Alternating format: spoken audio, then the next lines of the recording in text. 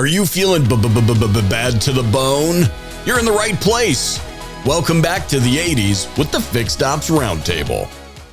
No need to time travel for better customer communication. Ditch the DeLorean with the Affinitiv Past, Present, and Future Customer Communications Panel.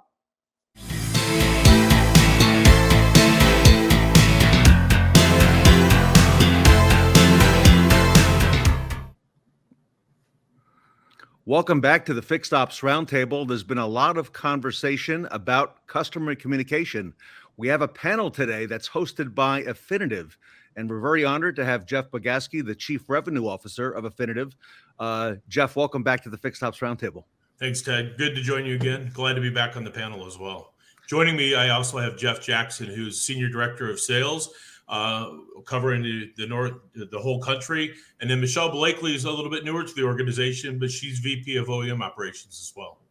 All right. I love it. And Jeff, I have joining us as well. I have Shawn Kingrey, Vice President of Fixed Operations at the Kaiser Automotive Group over in Wisconsin, and Delaine, Vice President of the Fixed Ops Roundtable. So everybody, welcome to the event, and thank you for being with us today. So Jeff Bogaski, give us a little of the backstory, how all this came about, and tell us a little bit about that.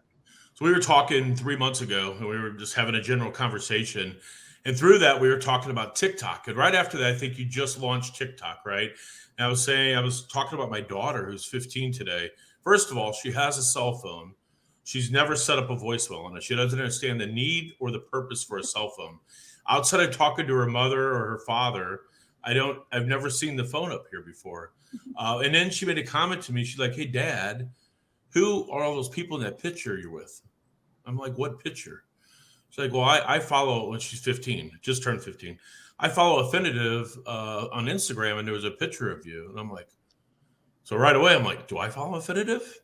So I had to go check to make sure, right? But, so you and I are having that discussion, and you're like, this is a great topic for us to talk about. And we're fortunate today because we're representing like a lot of eras. We have the 20s, the 30s, the 40s. And then, Ted, you and I are going to anchor the 50s and 60s category age ranges that will represent this conversation and give us some ideas of what we've been doing, where we're at today, and where we're going to be going tomorrow. And tomorrow's like tomorrow, right? And where we're going to be at 2 to 5 years. Now, Ted, you and I grew up in direct mail. We open up the mailbox and we see a ton of mail, and we have to sort through, and we're throwing things away. We've seen that slither down. You think of like Shawn and Jeff. Email really became more apparent. And then when we look at Michelle, we start to see the text messaging come in. And then when we get into Kara's age range and before that, they look at things very, very differently than all of us. So I think this is going to be a great topic, and I'm excited about the panel that we have here today as well. And Jeff, this is the kind of thing, Shawn, Jeff, Michelle, and Kara, that all of us have talked about outside of the panels, right? Mm-hmm. And here we are now actually having a panel about it. So great topic. Well done, Jeff Bogaski. And I'll let you start, I think, our first question off today. Yeah, so let's start at the younger age range, right? And that's for Kara, of course, or Michelle, but we'll start with Kara. And Kara, you use a phone differently than Ted and I probably, right? So when you think of how we're going to communicate today and tomorrow for customers in that 15 to 25 age range, can you help explain what that means and what dealers need to prepare for? Yeah, so I think a lot has changed even since I've been in the industry about how we market to our consumers and keep them educated. And you're right, I'm 25, so I do approach business a little differently than most people in the automotive industry. And that starts with social media. And that's kind of what took off my career because I am young and I understand what the next generation is wanting. And that's fun, genuine, and transparent. So as a person like me, I'm going to seek out no matter what business it is, whether it's I'm shopping for a vehicle, doctor's office, clothing, I'm going to look on social media because I'm going to know what other people are saying about that company, what's going on, who's selling me the stuff. And a lot has changed, like I said, because I don't know if you guys know that about 5 years ago, the average attention span on social medias was 1 to 3 minutes.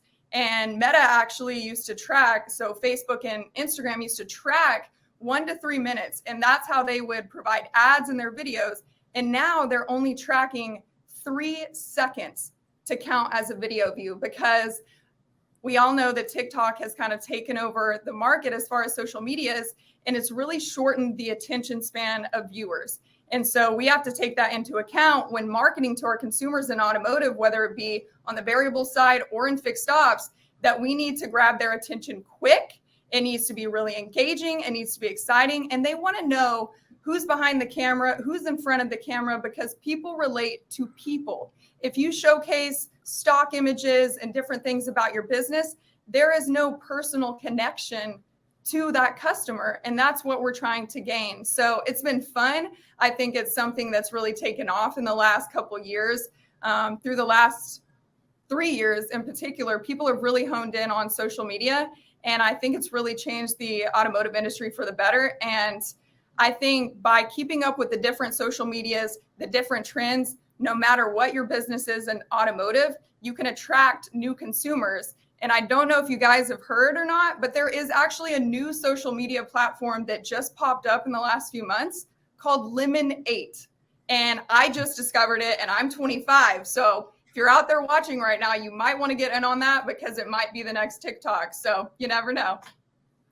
Jeff Bogaski, you and I have had this conversation, and now we're hearing it. Those short video views.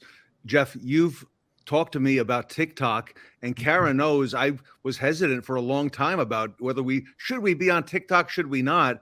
And really, Jeff, it's not even a question anymore. And I believe everybody is going to be moving in this direction fairly, very soon. And maybe even Lemon8, right? Something I learned today as well. Yeah, I love it. Kara, great information.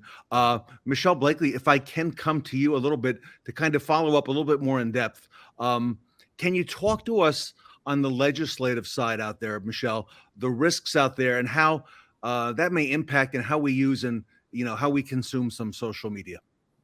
Yeah, there's a lot going on out there today. And as Kara mentioned, TikTok has just blown up and taken over the world almost. There's new social media platforms every day. Be Real is another one, right? That's a more stationary platform that's really coming up today. And of course, I'm not a lawyer, but like everyone else, I'm following what is going on. And so if you haven't heard, there's a lot of legislation challenges that's coming about from the American government to countries that are building technology that may be in adversary status with us today. And in this case, it's TikTok and China, right? People think that China is spying on Americans. There's concerns about the encouragement of actions for the children out there today, right? And so employers have put bans on the use of TikTok on their devices. Montana was the first state to block TikTok in their state. And this is causing concerns to Americans too, right? So it's not just about the spying and the dangerous that's coming behind it, but it's also our First Amendment rights to be able to talk to folks and have social. It's about our privacy. How will Montana know if I'm in their state? What are they taking from me? So because of all of that, I have a lot of feelings on it myself, right? And I look at it in 3 different feelings, and they're all very different. Okay. One is a consumer, one is a parent, and one is an automotive marketing professional. And as a consumer, I love TikTok. As Kara said, it's short, it's sweet. There's things out there I didn't even know that I needed that now I know I need. I spent hours falling into TikTok at night laughing about stuff that is not even relevant to me, but it's hysterical, or buying things that I didn't know that I needed. As a parent, it's different feeling. I'm scared, right? It's dangerous out there. There's also predators, no matter the social media platform. There was a child in Ohio who passed away from doing a challenge that they found on TikTok.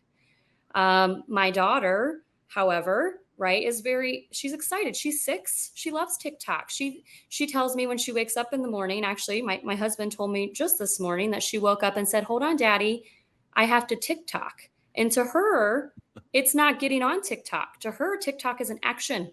It's creating a video with her friends, right? And so we have moved past this world as a parent of like, let's get on social media. And it's a little scary to think about that. But when I put on my automotive professional hat, I love TikTok and I love social media because of all the things that I just said, right? It's good content. It absorbs people. It creates a community. It gives me stuff that the consumer didn't know they needed. It educates people. So as an automotive marketing professional, I love it. And it would make me very upset if something like the legislation that may be coming about happens. There's a lot of companies that use TikTok, right? I know Fix Up Digital, you guys have been talking about it. Hyundai really started using TikTok, local real estate agents. There's a lot out there. But I think what we have to remember is that, much to like my daughter said, she thinks it's an action. Video is not new. Social media is not new, right? If we think back 10 years ago, YouTube, which people would think, forget about it. Like maybe they forgot, but 10 years ago, YouTube was still the second largest search engine out there. Yes. And it still is very prevalent today. And what we have to do to be prepared for the future is to embrace the social media aspect, as Kara said, and learn from it. Because if something does happen and it does go away, that doesn't mean that we're going to stop using what we learned from it. We're going to still continue to need video. We're going to still continue to educate. We're still going to have to create a community.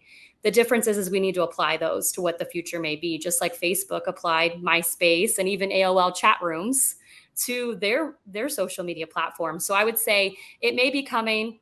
I think there's 3 different feelings out there. A lot of people are following it, but we need to take the learnings and apply it to the next platform, because social media, video, chat, they're not new, but they're also not going away. So I wouldn't be super concerned about it.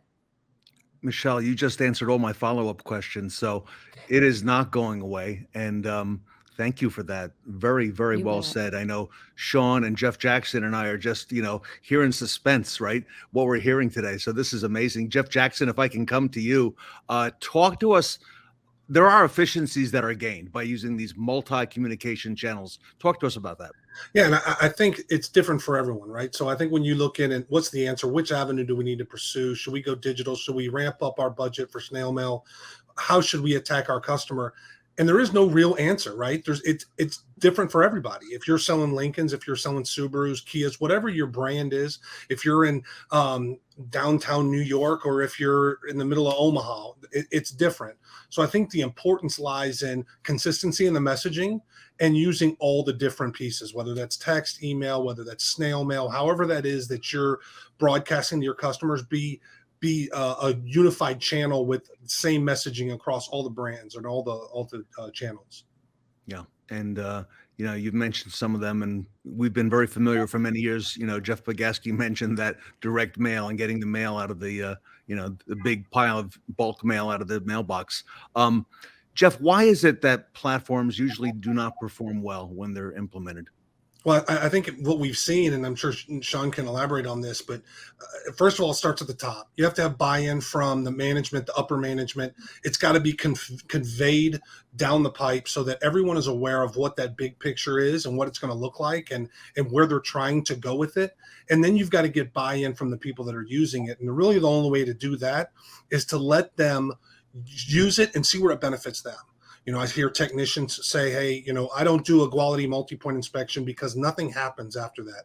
It just goes in a file cabinet somewhere. The advisor doesn't sell it. I'm not going to do a great multi-point.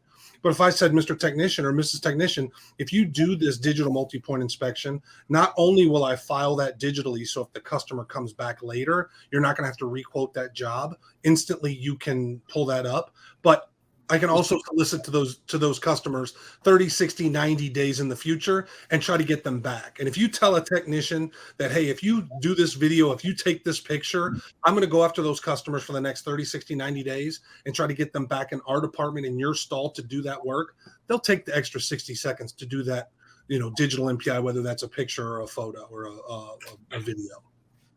All right. So, Michelle, we're talking about all these these different channels, right? And I'm looking over here at Shawn Kingrey. Shawn came up from Florida recently, and he's headed an 8-store group, Jeff Bogaski, in Madison, Wisconsin. And Michelle, he's encountered some resistance on things like phone appointments and scheduling. So I could see Shawn going in right now and, talking to the other powers to be, saying we need a TikTok channel, okay, at our group here. Michelle, do the consumers in Madison, Wisconsin, do they have children as well who are, at a young age of 6, 7, 8? Are they, TikToking as well?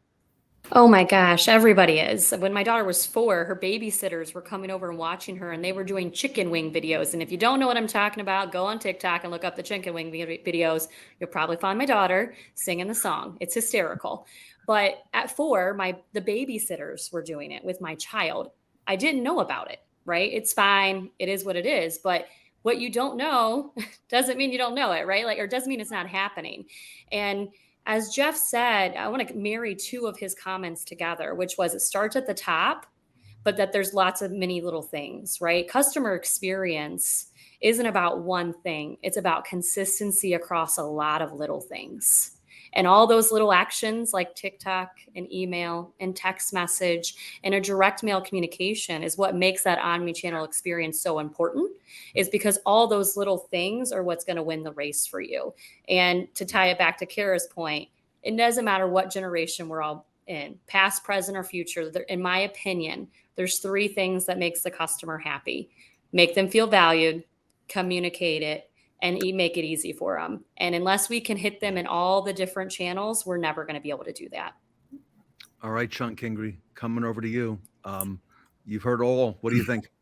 You know, I can tie this all together, and I tell you, this can take a minute, is because I do have a long history with Affinitiv, and I need to say that up front.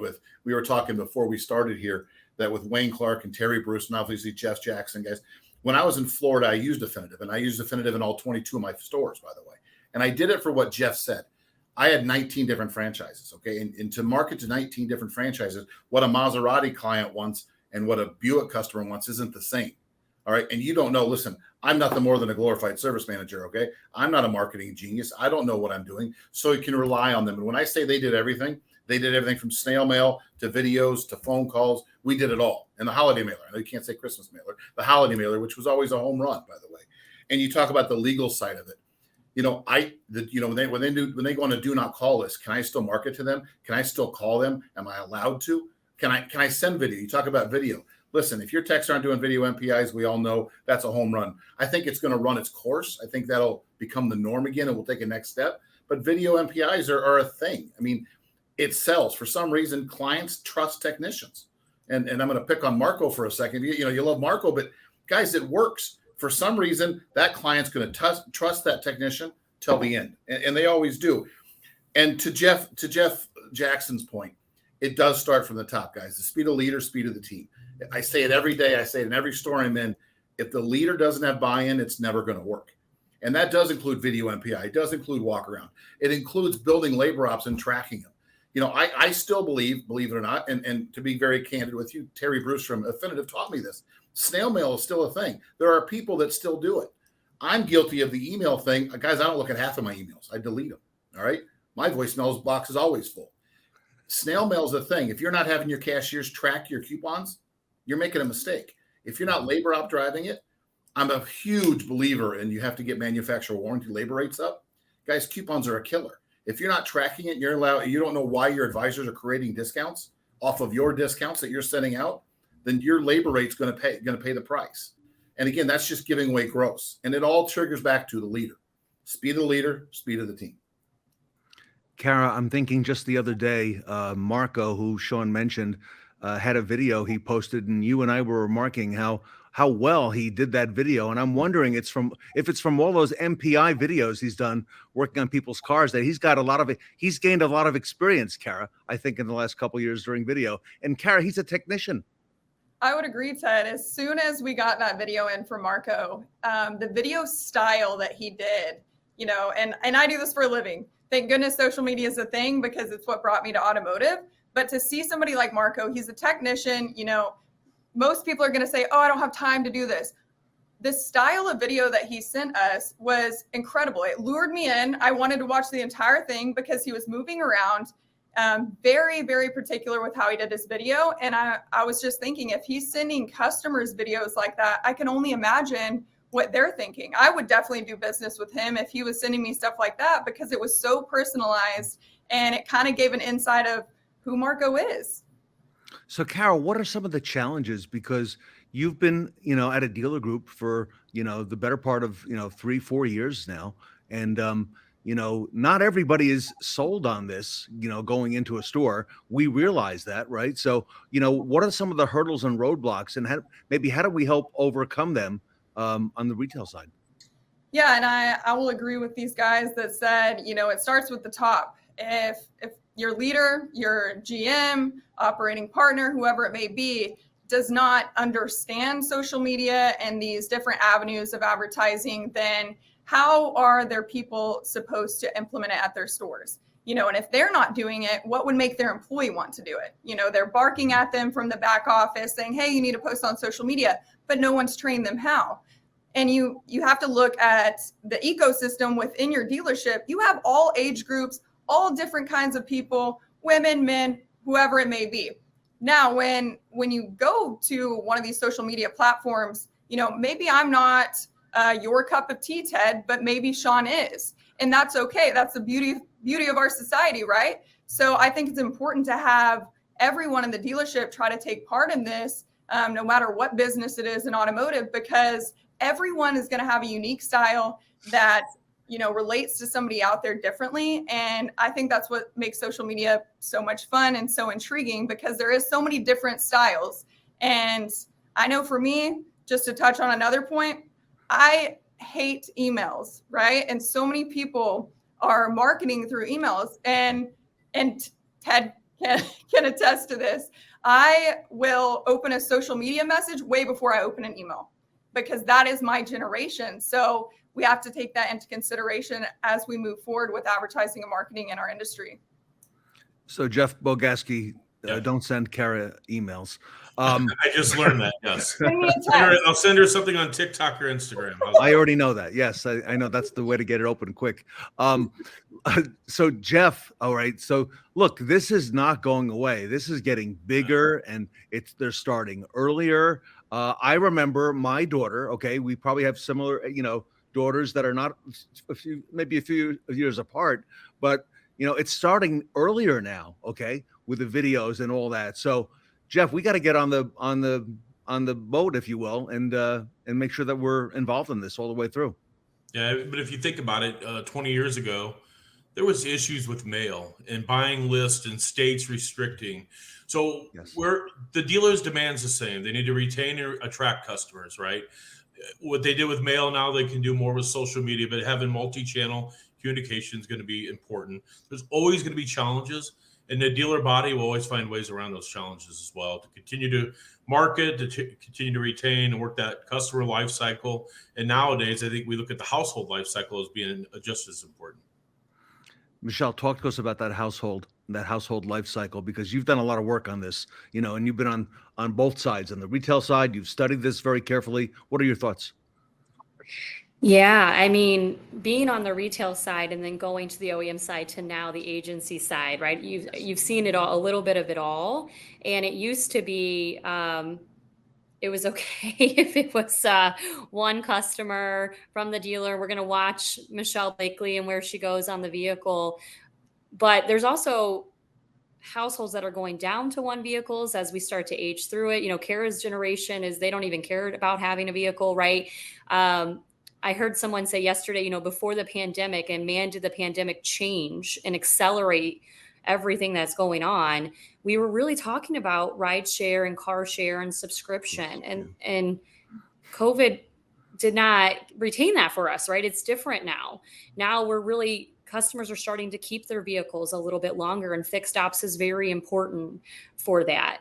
And having the household and understanding if we're keeping them and keeping, whether it's one car or three cars, and making everyone in the different generations in that household happy means that we have to market to them in many different ways. Someone who watches the TV, which obviously in March was huge numbers, right? Because of March Madness, versus someone who wants that text message or that social media. It's very important, and it's not going away.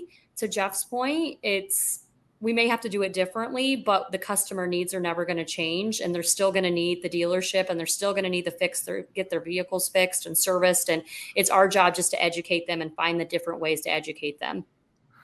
Jeff Jackson, I look at this as an opportunity. Here we are in fixed ops. It's squarely center of the road right now here in the middle of May 2023. A lot of focus on fixed ops. Jeff, I see this as a lot of new tools that we're going to use to be able to acquire customers, retain customers, keep customers informed, updated. Your thoughts? Absolutely. And I think it's funny when Michelle mentioned that. I was at the New York Dealer Association meeting last year, and they had mentioned that in the state of New York, the average age of their first acquired driver's license in 1998 was 16.2. So 16.2 when they get their first driver's license, it's up over 22 years old. So, and all that goes over 22. I knew when I was 15 years old, the most important thing in my whole life was getting my car, getting my license, getting my car. There was nothing more important than that. And now to see this age and this era kind of upcoming where that's not the most important thing. It's, we're going to be getting these customers later on in their life cycle, right? So there's not going to be as many early buyers, but we've got to take care of them in the back end. And we've got to take care of them the way that they expect to be taken care of, right? I can't order a pizza with a pizza tracker or order my Starbucks on my phone from an app and then go to my dealership and wait in line for my service advisor to come out with a clipboard. I can't do it. I'm not going to do it. I'll find a place that can send me a video of my multi-point. I can book an appointment online. I get checked in with an iPad or a tablet, and there's a process that goes with how I'm familiar with doing business, right? So we've got to get there. So, and it's up to us, and it's up to the dealers. We've got to move the needle on this.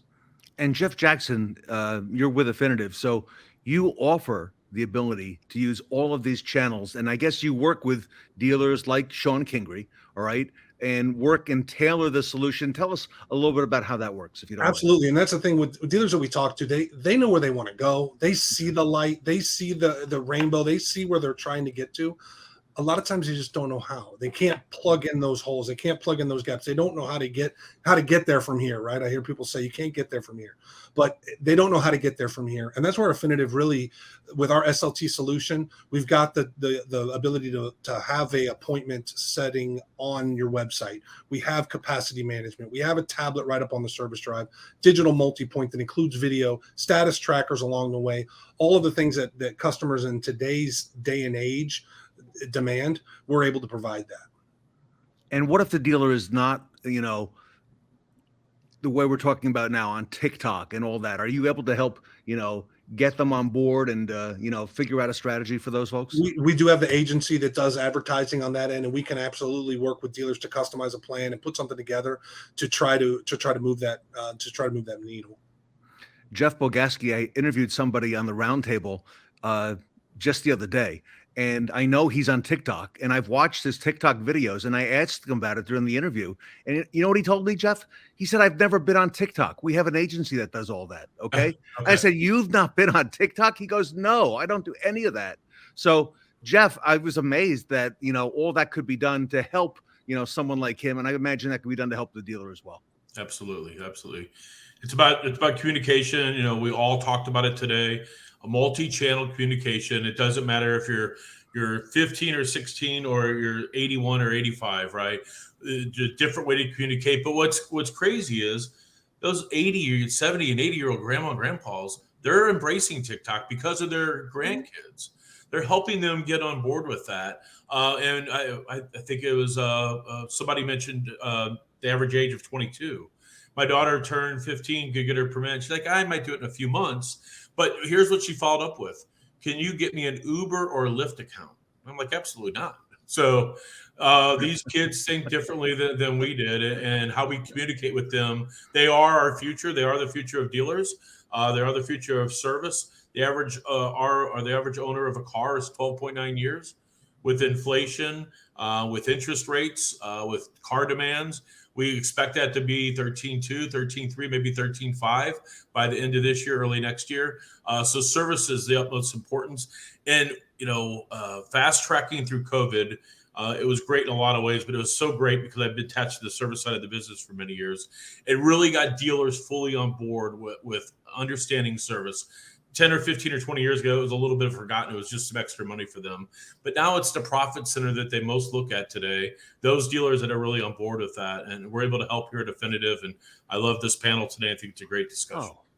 In fact, Jeff Bogaski, we didn't have enough time today, so I'm going to ask you: can we come back at the next roundtable and pick this up? Because I don't know how you feel, Shawn Kingrey. I think this is a great topic. So Absolutely. all right, Jeff Bogaski, if our audience wants to reach out to you or Michelle or Jeff Jackson at Affinitiv, what's the best way to do that? I know you're on social media. I know you're on TikTok as well, but let's stick here. What's the best way for folks to reach out to you? Well, first of all, you can go right here in the chat and send me a link or a number or contact information. I'll be happy to do that. I have an email address in my personal cell, 636-222-7714. Love to have opportunity to talk to anyone I can. I tell my team, so I'll tell you all, I'm open till midnight every 7 days a week. All right. I love it. We'll leave it there. So I want to thank the panel from Affinitiv, Jeff Bogaski, Jeff Jackson, Michelle. Thank you so much. Shawn Kingrey, I learned a lot today. How about you? Yeah, absolutely, guys. And again, what Affinitiv is a solution for what we don't know. Yep. I love it. Well said. Yep. You got it all. And Delaine, thank you so much for your insights today. So super valuable. Great stuff. Of course. Thank you. All right. The panel from Affinitiv here today, back at the 80s at the Fixed Ops Roundtable. I now have the most positive, engaging, and informative service experience right in the palm of my hand, all with Affinitiv's new Tech Video. This great new feature is part of their Service Lane technology suite, and it's available as a standalone benefit or to enhance your MPI service. With Tech Video, I can record and re-record high-definition videos, detailing the entire inspection process, whether it's explaining services performed, additional service recommendations, sending an estimate, or even thanking a customer. Tech Video allows us to personally communicate with our customers directly via SMS or email, so we can show them any of our recommendations in real time. Videos can be up to 7 minutes in length and only stream when the customer selects to view. No buffers or downloading, only instant playback. When a customer responds, it will appear instantly in our message chat. How great is that? So let your service team experience smoother transactions, easier communication, and happier customers with Affinitiv's Tech Video. To learn more, contact Affinitiv today online at affinitiv.com.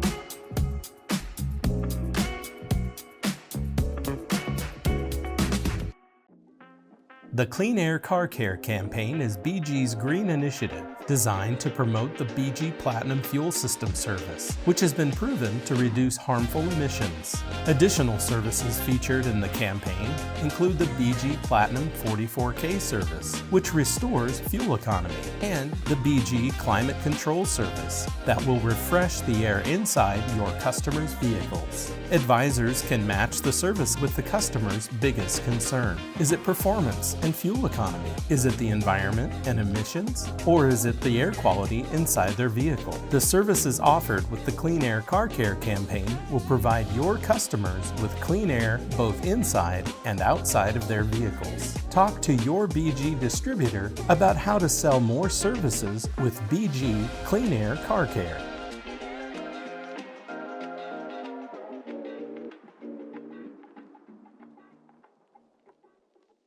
Teddings and I are excited to announce that BG Products is now the exclusive sponsor of the Fixed Ops Roundtable pop-up events. We look forward to seeing you at these special events coming to a dealership near you.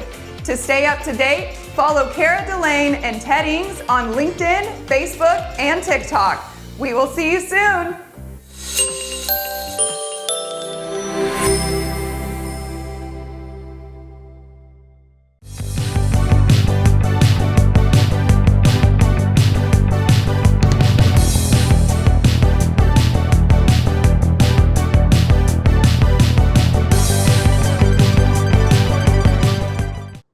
Want to dance with somebody, but missing a dance partner? Look no further than our next speaker. Here to tell us all about Partners Beyond Products with BG, please welcome Darin Greseth.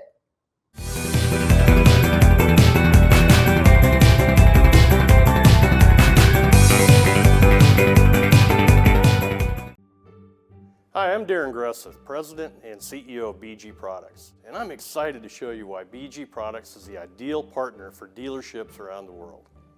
For 50 years, BG has led the industry with innovative solutions to automotive challenges, but it takes more than great chemistry to be the industry leader. Today, we have over 50% of the market share among new car dealers in the United States. In fact, an independent study found that 5 out of 6 U.S. dealerships choose BG products over the competition.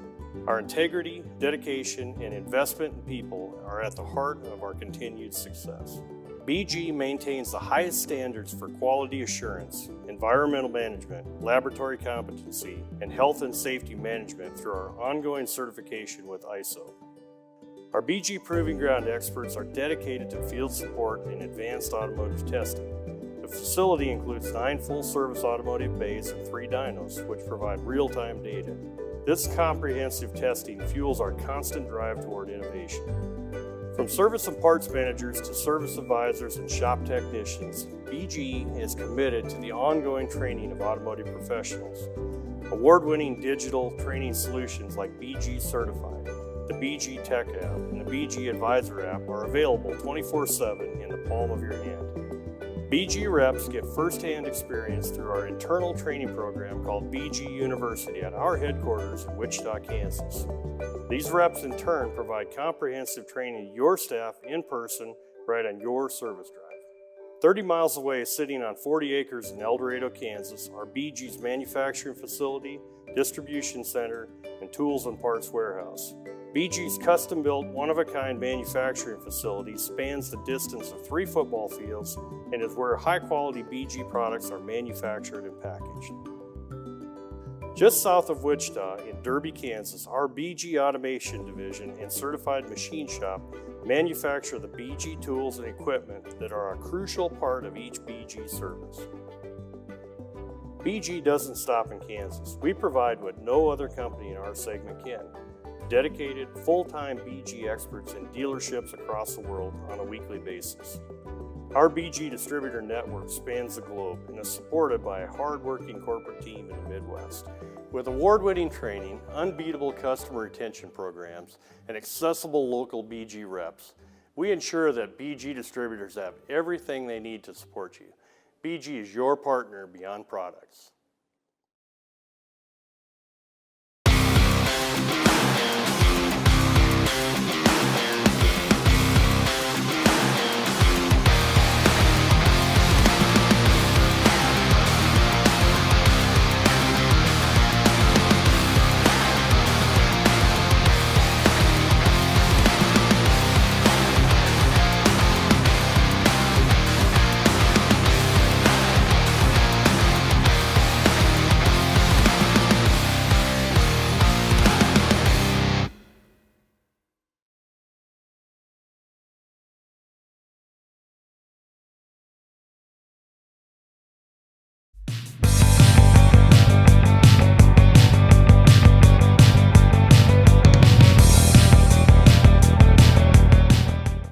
If you've got a need for speed, rev your engines for our next panel with BizzyCar featuring Bob Tasca.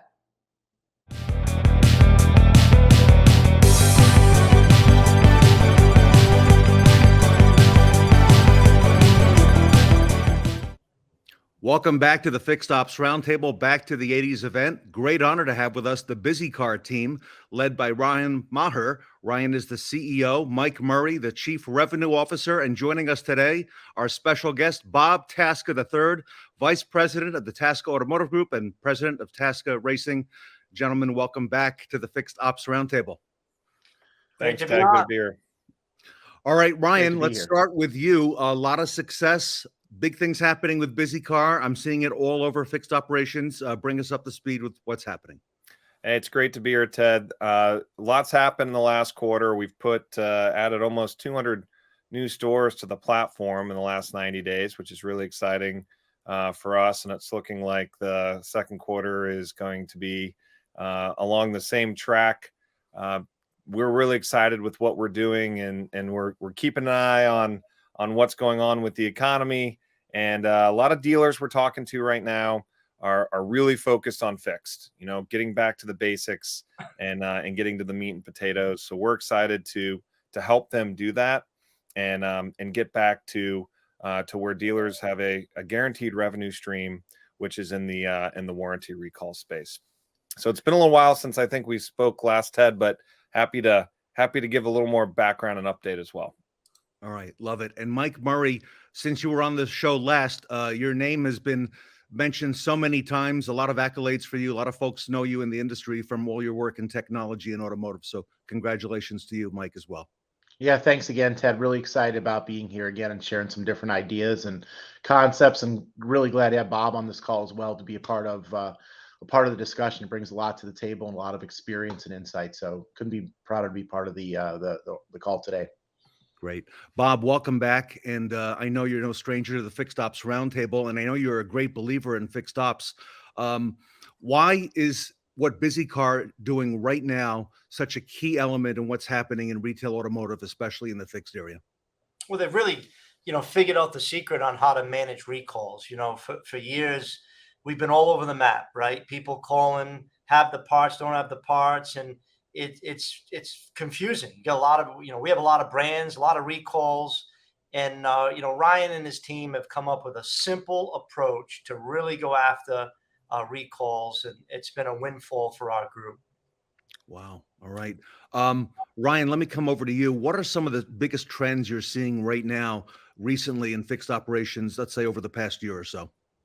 Yeah, so it's funny, when I met Bob last fall, I was at a racetrack, believe it or not, and we had just gotten some of his stores onto the platform, and we were talking about trends and hiring technicians and seeing what dealers were doing, and the economy was still running really hot, but you kind of could notice it a little bit that things were slowing just a little bit in sales. And then in the last few weeks and last few months, it has started to slow just a little bit. And, I'm a dealer myself, so we keep an eye on this stuff really closely. And one of the areas where we're really keeping an eye on things is the emergence of technology to help dealers like me, like Bob, like other dealers listening in today, to really stay efficient as things start to change in the auto space. I'd say the biggest trend for us is making sure that things are simple and easy. And when I first met Bob at this racetrack, we were talking about how are we going to launch BizzyCar? He's got a lot of stores. How's this going to work? And he's sitting in the car in pit row, about to go out there and race. And he gets out of his car and he goes, "Why am I going to train anybody on how to use your platform?" And he caught me off guard. And I said, I don't understand. We got to train your people. And he goes, "Nah, your platform's automated. Why don't we just turn it on and see what happens? We've never done that before." And so I went back to my team and said, "Is this going to work?" We flipped the switch, and 4 weeks later, his stores were doing great. And I think the key takeaway from this, Ted, is vendors today have to build things that just work for dealers. We've got enough noise in the space, and it's really nice to have a product or a tool that you can flip the switch and it just goes. Well, and I think, Ted, that says it all, right? People say, what's different about BizzyCar? It actually does what it's supposed to do, right? And we've all been around technology that's supposed to do ABC, and it does AB, but it doesn't do C, right? So, and that's a 100% true story, because we were in the race trailer kind of talking about the launch, and he was taking me through the process, and it finally just clicked to me right before I was racing. I said, something, Ryan, just turn it on.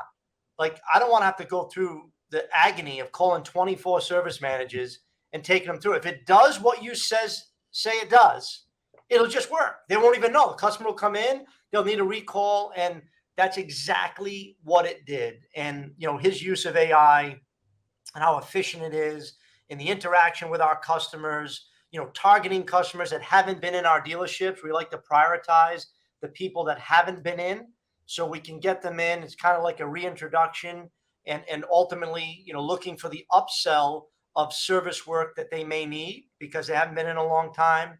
It's filled a lot of holes in our schedule, and it's definitely supercharged the revenue on a month-to-month basis. I mean, we're, well into the six figures of what this platform has brought in, and we're just starting out.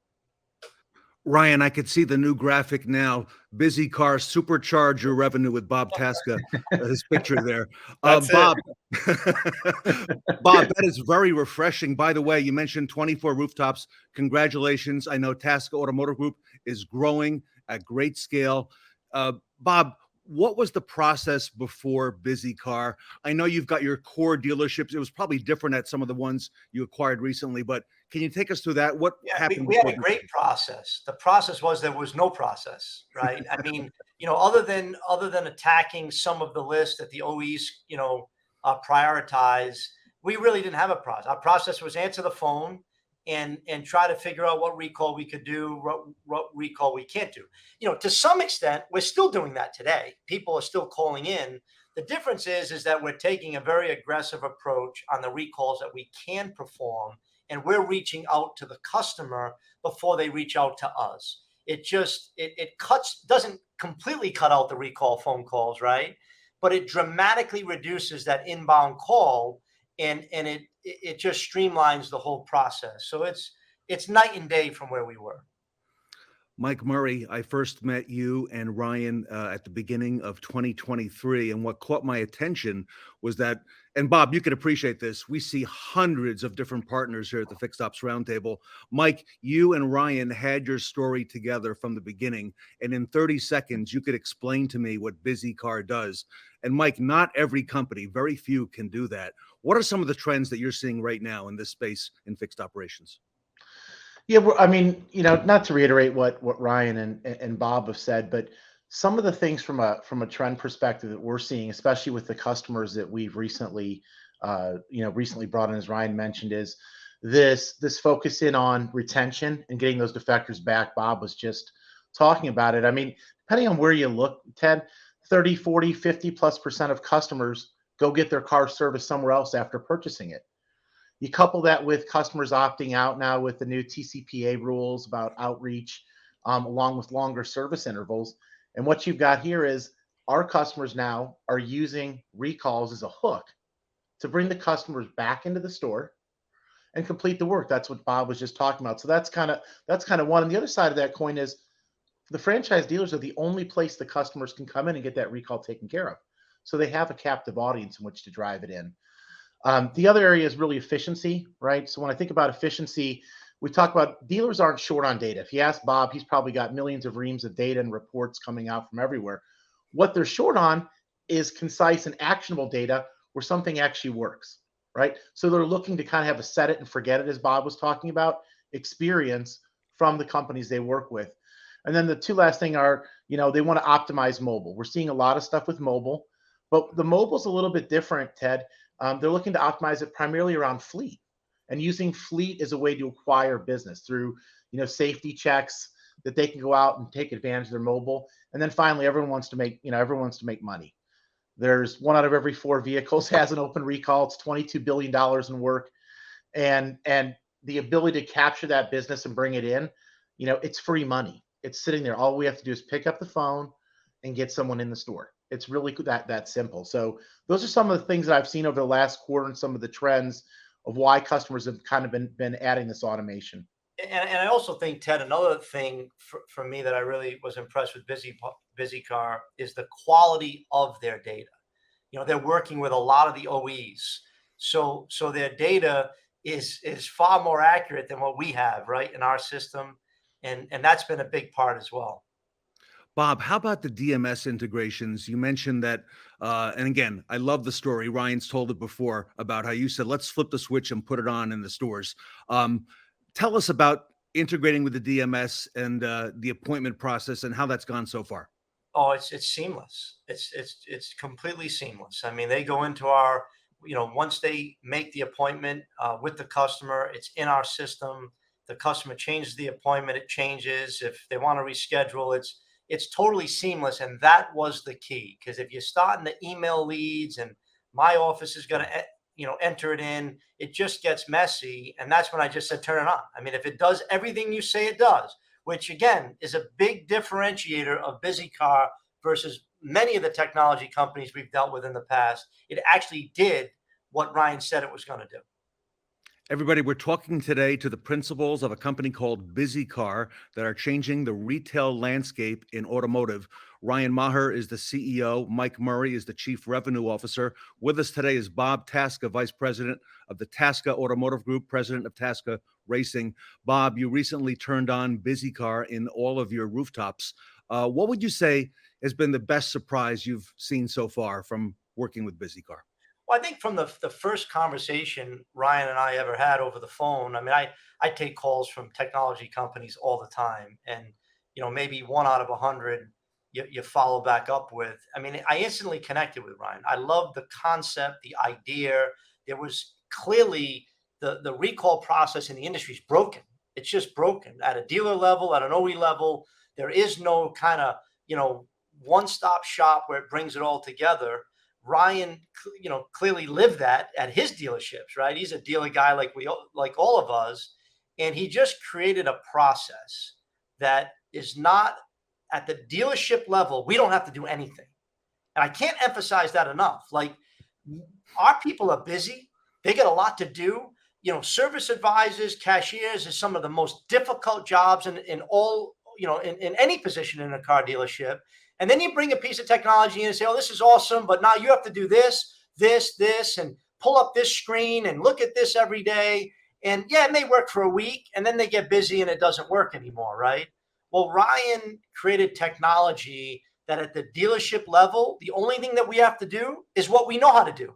Is customer walks in, we greet them, we write them up, we do the multi-point inspection, it goes through the process. So he's just filling that pipeline with high quality prospects, recalls, customers that need more than just recalls, and we don't have to do anything. And when you look at that, that's why he's been so successful. And that's why I see, there's really no limit to what he can do with this company. Bob, you mentioned the quality of the service visits. Talk to us a little bit about that. You've mentioned that it's greatly improved the quality. Anything you can expand on, in terms of that? Oh, yeah, I mean, like a lot of times people are coming to our desk, their car's broken, right? They have a problem. This is an example where we're fixing a recall. Like, they need it. This is a need. The customer needs this done. It's not going to cost them anything. It's free, right? So the customer's coming in. It's a completely different, interaction. They're thanking us for fixing it.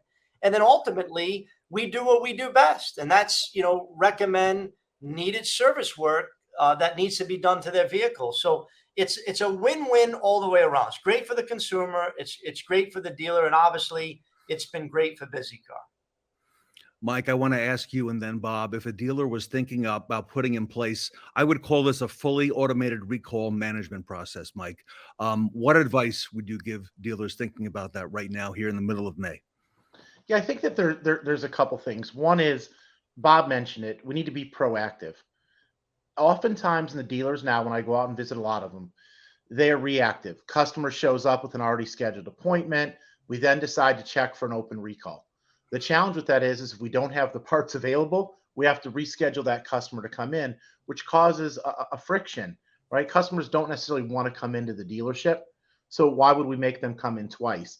So by being proactive and getting in front of it, we can eliminate some of that.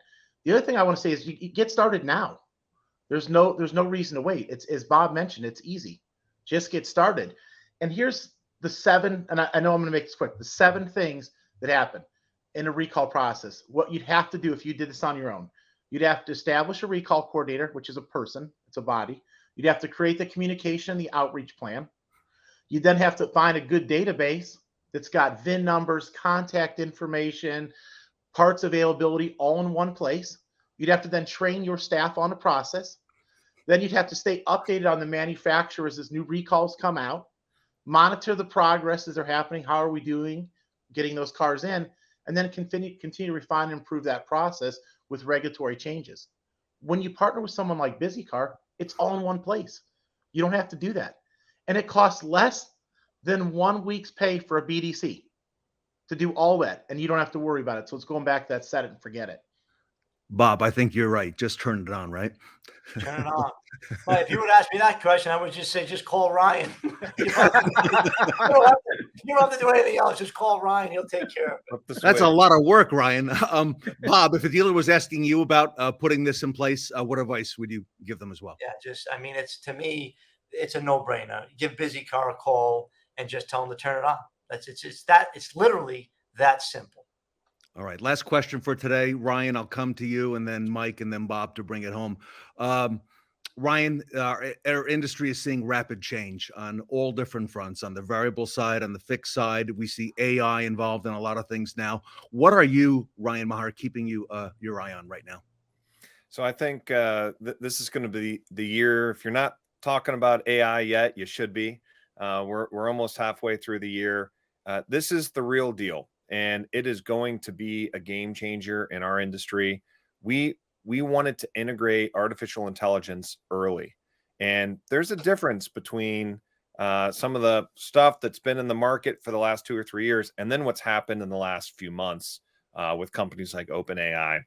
We've all used the ChatGPT features and some of those tools. If you haven't, check them out. They're free. But if you aren't integrating AI into your process as a dealer, you're going to get left behind. And this is really where these tools are coming out. They are huge force multipliers, and they're a great way to increase efficiencies. I think that is something that this year is going to be, transformational for our industry. And it's a nice to have right now. By the end of this year, every product, if you're evaluating products, forget just what we're talking about today. If you're not putting AI into everything you do by the end of the year, you could get left behind. And I think that's something that's worth noting. And maybe we're talking about it too much, but I think it's a great tool. And it's really allowed our product to come in incredibly competitively priced. Whereas, otherwise you would have a person. And so we're able to make adjustments. Staffing's hard in auto, and having tools and having software that helps you be efficient, it's going to let you win the day. Mike, last words on this? Yeah, I don't want to steal. I would iterate what Ryan said on AI.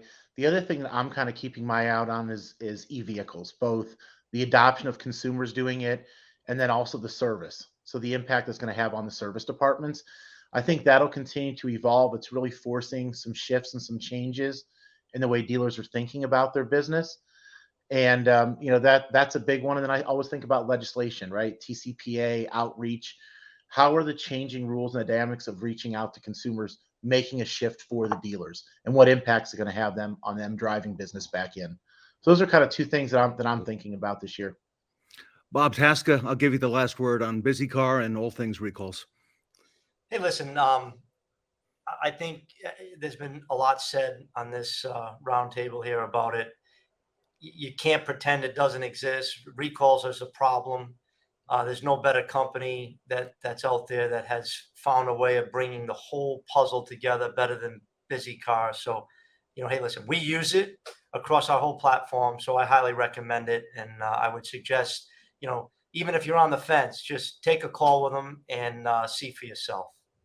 Love it. Ryan, how do we get started? You can reach out to us a couple different ways. Our website is down at the bottom, but BizzyCar.com. That's BizzyCar.com. We got a great group that also receive emails. hello@BizzyCar.com. There are some OEMs that have sponsorships or subsidies. So, we're working with a lot of different OEMs at this point. If you haven't heard about us yet, you can talk to your fixed ops rep at your OEM or reach out to us directly. Great. And Ryan, I know you're on social media. That's how you and I reached out just a few months ago. So I know you're available there. We're everywhere. Want to thank the great team at BizzyCar. They're making it happen. Ryan Maher, Mike Murray, thank you so much for your time today. Bob Tasca, thank you so much. Always a pleasure, Ted. Always a pleasure. Bob, love having you here. The team from BizzyCar, everybody. Recalls made easy. Here today, back at the 80s at the Fixed Ops Roundtable.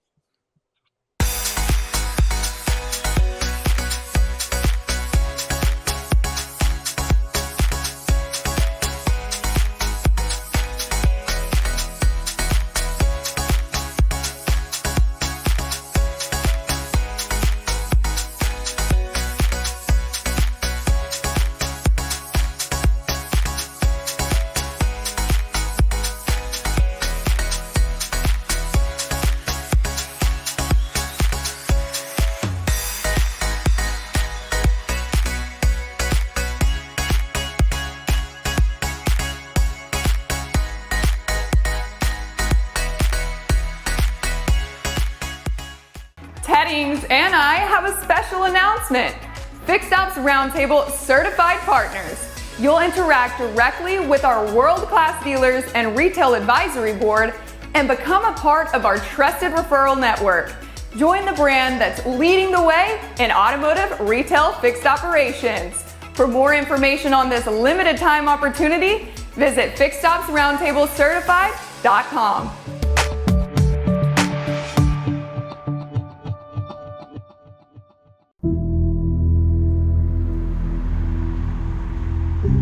Signs. They tell you the road, places you're going, the promise that awaits. No matter where you go, when you see this sign, it means I take my car here and it runs better and lasts longer, guaranteed. It's a bold statement, but it's one that BG has proven over and over for more than 50 years. It all started when the founders of BG Products in Wichita, Kansas were looking for a breakthrough. They developed the first BG formula. Skeptics said it wouldn't work. Anyone who tried it knew that it did. Pour it in, and engine performance and life improved, just like that. But BG wasn't about to be contained to a can. What started in the engine spread to every working part of every kind of vehicle and to every part of the world. Because all BG products and services have one ingredient in common: innovation.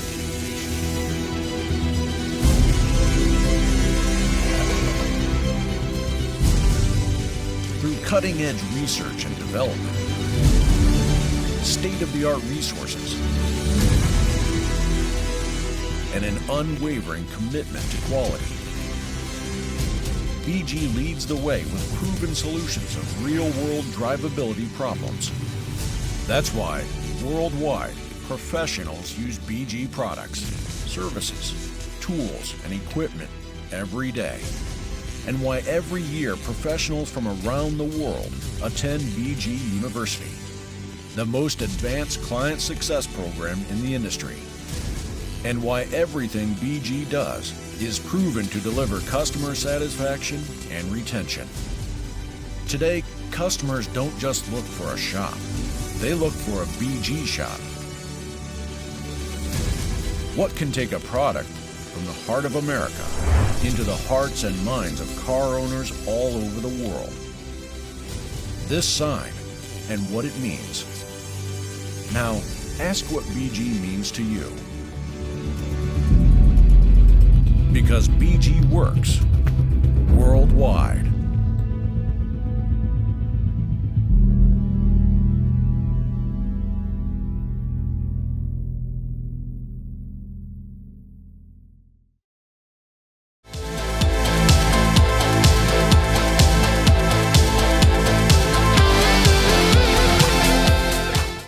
Here in the 80s, we know that girls just want to have fun. Join me as I interview Sarah Caballero up next.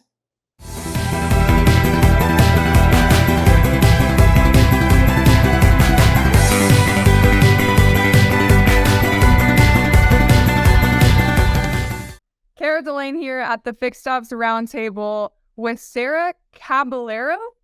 I said it correctly. Okay. Sarah Caballero. And she works for the Cavender Auto Group at the Buick GMC North location here in San Antonio. And what do you do here, Sarah? Well, I am currently a C-level technician. So I work on our customers' vehicles, just addressing whatever concerns they have and additional recommendations if they need it. Wow. And you've been a technician here for how long? About 3.5 years actually employed at the shop. And did you work as a technician somewhere previous to working at Cavender? No, ma'am. So I went to a technical school on the south side of San Antonio for a year, and I got the job here about halfway through my schooling. So once I graduated, I was here full time. Wow. So you've been here and you've been working for about 3.5 years. What keeps you around here? I love the environment, honestly. The shop is great. But mostly it's the people, the sort of community we have at Cavender. I love all the technicians down there. They're goofy guys, but we all do our best to work together and overcome the obstacles or problem vehicles when they do show up. Awesome. And so how many technicians work in your shop? That is a good question. I don't know the exact number. I'd say it has to be at least 30, though, including the express side and used cars as well. Okay, maybe you can answer this for me. How many women technicians are in your shop? 2 currently, including myself, and we have had 3 others in the past. Wow. And is it difficult being a woman in the shop with that many other men out there? I wouldn't say specifically being a woman it's more difficult. It's difficult being small. There are some things that I just can't quite reach. But as far as being a woman, I haven't had any sort of hiccups with that necessarily. If anything, they spoiled me a little bit. Yeah. Yeah.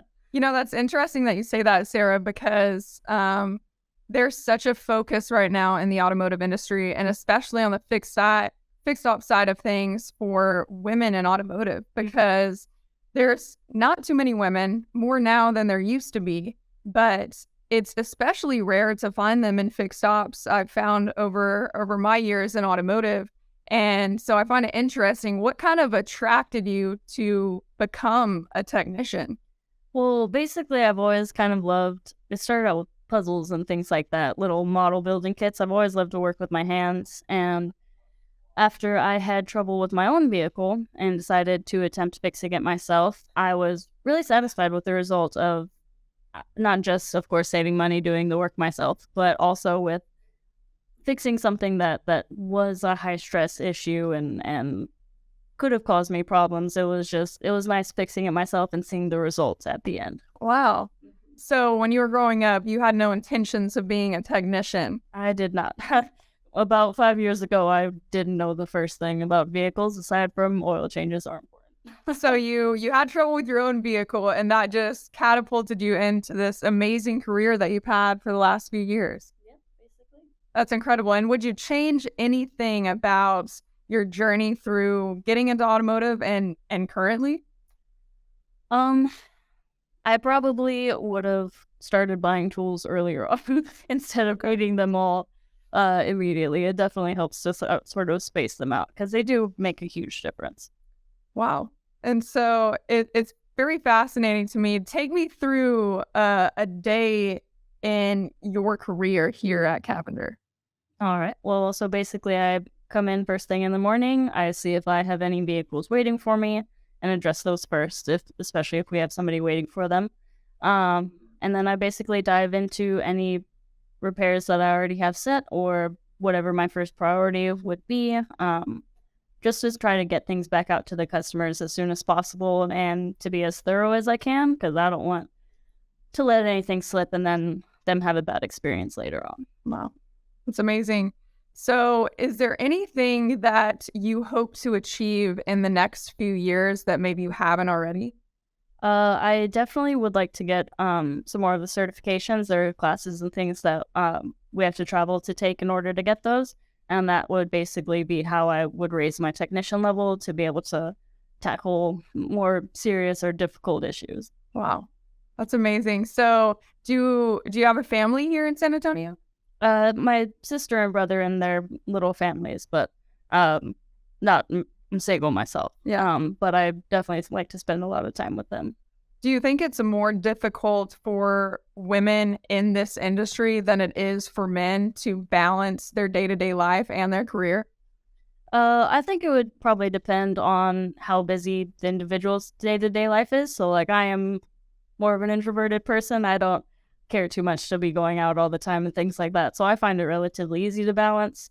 If it was somebody that liked to spend a lot of time going out and doing activities and things like that, then they might find themselves a little more tired at the end of the day. Absolutely. I love your outlook on being a female in this industry, because like I was saying earlier, that I oftentimes see kind of a negative light drawn to that, but I feel like we have similarities in our opinions of this industry. As you know, maybe we are the only woman in the room, but that just gives us another leg up for, possibly beating the odds, or maybe I'm just competitive. I don't know about you, but I can be definitely. yeah, that's so awesome. So if you were to give advice to any young female, or maybe looking back in your past as the young girl that you once were, what advice would you give her if she wanted to be in the automotive industry and maybe be in fixed ops? I guess to not be too intimidated by the sort of stereotype or the way things seem initially. Like, I've definitely noticed, especially earlier on, there were some issues or vehicles that I would see and I would be very hesitant to get my hands on. But once you actually get started and jump into it, it's basically you build it up in your head. But once you're actually there, hands on, it's not nearly as difficult as it seems, especially with a good support group. So just take the leap. Yeah, basically just take the leap. So you just mentioned something with a great support team around you. Talk to me a little bit about maybe your managers here, the leadership, your peers in the shop. How do they affect your day-to-day work? Well, so they actually help very much so. So the managers, of course, if there's any sort of issues with something I think that we could cover on a vehicle and things like that, of course, we want to help our customers out when we can. And then all the guys in the shop, they're really good about if there's a vehicle, particularly something older that I may not have seen before and that they do have a lot of experience on. They're always very welcoming. I could go to them anytime and ask for tips or possibilities, some things that I may not consider with just my basically like by the book knowledge. But they're definitely always willing to jump in and help. And I've got small hands, so I can help them I'll handle their tight spaces. That's awesome. That's rare to find in a lot of industries and a lot of job positions, that you have such a good team surrounding you and great leadership within your organization. So that's great to hear about the Cavender team here in San Antonio. So what type of vehicles do you work on from day to day? For the most part, we definitely get a lot of our Yukons and trucks are what we see for the most part. They seem to be the most popular, at least in this side of town. And we do occasionally get some of the older makes that you don't see anymore, a few Pontiacs and things like that, which are always kind of interesting to work on. Do you have any crazy story or maybe something that you would consider like the most far-fetched day of your automotive career? Far-fetched, I think. Well, I mean, you do get the occasional squirrel in an engine compartment. Things like that you got to keep an eye out for, watch for little paw prints and things like that. But I guess like some things are just really unexpected. So, I mean, I've had one before where it seemed to be a brake issue where it was squealing pretty loudly anytime they applied the brakes, but it was a brand new truck. It only had like 600 miles on it. And then after looking, it was just a little piece of paper, like a little label had gotten stuck in the brake pads and was causing this super loud noise, which, I mean, who would consider that just this little piece could cause such a problem? Yeah, so that was kind of interesting to find. You never really know. It's like what you think would be the initial issue whenever it's something completely off base. It's always just kind of fun and interesting, and we'll go and share our stories with each other like, you wouldn't believe what I found today. So strange how that happened. It wasn't a squirrel, at least. It wasn't a squirrel. I've been lucky enough not to come across the squirrels. It's mostly been the other guys with bad luck in the shop. That is hilarious. So day to day, on a scale of 1 to 10, how much do you love being a technician here? Day to day, I'd say probably a 9, just because it does get tiring sometimes. Yeah. And the heat off a freshly driven in vehicle, it's quite warm. but I do really love the work. I love working with my hands and being able to take an issue where it's either like noisy or it runs really rough, and then being able to then drive it out afterwards and it's nice and smooth. It feels more secure and safe, and I like knowing that I did my best to help this person, and I did it honestly and things like that.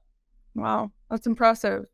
So changing trajectories a little bit here, I like to ask when I talk to technicians or people in fixed ops in general, where do you think our industry is going when it comes to EVs? What do you think your job is going to look like in the near future as electric vehicles kind of move through the market? I think it's definitely going to be much more heavily, obviously, electronic focused as opposed to the more mechanical things that we have now. It's definitely going to be a lot more fine tuning and things like that, which can seem, I guess, intimidating at times because you do have to deep dive into it a little bit more. But as long as you're meticulous and you follow the steps, generally they have a good layout for basically your diagnostic procedures, which things to check first. And as long as you're detail oriented, it shouldn't be too big of a problem. It's mostly just tracking things down, following the trail of breadcrumbs, so to speak. Wow. Well, it sounds like you have a very impressive career here at Cavender, and it sounds like you have a bright future ahead of you as well. Any last words for anybody watching the Fixed Ops Roundtable right now? Maybe some words of encouragement for the next few months or so? Yeah, well, definitely don't let the sound of the issues or anything like that deter you. Once you get in there, and especially if you have anybody who can ask for help, things like that, it's never as difficult as you may make it seem in your mind. As long as you get your hands on it, test some things out, generally it'll all work out. Wow, that's awesome. And what level of technician are you here? I am a C-Tech currently. Okay. So you heard it here first, everyone, at the Fixed Ops Roundtable with Sarah C. here at Cavender Auto Group in San Antonio, Texas. Thank you so much, Sarah, for the interview today. Yes, ma'am. Thank you.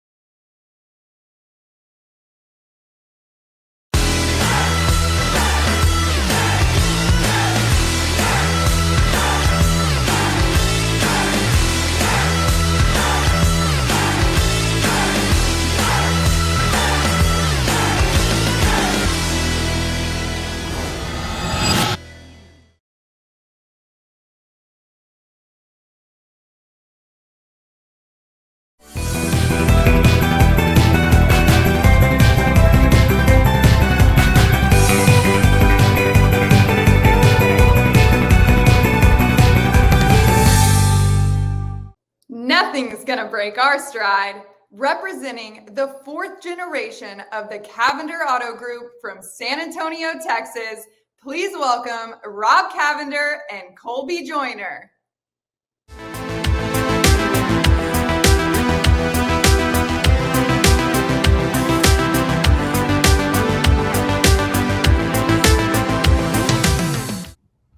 Welcome back to the 80s at the Fixed Ops Roundtable. The name Cavender has been selling and servicing automobiles in the San Antonio area since 1939, and today is recognized as one of the leading automotive retail groups in Texas. We're honored today to have Rob Cavender, Chief Operating Officer and fourth generation of the Cavender family, and Colby Joyner, Vice President of Marketing and Strategy. Rob and Colby, welcome to the Fixed Ops Roundtable. Thanks for having us, Ted. Yeah, thanks, Ted. I am seeing a lot happening, Rob, at the Cavender Auto Group. Congratulations to you. And for those who don't know, Rob, kind of, give us the backstory. The company and family has amazing longevity in retail automotive. Tell us a little bit about that. Yeah, sure. So as you mentioned earlier, the Cavender Auto Group was founded in 1939 by my great-grandfather. It was a Oldsmobile dealership in downtown San Antonio when we started, and has certainly grown since. After my great-grandfather passed it down to my grandfather and his twin brother, we actually split the business. So there's the Cavender Auto Group, which is our side of the family, and the Cavender Auto family, which is our cousins, both here in San Antonio and Texas and abroad, actually, at this point. But yeah, so we're in our fourth generation at this point. It's me and my two cousins who are involved from the executive level at this point. I'm running as Chief Operating Officer. My cousin WB is our chief customer officer, and my cousin Lee is our chief people officer. So we decided to kind of restructure how we were looking at the business. You know, the generation above was my dad and his two cousins, or his two brothers, and they were really kind of operating as GMs over single points. And when we kind of started looking at the business, we realized that there was different culture in each store, there was a different strategy in each store, and you know, different personnel and structure. And it was really because we had different operators in each location. And so with me and my cousins, what we decided would be best for the business as we're growing and looking into the future is trying to create a standardized culture across the entire organization to help us grow and implement, you know, quicker. So we went away from the kind of, you know, overseeing certain OEMs to picking our different levels within leadership in general, and finding ways for us to impact the stores, but still having that holistic, you know, look at the business. And Rob, if you don't mind, tell us what franchises Cavender represents today in 2023. Sure. Yeah. So we've got 8 stores in San Antonio, San Marcos, and Rockwall at this point, all around Texas. We've got 2 Buick GMC points, a Cadillac point, Chevrolet, Jaguar, Land Rover, Ford, and 2 Nissan points. Great. And, you know, I had heard the name Colby Joyner, you know, prior to Cavender. Rob, tell us how that came about and what's Colby's role at the company. Sure. So Colby recently came to the team about 6 months ago as our vice president of marketing and strategy. He came, you know, we kind of linked up over LinkedIn, actually. I've been following Colby for years and his success in retail, you know, on the dealership side and in the vendor side, and just really believed in what his vision was for the business moving forward, believed in his values, his, you know, thought process behind the business, and he's very forward thinking. So we had an opportunity to have lunch about 7 months ago, and just tried to reel him in at that point, and luckily was able to. So he's brought a whole different thought, you know, provoking process to our team, a whole different marketing strategy for our group, and we're super happy he's a part of the team.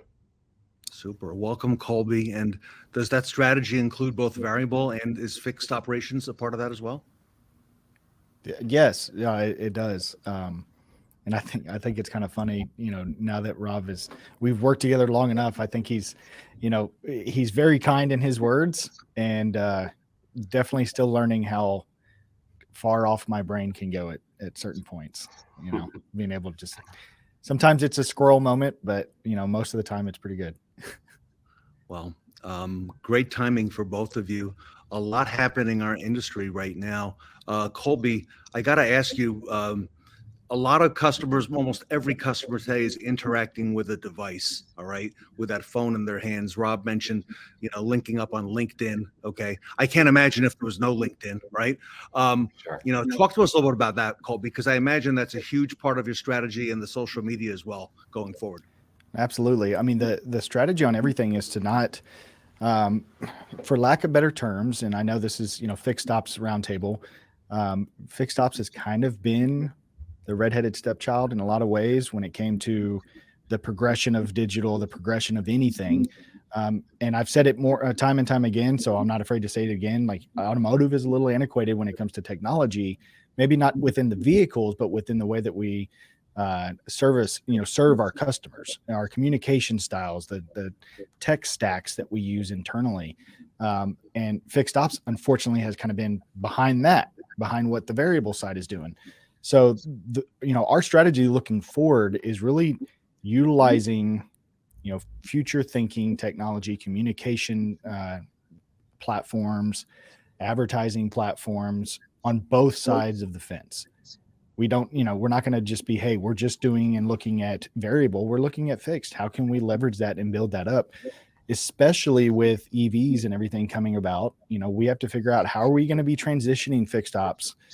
What could we be including into the fixed operations now? You know, items that we haven't even thought about that we can include in terms of, you know, servicing a vehicle. You know, a Tesla, you change the tires and the windshield wiper and the fluid, and that's about it, right? You know, so as we move forward, we have to think about what kind of techs we're going to have, what kind of options are we going to have from our service department, How are we going to leverage that? How are we going to maintain and retain customers and be able to create that life cycle of a customer within our organization? So our whole platform and strategy is how do we leverage both ends and look at this as just Cavender Auto Group versus here's a Cavender variable department and here's a Cavender fixed department. I love it. You know, Rob, it was 4 years ago this month we did the first Fixed Ops Roundtable in my office in Manhattan, and you know, I was hesitant, Rob, about doing the meeting because I wasn't sure if anybody would show up. But I invited about 15 or 20 people, and they all came, and that was our very first one. And now today, this is our 20th event, and now it's not a one-day meeting; it's 4 days long. And I'm amazed, Rob, at the number of things that have worked their way into fixed. Colby mentioned EVs. EVs are involved. Also, not only the people and the processes, you got the technology, you know, but you've also got different bits and pieces selling F&I products are now in the Fixed Ops Roundtable. So I'm amazed at how this continues to grow. Rob, I got to ask you, what do you see for the, you know, for the next 3 to 5 years future in terms of fixed ops? How's that going to kind of play out? Is that can continue to grow? Will that focus continue to, you know, be on what's happening in service and parts? Yeah, I mean, I don't think a light bulb is going to go off when I say that, you know, people are focusing heavily on fixed ops right now. I think there's a little bit of uncertainty in the variable side. So anybody who's planning for the future knows that the stability is going to be in fixed ops. So we're really leveraging this opportunity to invest in our people and invest in standardization for our group in fixed operations. We recently signed up with Chris Collins to do some fixed coaching for our group. As much as, you know, Cavender is a brand and, you know, we feel like it's standardized. When we had him come in for the first time, we quickly realized that every one of our service departments has a little bit of a unique, different process, right? And I think moving forward, you know, it has to be, you know, completely standardized and complete focus on customer experience and convenience. So we're utilizing this opportunity to standardize our processes from the meet and greet through the customer connections, through how we present our maintenance menus, to standardize it across the group so we can move managers from department to department, advisors from department to department, and know that wherever a customer goes, if it's a Jaguar or a Nissan customer, they're going to get the same experience. And I think that's going to be kind of the differentiator moving forward. And then convenience is the other big part of that. I mean, people who aren't investing in pickup and delivery, mobile service, you know, the things that customers want to make the experience more convenient are going to get behind the 8 ball. You know, Ford at our Ford store, mobile service is a huge part of our business now, and we've got a pretty fleet heavy operation at our store. And so, you know, the people that text me, you know, I can't believe that I had an oil change done in my driveway.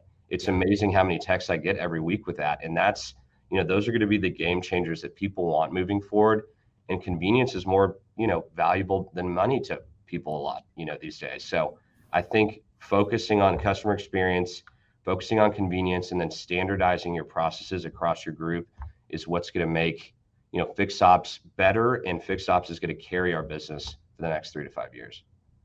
And Rob, from what I hear on the mobile service side from friends like Ed Roberts at Bozard Ford Lincoln, who are in the mobile game in a big way, that those customers who are getting that work done in their driveway are going to expect that now, and they're going to want that again, which is a good sign. But that convenience, like you just said, is going to become a bigger and bigger piece of the pie. 100%. Colby, another word that has worked its way into fixed ops in the last 2 years is the word transparency. We saw that happen in F&I on the variable side a few years ago, and transparency worked its way in. And now we're hearing that all over fixed ops. Are you transparent? Are we transparent with the customer on the website? Are we transparent in our communication? Has that entered into your equation yet at Cavender Auto Group? Because I have a feeling that it will. We haven't satisfied the equation, but it is in the equation. Absolutely. You know, transparency is key, and transparency is, you know, a little bit of a buzzword. But I agree. We have to be transparent. You know, video MPIs or being able to send videos over to the customer to showcase what the tech is doing. That technology has been out, and there's been a lot of dealerships using it. Being transparent about pricing, is huge. You know, there's a lot of people that go to different places because pricing is so high and it's so expensive to do certain things, but leveraging the why behind, you know, why we're servicing the customer here at our service department is key. Making sure that they're highly educated in the fact that there's a reason why you should take your Land Rover to Land Rover to get the oil change. There's a reason why you need to take your Nissan if the, you know, AC's out to Nissan, because there may be some additional items and things that we can look at to help you out. You're going to get your car looked at by a Nissan certified technician, you know, or a Jaguar certified technician. These people know the cars in and out. You're not taking, and I'm not trying to be negative towards any other companies, but you're not taking it to a Take 10 or a Jeffrey's Lube kind of thing. You're taking it back to the dealer that has a relationship with you. You know that advisor and that tech have probably been there for a while. I remember my dad, he had a 94 Suburban, and he had, before he left the city that we grew up in, he had the same service advisor for 20 years. Yeah. It was the same person. There was a situation which I'd love to get back to in terms of how we treat customers. There was a situation where my mom had to go take the Suburban in. She couldn't, they had to drop it off. There was something wrong with it. She had to get somewhere else. They didn't have loaner cars.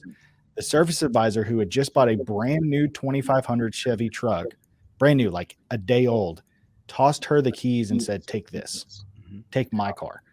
And she took the car, drove it, picked me and my brother up and did whatever. I'd love to have that confidence when you take it to the service department that they're really and truly going to take care of you. And it's not going to be where they're trying to get one over on you. And I think that being transparent, having confidence in the dealer, the convenience of all the services that we can provide are key.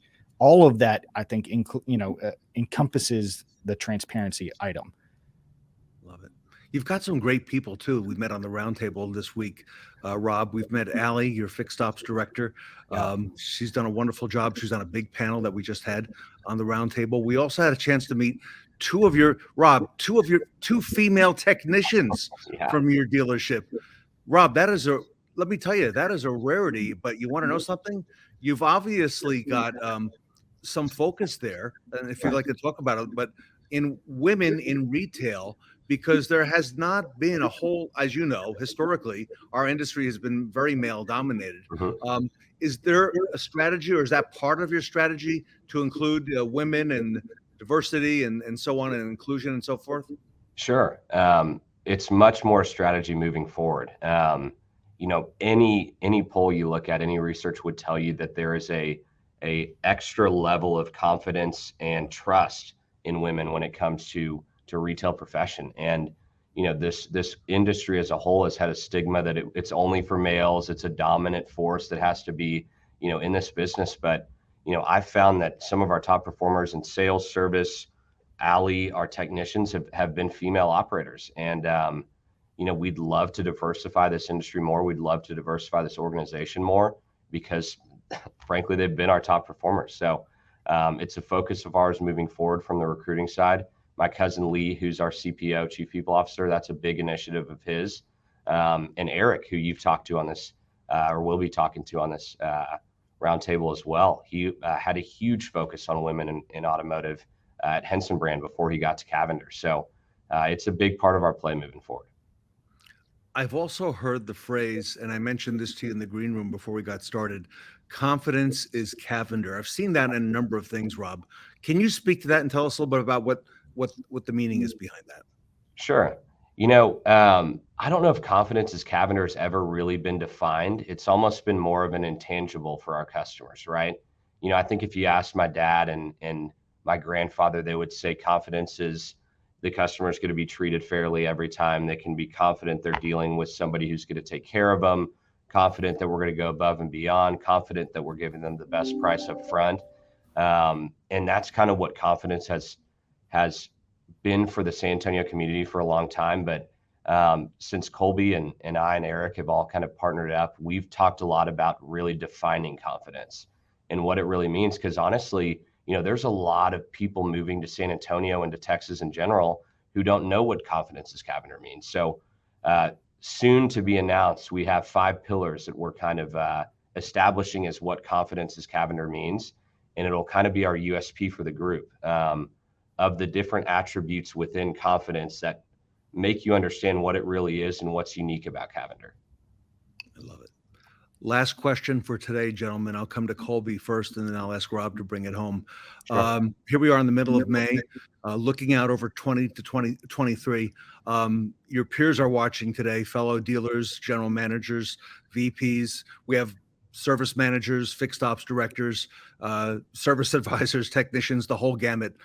Colby, if you had to give any advice to your peers who are watching today, what they should be aware of or thinking out loud, what they need to do or look at for the next, 6 to 6.5 months for the rest of this year, Colby, what would you say? And then I'll come to Rob to bring it home.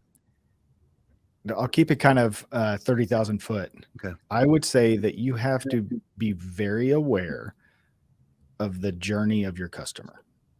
You have to be very intuitively aware of the journey of your customer, to the point of run through it yourself. Understand from variable to fixed to back to variable and all the steps in between. Understand truly, map it out. I'm a big whiteboard guy. Got huge whiteboards in my office. Map it out. Where does a customer go? Who do they talk to? How's that line of communication between each steps? Once you have that mapped out, then you're able to see the deficiencies in the journey. And then those are your first action items. Go attack those action items. You'd be surprised what one tweak can do to your entire process. But you cannot understand what that tweak is until you understand the journey. Okay, excellent. Thank you, Colby. Rob, same question. Bring it home. What should our peers be looking at for the next 6.5 months this year? I'd say, the market has changed a ton, right, in the last couple of years. 19 and then COVID hits, and we're kind of back in pre-COVID, times right now. But the business is really quickly changing, and you can't get stuck in kind of old habits. And, even, deciding, well, is this a COVID strategy or is this a pre-COVID strategy? We're post-COVID now, and the business is very, very different. So don't let your instincts go back to what you were used to doing before. Digital's changed this business. Look at it from the customer's perspective, as Colby said, and do what the customer would want, right? I mean, we're having to find ways to differentiate ourselves from our competition, from the, non-OEM brands. And so find those unique opportunities where you can make the customer experience better, and don't fall back on stuff that worked for us years in the past. Love it. Great to have you both. Very inspiring, gentlemen. Colby Joyner, Vice President of Marketing and Strategy. Rob Cavender, Chief Operating Officer. On behalf of the Fixed Ops Roundtable, gentlemen, thank you for being with us today. And we look forward to seeing great things and having you come back again and give us an update. So thank you so much for being here. Yeah, thanks for having us. Yeah, thanks, Ted. Everybody. Rob Cavender and Colby Joyner from the Cavender Auto Group here today, back at the 80s at the Fixed Ops Roundtable.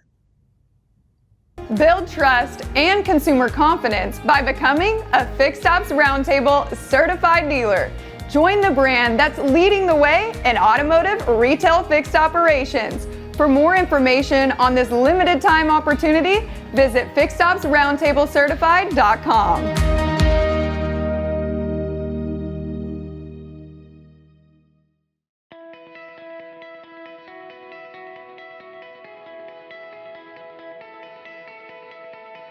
The number one benefit of Radiant Ride is convenience for the customer. Whenever they're coming in for maintenance, they're able to come in, get their basic services done, but also take care of the windshields, the wheels, the dents at the same time, allowing us to make it a seamless effort for them. It's a great benefit, and I've had several customers that I personally know that have purchased Radiant Ride and have told me how great it is. They know that they got a windshield star or other issue with the vehicle, and they don't have to panic because they know, hey, when I go in to get my car serviced next, I'll just get it all taken care of at once, and they love the convenience. Well, that's what's worked out so well. We've been able to just take care of the regularly scheduled maintenance along with any warranty work or whatever, and we can take care of, what the program has to offer. And so you can encompass the whole experience under one umbrella, and that's what's worked so well for us. There's a lot of great benefits to Radiant Ride, especially the customer retention. Being able to have customers come back to your dealership. The convenience factor of it, being local, and if there's somebody far away, guess what? Rating Right will go to them as well. To be able to have a product that, that takes care of all those things, and for a customer to come into a dealership where they bought it from, and for us to be able to hold on to that customer, it's important. It just brings them back every time. And if they're in here for their third, fourth, fifth year of issues, and at that time they're looking at buying a new car because they're so well taken care of, it's a great tool for the dealership as well. So it's a win-win situation for everybody. With Radiant Ride, that helps us become a one-stop shop for all their needs. We don't have to, they don't have to worry about going anywhere else for any of their vehicle needs at all. There's other dealers out there. The great thing about Radiant Ride is the support behind the scenes. If there's ever any issues or questionable situations, Radiant Ride always stands behind the product and is there for the customer.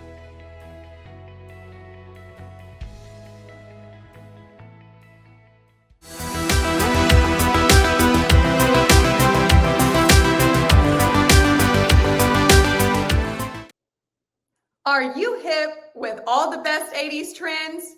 Here to identify the best trends and opportunities in service and backed by popular demand is best practice winner Amberly Montgomery from Naked Line Marketing.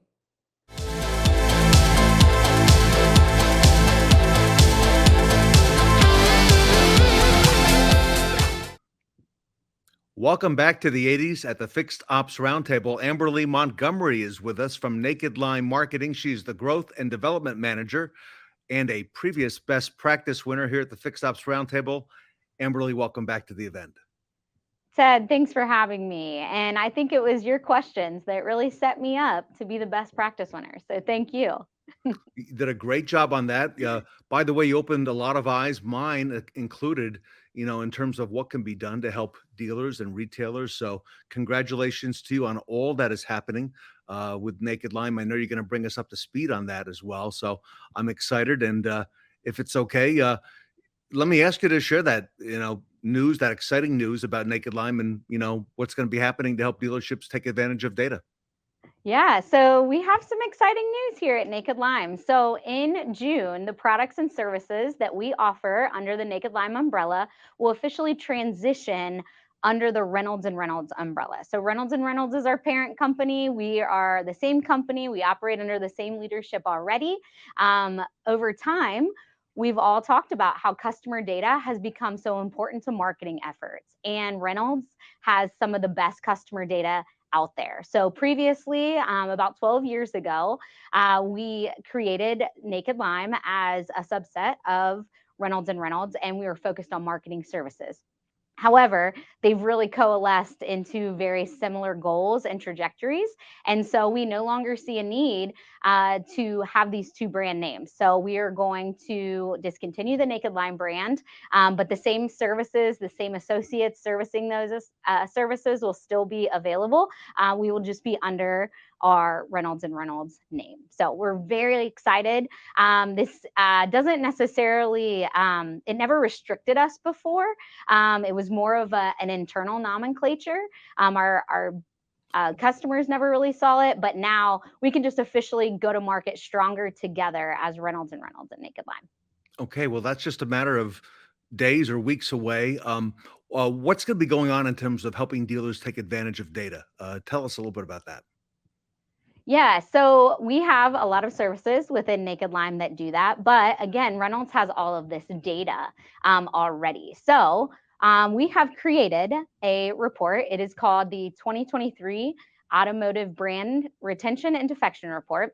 And it shows how brands are performing nationwide. And this year we have an exciting new addition. It'll now be regionally based as well. So there's a lot of different dynamics between the West and the East, Southeast, all the above. So we've been able to break it out regionally as well.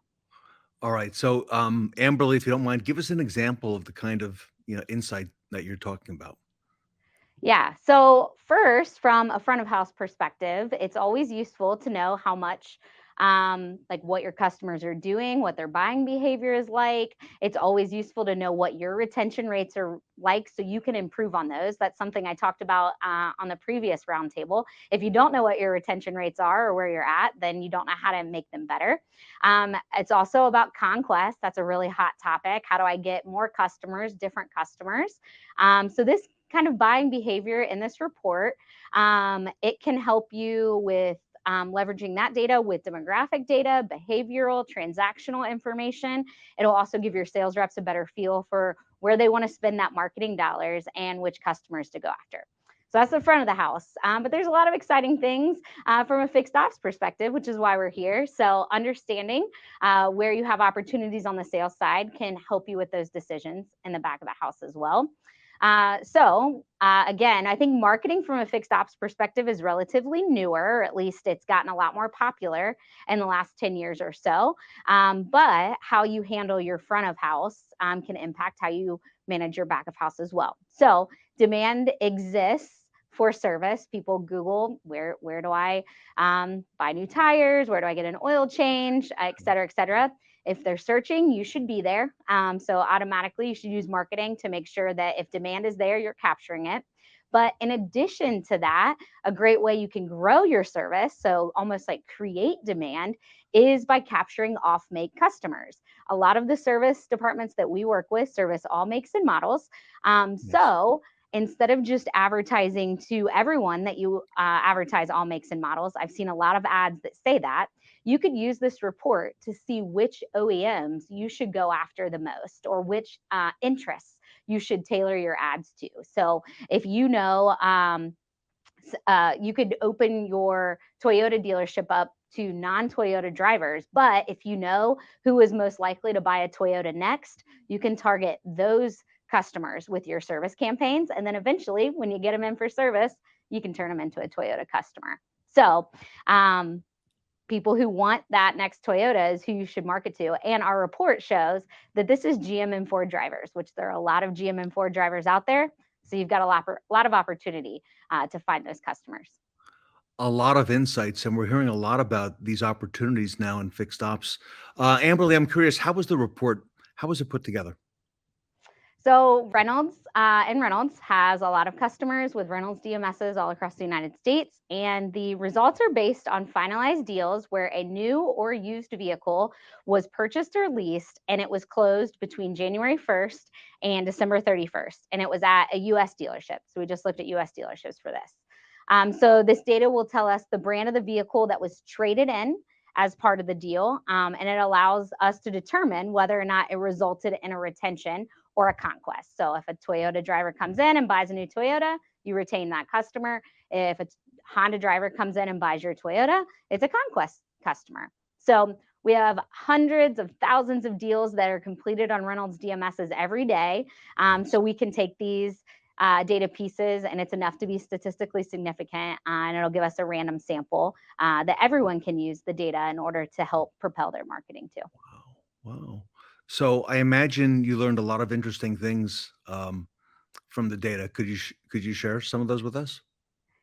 Yeah, that it's jam-packed full. So I'm only going to hit a couple highlights, but I encourage you all to look it up and read it for yourself, because I think everybody can take something out of it that's important for them and their dealership too. So it's really fascinating if you're into cars, if you're into brands, if you're into trends, if you're into marketing, if you like numbers, graphs, pictures. Again, really anyone could look at this and I think find something interesting, even if they're not in this industry. So here are the highlights that I'd like to share with you. The national average retention rate for all brands was nearly 43%, so just under half, and only 4 brands retain more than half of their customers after they traded in a vehicle. So we've seen over time that loyalty has shrunk, and now it's hovering around, the 50% mark. Toyota took the top spot again this year, and that's probably no surprise. And they had the nationwide retention rate of 61%. So that was 12% higher than its closest mainstream brand competitor, which is Honda. So Honda was around 48% retention rate. And then despite the microchip shortage that I know we're all tired of talking about, but we're still dealing with, and those supply chain issues that we've seen in the last couple years, the 2-year trend is positive, and 2/3 of brands are seeing an overall increase in retention. So even though car buying has taken a dip, we're still rebounding, and loyalty rates are still increasing. So it's exciting. Wow, exciting. Big news. So, can you tell us a little bit more about those conquest customers and perhaps what you found there? Yeah, so we separate it between Highline brands and then our mainstream brands because we know that those buyers have tended to be different. However, when it comes to Highline brand conquest targets, Chevrolet and Mercedes brands were the only two brands to show up as top 10 conquest targets Really? for nearly every Highline brand. So a good note to make. And then Mercedes-Benz missed making the top 10 traded in vehicle for Acura purchases by 2 spots, and they ended up being 12th. And then when we looked at mainstream brand conquests, Chevrolet showed up as a top 5 conquest target in every brand except Mini, and that was where it was in 6th place. So some interesting tidbits there. Interesting. Talk about the data you saw with trucks a little bit too, because I'm sure there was truck data in there, if you don't mind. And it seems that at least in my mind, there's a lot more loyalty with a truck buyer. Yeah, I don't know if that's our perception, if that's where we grow up. I know in the Midwest, it feels like truck buyers are some of the most loyal, and at least they all have like a fierce loyalty, and it almost becomes part of their image. At least around here, that's the case. And so we did a deep dive on that because I feel like that is just a natural thought that truck buyers are more loyal. And so overall truck retention decreased by 2% in the final, but honestly, at 70%, if you traded in a truck, you bought a truck 70% of the time. So that's pretty high. I don't think you're going to get much higher than that for many other segments. And No. again, if Toyota's total is at 60, yep, truck buyers are loyal, just like we thought they were. Wow. And if you don't mind, how will dealers be able to use this report, or how would you recommend that they, use this report in their daily actions? Yeah, I think that by breaking down the data in how it matters most to you. So I alluded earlier that there's a regional breakdown. Yes. So you can use the national averages. I think that can be helpful in your marketing efforts. But I think what will be more helpful for our dealerships is these regional, because we know buying habits are different depending on where you lived. So we broke it down into 5 regions: Midwest, Northeast, Southeast, Southwest, and West. And I think when you break it down, there becomes some stats in those regions that are more actionable. So, for example, the Northeast had the highest average retention rate, while the Southwest has the lowest. So that would change how I would use that data depending on if my dealership's in one area or the other. The Midwest was the only region where the top 4 brands with the highest retention rates were mainstream vehicles. So us in the Midwest, we're still on the mainstream high. So it's something good to note if you're a mainstream dealer or not. And then in the West, Toyota brands, they're king out there. So they were the most purchased mainstream brand. That's been the case for a while as well. And then when a conquest was made in the West, Honda, Ford, Nissan, and Chevrolet owners were the top 4 conquest targets. So again, all of these data points a dealer can use to be able to tailor their messages, to tailor their marketing dollars on certain brands, on certain models, and it'll give them the best opportunities. Additionally, if you're a dealership and you're looking at this data and it's overwhelming, I mean, think about all the stats I've just thrown at you that are hard to remember and hard to decipher. But if you partner with somebody like Reynolds, like Naked Lime, that can craft these custom messages and data-driven strategies, you don't have to do all of that thinking for you, but you can have a hand in the creative, you can have a hand in the messaging and see what goes out. And then you can see those conquest numbers and those retention rates rise from these efforts. I love it. We're speaking today, everybody, to Amberly Montgomery. She is with Naked Lime. Big announcement here today that Naked Lime will now be under the Reynolds umbrella. A great report that has just been produced by them on identifying trends and opportunities for retention and conquest. Amberly, how can people watching now or even on the replay get a copy of that report? And is that available now? Yeah, it's available today. You can visit nakedlime.com. You can head under the resources tab, and it's available as a white paper option. You can also shoot me a message via email, and I can email you a copy. And we are thrilled about the future. Again, not much is going to change for our customers, only for the better now that we're officially just rebranded under Reynolds umbrella. But again, with all the data that I've talked about today and taking that and leveraging that into marketing services to help our customers and our dealerships become more profitable, we couldn't be more excited for what's ahead. Amberly, it is exciting. So, and it's an exciting time to be in fixed operations with all the things that are happening in our industry. What a great space, right? And to be applying this type of actionable information to help dealers. There's no better time than now, with the approach that you're doing there. I like that a whole lot. Absolutely. Super. Well, Amberly, on behalf of the Fixed Ops Roundtable, thank you so much for being with us today. Everybody, the report is available on nakedlime.com, and Amberly Montgomery is with Naked Lime, coming under the Reynolds and Reynolds umbrella now fully. And for more information, please visit nakedlime.com. And Amberly, once again, on behalf of the Fixed Ops Roundtable community, we are very grateful to have you with us here today. Ted, it's always a pleasure. Thanks for having me. Amberly Montgomery, everybody, here back at the 80s at the Fixed Ops Roundtable from Naked Lime, Reynolds and Reynolds. In a competitive dealership landscape, how do you stand out as the one? Dealerships can struggle to find the right customers and prospects to target with promotions. Often, they blast general messages out to their entire database, then get frustrated when they don't see a return. Consider this. Over 40% of your customers' emails are wrong or missing entirely from your system. And 30% of your customers no longer own the vehicle your records say they do. Incorrect information in your DMS means customers will never even see your message, let alone act on it. When you partner with Naked Lime to clean up your data, your dealership isn't wasting time and money or risking CSI points with mistargeted marketing. Our intelligent marketing database uses your DMS data combined with market demographics, updated customer information, vehicle registrations, and a ton of other data we've collected about consumer behaviors. Then, we use your customer's service and sales history, as well as behavioral trends, and group them together into similar buying profiles. We don't stop after we clean up your data like third-party data providers do. We work with you to create a multi-channel strategy and custom campaigns based on data, putting an end to the generic blanket approach. So what does it look like in action?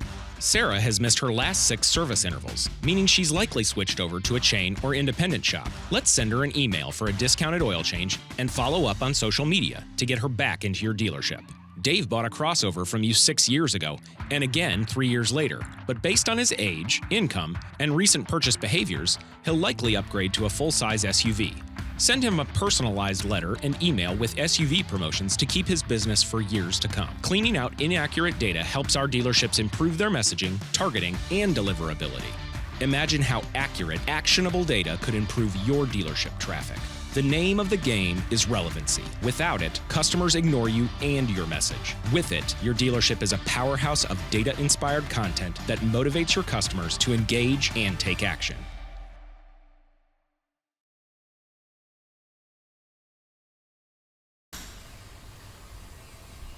Can Ardway service customers easily connect with their service advisor using a single number?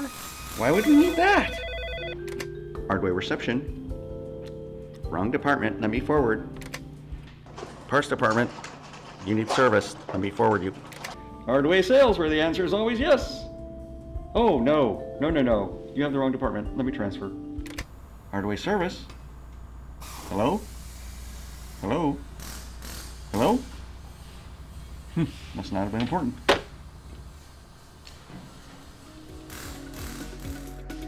With communications, scheduling, video MPI, payments, and more, myKaarma delivers everything fixed ops in one place.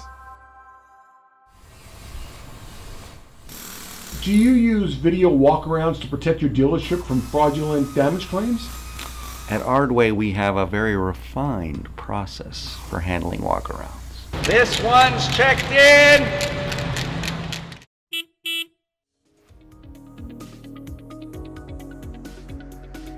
With communications, scheduling, video MPI, payments, and more, myKaarma delivers everything fixed ops in one place.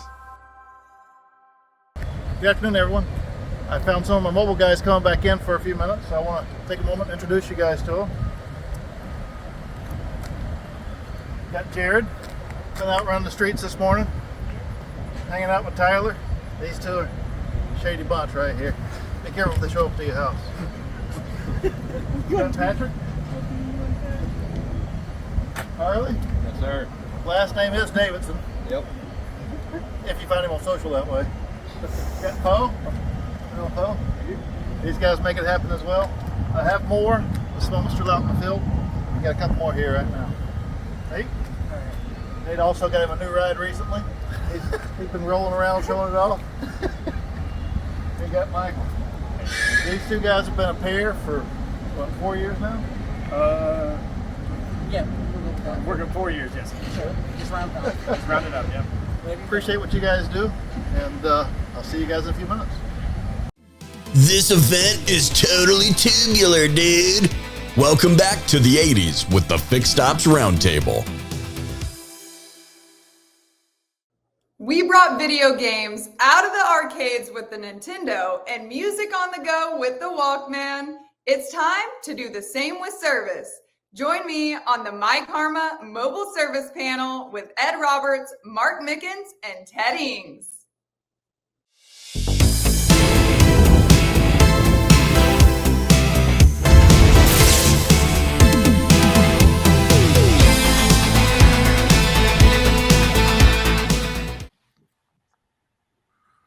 Welcome back to the 80s at the Fixed Ops Roundtable. It is Monday. That means it is Mobile Monday. And this is the myKaarma Mobile Service Panel, introducing you to the panelists, Ed Roberts, Mark Mickens, and Delaine. Welcome, everybody. Welcome back to the Fixed Ops Roundtable. Yeah. Thank you, Ted. And it is Mobile Truck Monday, and that's right up my alley. Ed, you have sparked a revolution in automotive servicing by going to the customer, and you talk about it and you promote it on these Mondays. Tell us why you did that. Why, it sounds good, but there's got to be a little bit more to it, I think, if I know Ed Roberts. Our customers want some convenience, and we continue to force them down through our process, and our process isn't what they want. And we wonder why we only get 28 or 30% of our VIN share back into our stores. It's because we're not meeting them on their terms. And mobile just does so much for us. I talk to dealers all the time. They talk about, well, I can't make it pencil. I can't make it do this. I can't make it do that. And all you got to do is shift your mindset. You can shift from I can't to I can. I can by increasing my shop capacity. I can by reducing my loaner car fleet.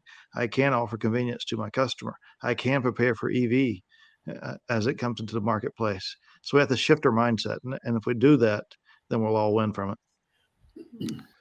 Mark, we've talked about this a couple times, and I guess it is a mindset, isn't it? Yeah, it definitely is now. I think that, obviously the pandemic changed a lot of thinking, and there's not too many things that you have to leave the house for nowadays, and getting your car worked on is still one of them. Again, because like Ed said, we force it that way. However, people are starting to realize that, on the outside, outside of manufacturers, independent repair companies are trying, they're picking up on it, and they're in the space. It's the new Jiffy Lube space, and the new, you name it, Firestone. They're picking up on it, and they'll go to your house and work on your car. It's really just that simple. And I think you mentioned to me that it was one of your neighbors who had a Tesla, and you saw them getting it serviced in the driveway. He's got 3 Teslas, and he hasn't ever been to the dealer. He just recently went to the dealer with his oldest one because he had one malfunction that they couldn't actually fix in his driveway. And he's my neighbor. I watch out the window when they come with their Ford Transit actually to service his car. So, I mean, Ed mentioned EV. EV's going to be big in the market at some point. What percentage that is, I guess the buying public will decide that. But there is going to be a significant amount of EVs on the road. And it's really opportunity from the manufacturer side to capture. Ed mentioned 30, maybe 35% of a customer comes back to a dealer for service. we have a really good opportunity to make sure that that's 100% with EVs. I think I go from dealer to dealer. We do some work in dealers now, and the mindset is that EVs are going to reduce the amount of work they have in the shop. And I'll agree with our great friend of the Fixed Ops Roundtable, Les Silver, that's not going to be the case. We could capture 100% of that business if we so choose to, and mobile service is going to have to be part of it. That's it. The electric car customer is really used to having service done at their home or their business. Cara Automotive has come a long way, and now we don't have to go to the dealership. We can have the dealer come to us. What are your thoughts on that? Well, as you guys know, or most of you guys know, how many issues I have with my personal vehicle. I don't know why. It always happens in a pinch, and I'm always on the go. So for a person like me, I would love for somebody to come out to my home or to my work and either fix my flat tire if possible, or do an oil change or whatever that service is that I need. And I know for me, I have tons of flat tires, so I haven't actually had somebody come out to me to fix the flat yet. Is that something that you see, more and more of as EVs are coming into the market? Well, that's what we need to prepare for. I have a mobile tire truck, and EVs will need. That will be our ticket to go see them. If we don't do a good job in F&I and selling them on annual service and all those things, the next gateway will be to go to them to replace tires. And we have to be prepared to do that. They don't want to come to us to replace tires. They don't want to come to us for anything. So we have to prepare to go out there. We're preparing for that. And I'm hoping the industry takes claim to that, because this is our huge opportunity to deny the aftermarket. The aftermarket is not prepared to work on EVs yet. They don't know how to work on EVs. And if you don't believe me, go look at the aftermarket stores in your neighborhood and see how many Teslas are there. They're not there. They don't know how to work on them. But if we don't mold ourselves to the market and go out and take care of them, those guys are resilient too. They will find a way to service our customers and take them back away from us. And we have to get out of being okay with servicing 30% of our VIN share. If an EV visits us half the time, if they do come back to the store and they visit us half the time that an ICE vehicle has to visit us, we have to double that to get there. So we have to be at 60%. Well, really, to deny the aftermarket, we need to be at 90%. And that needs to be our target. Let's not shoot to get 5% better or 2% better or whatever it may be. Let's look to eliminate our competition. And our competition is the aftermarket. And that's what we fight so hard to get back. Once we give it to them, well, let's not give it to them this time. Let's keep it. Go ahead, Mark. Also had, the value proposition is always something that comes up, and it's really hard, to jump that hurdle for some people. But more and more we're able to show that it just doesn't have to be an oil change program. I mean, Ed's. What do you? How many trucks do you have now, Ed? It doesn't have to be just an oil change proposition. We're out there. We can show dealers. We can show people that want to get into this business how to build the value of doing multiple things on that route every day. A trip value of going out, and maybe every single penny isn't to the bottom line, but the customer experience factor that goes along with that that's going to have some value down the line too, for the next sale, for the next service. And I think that needs to be put into the equation. But we've been able to find more and more things that we can schedule on a mobile service truck to build the trip value, to make it make sense for a dealer for a return on investment. Mark, a couple examples of building trip value. What are some of the things that we could do? I think some of the hottest ones that we've come up with lately is just in a manufacturer that I'm working with. There's a ton of programmable parts that we've been able to convince some of our dealers to you sell wholesale parts to a body shop. Can we go out and do the programming on that component once it's installed in a vehicle? That's been a big take rate. Special order parts. Again, manufacturer I'm working with has a struggle now with reduced in their loaner car fleet. So do you really want that single SOP part customer to come back, pick up a loaner car, go through the whole process all over again, as opposed to saying, we'll be out on Thursday to put that on your car, right? And it solves another problem too, because SOP parts, special order parts have a real value to them, about 3 times what you have them in a book for.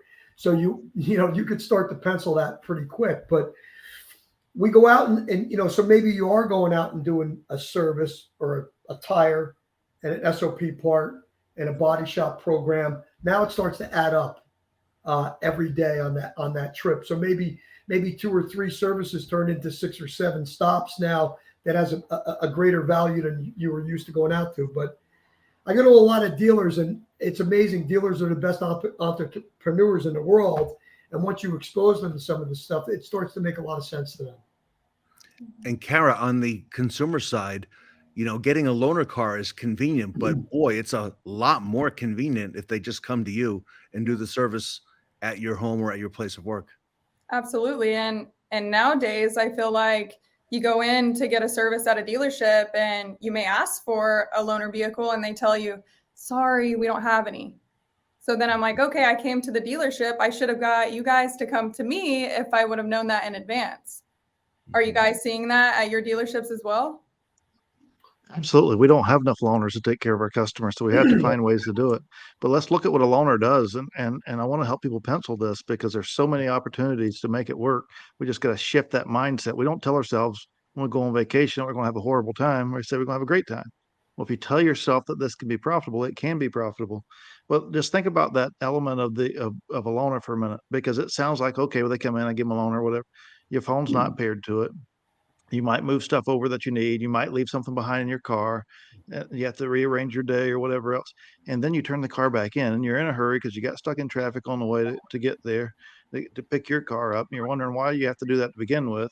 You turn your car back in, you get in yours, you drive off and realize you left your laptop in the loaner car.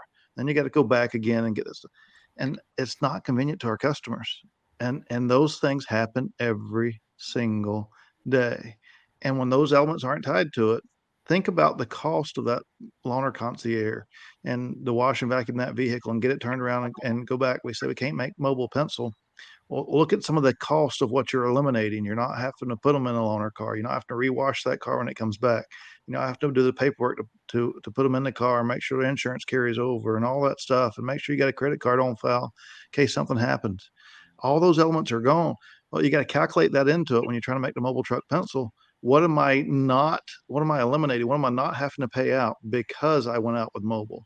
And those are things that helps you. You can make the truck pencil by itself, but if you need those elements, tie it all together, play it all the way forward, tie everything together of everybody they're going to come in contact with when they come to the store.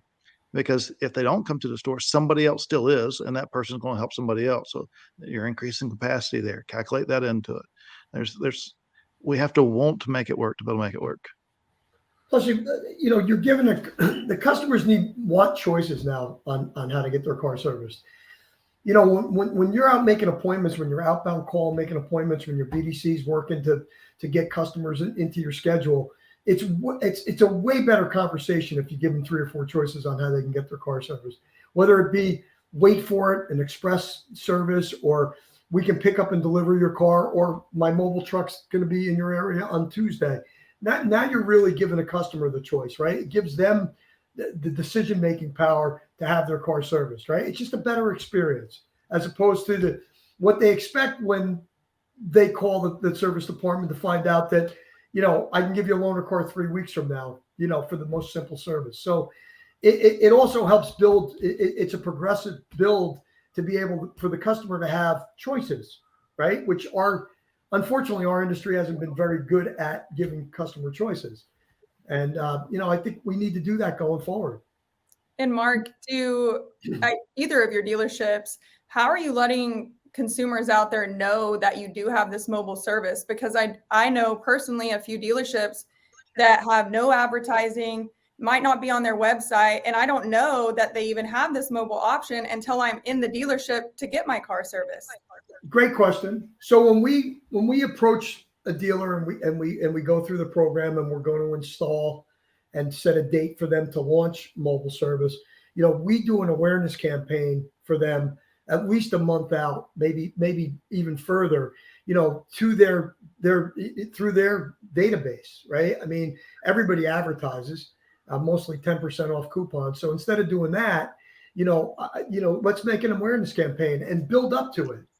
Coming July 1st, and build up to it. And we've been really successful with marketing campaigns with your own customer. It's not going out and taking a full page ad out somewhere.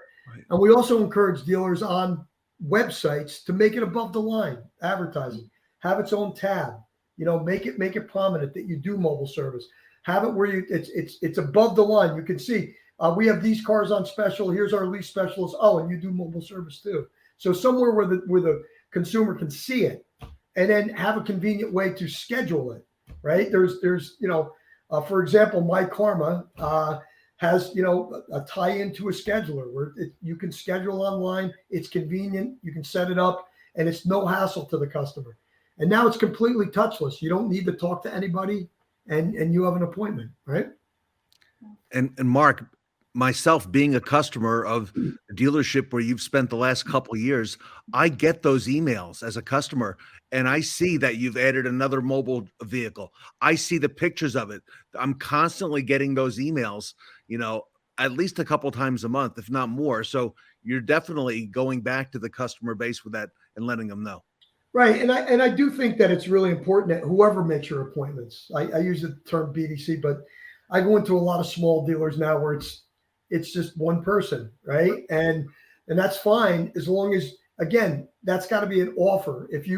I know Ed probably has a list of things that you do on a mobile service that you can service and you can't. So the person that's making the appointment needs to know that, so they have the latitude to make mobile service appointments, and the customer generally says, I didn't know you did that. So that's pretty good, right? So like Mark said, there's plenty of ways to advertise it. One of the things that we do is it's surprise and delight. Somebody misses an appointment. Well, we already know that they have a need. That need didn't just go away. So now we call them and say, hey, how about if we come to you? It's no different than us going to the doctor's office. The doctor writes us a prescription, calls it in. We got other stuff on our plate that we need to get done. We don't make it by the pharmacist. Wouldn't you love the pharmacist to call and say, hey, you only need to come by. We'll bring it to you. It's the same thing. So exactly. Mark talked about SOP parts. And then the surprise and delight with missed appointments and things like that. Another element is fleet. We've been able to grow our fleet business tremendously with mobile service.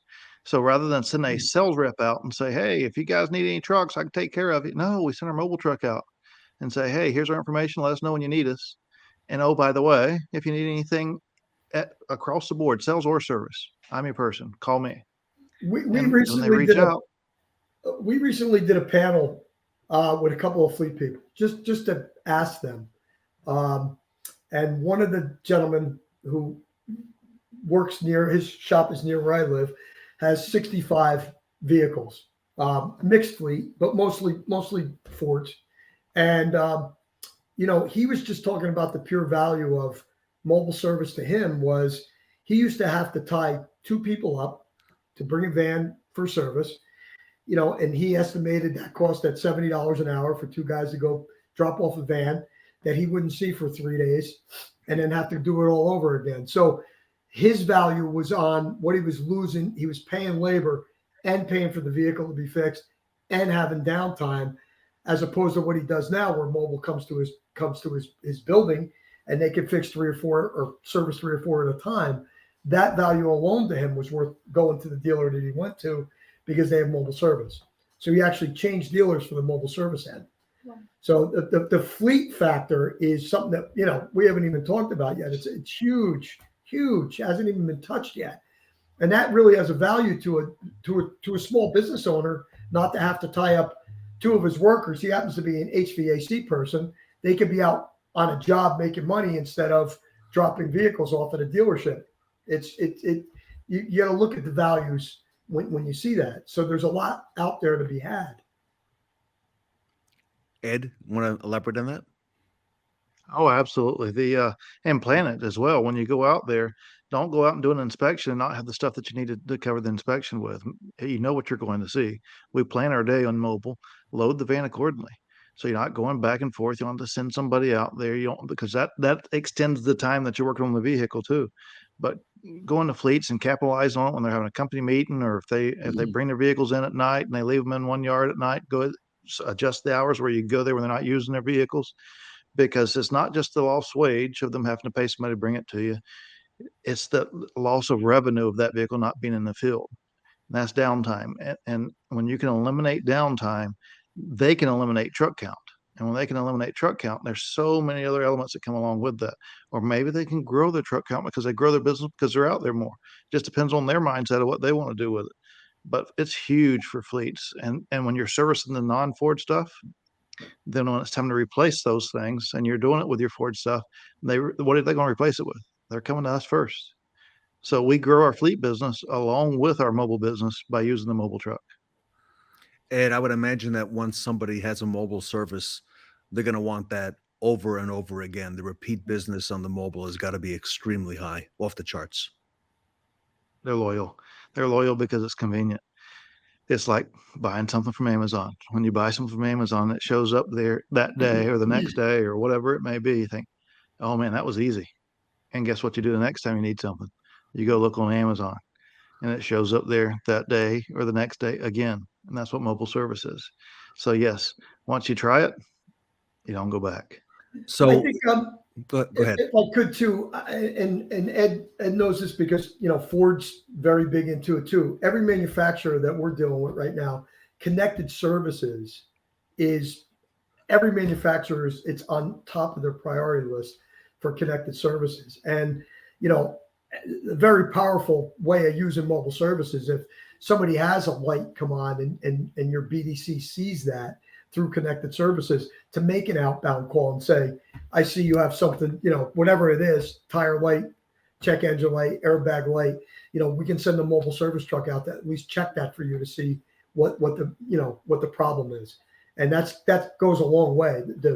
The dealers that have picked up on that do mobile, that are totally in tune to connected services, it's a big customer experience number that just blows off the chart. You look like a genius when they get a light on and you have the connected vehicle data. You know what it is. You take the three things that it could be, you go out there with it, and you said, and that's part of the conversation. I had a pretty good idea of what it's going to be. Let me just check things out, blah, blah, blah.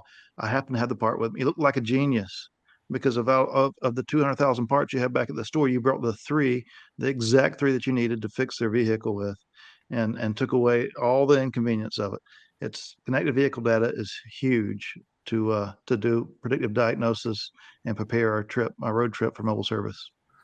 So Ed, at Bozard Ford Lincoln, who's in charge of that? Who makes sure that the truck is stocked with those right parts? Is it the crew? I know, we've talked a lot about the teams that you've got there at Bozard, and maybe that's part of the explanation as well. So it's about being committed, and I have a mobile coordinator assigned to it. And that's Jasmine Johnson. I have Jason Davis, that is our parts person.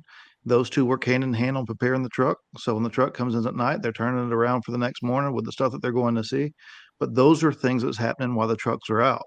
We're preparing for tomorrow. Then when they come back, they're turning it around, cleaning the truck, getting it restocked, refueled. It's ready to go out the next morning. And we don't come in at 7:00 so we can leave at 7:45. No, when we come in at 7, it's ready to roll, and we're rolling out and doing what we got to do. And then we're out until the job's done. But it's a process. It's about creating it and being all in and assigning people to it. It's their job responsibility. It's not the parts guy's only responsibility. That's an element of, but Jasmine's connected with it. But it is Jasmine's only job. And then her connection is through Jason. And there's people that back up him if he's out or whatever else. And then each truck has its own team of people. They know where they're going tomorrow. They know what they got in front of them. So from experience, if they think, okay, well, let me make sure I take this because I needed it the last time, that's when they can add something to it and better prepare themselves for their trip for the day. Right. And most parts managers, if they're worried about it, we've just got it down to assignments and say, make a bin location for each truck, right? And you're gonna sell the parts to the bin, and it's easy to restock it. It's easy to inventory it, and they're selling more parts. So once you solve what worries a parts manager the most, and that's parts being out of the parts department, once you solve that problem, they're selling more parts. So everybody does buy in on it. I want to touch back on something that Ed said too about having a mobile service coordinator. Our program has what we call a dealer champion, which is basically that, right? So, we're going to build up this process and we're going to have everything in place, and then we leave and we don't want it to fall apart, right? So we leave a mini consultant behind when we do this, and that's the person that's going to champion that process every day.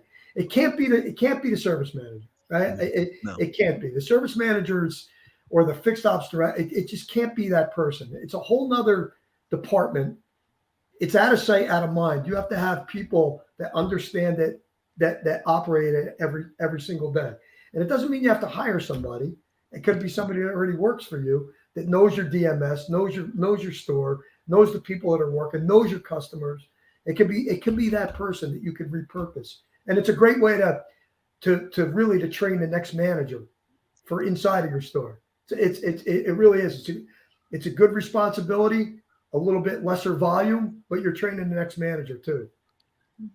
And Mark, this goes back to what you said earlier about the dealers being resilient, especially in these last couple of years, finding a better way, coming across a tool like mobile service and now setting up the infrastructure, even if it's existing people that I have in the dealership, and just repurposing them for this intent.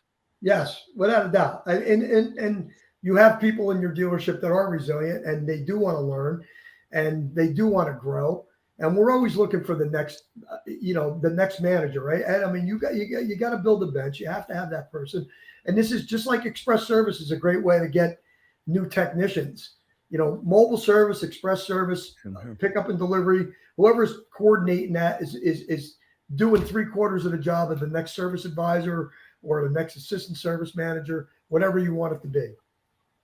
So, Kara, if a dealer offers mobile service, is that a differentiator for you as a customer? That's a place you'd want to do business with? Absolutely. And I feel like I'm probably like most of society, that convenience is everything. My time is more valuable than anything in my life. And so personally, I would pay even a little extra for that convenience so that I don't waste 2 hours that I could be working and doing something productive. And I have a feeling that there's a lot of customers out there that would agree with me on that. To me, I think it should be part of the closing process. When you're an F&I, if I'm a salesman or if I'm an F&I manager, I think it's got to be, you're setting yourself apart. If you're still negotiating a deal, how does that not come up in the conversation? It would be in my dealership. I mean, you have to set yourself apart. It doesn't always have to be payment. It has to be, that's part of it, but it has to be convenient. So what else are you providing that the guy down the street's not, right? Ed, you got us thinking outside of the box big time here.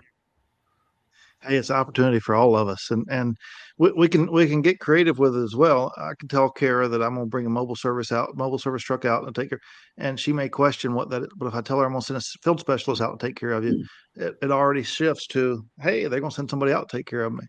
And so we got to talk on our customers' terms as well, but don't be afraid to step outside the box. Quit telling yourselves that mobile truck won't pencil, and find a way for it to pencil. All right, I got another new term here. I learned trip value. Now I just learned, did you say field specialist, Ed Roberts? Yes, absolutely. All right, that Mark, that does sound good, right? Yeah, I'm going to steal that for sure. But another couple of ideas. We talked about how do we drive business to it, and I said surprise and delight. Mark talked about SOP parts, but another element is we all get recalls. It's just part of it. It's the nature of the business. When a recall comes out, you can determine whether that recall can be done in field or if it has to come into the store. Then the BTC has that information as well. And when a customer calls, because when they get their letter, sometimes it freaks them out because they don't know what's going on with it. And how long am I going to have to be there? I can come to you. I can come to you tomorrow morning.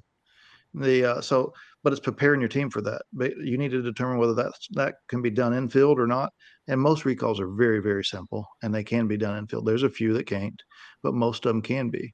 But find things that you can do. Mark talked about earlier. He says, I'm sure it's got a list, and we do. And we add to that list every single day of what we can do in field with our field specialist.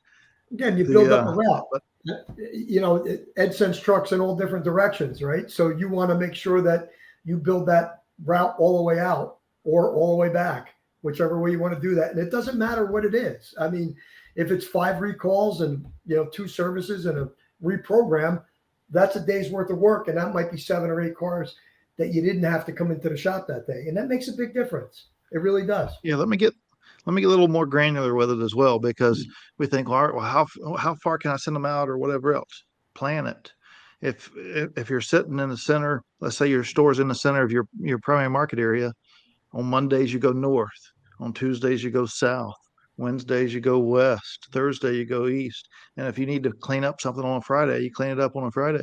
But that way you're not zigzagging back and forth. You're minimizing the amount of miles that you're putting on that vehicle, because you want to minimize the windshield time. You want to be in people's driveways. So plan it out. There's opportunity to make it work. We just got to shift to wanting to make it work. Mark, what I'm hearing is, in the interview that you and I did for the Fixed Ops Roundtable, you mentioned our good friend Fred Bean's Wholesale Parts and how Yes, he I runs did. that. He runs it like a trucking company. And I never really understood what that meant.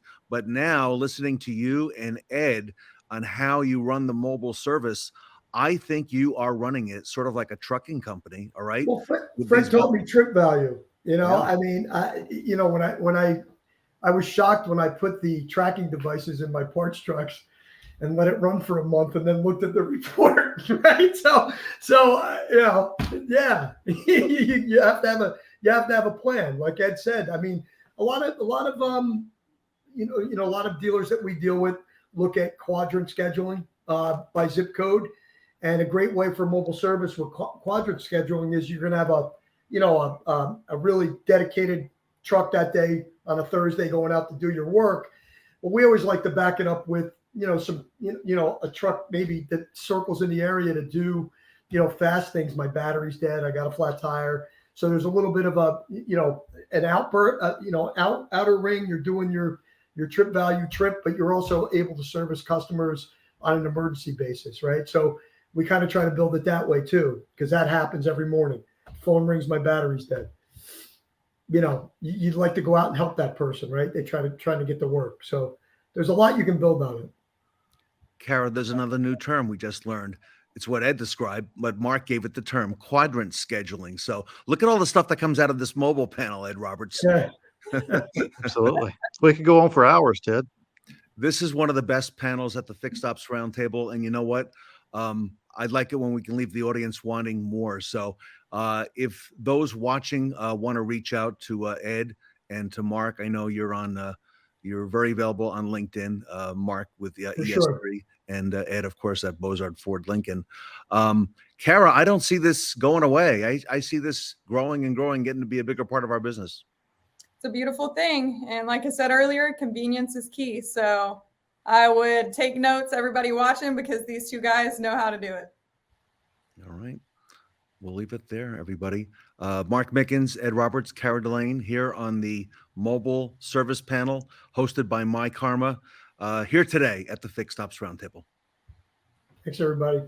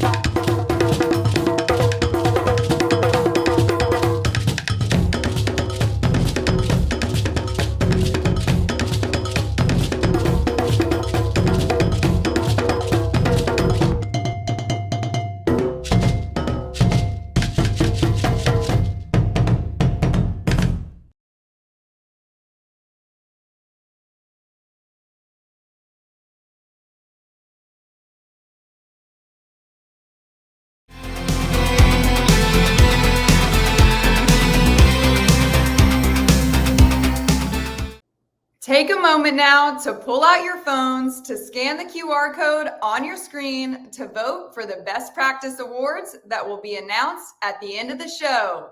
Remember, every vote counts, so make sure to vote for the 5 speakers or panelists whom you think are the best and most rad speakers on the Fixed Ops Roundtable. And don't forget, you can only vote once.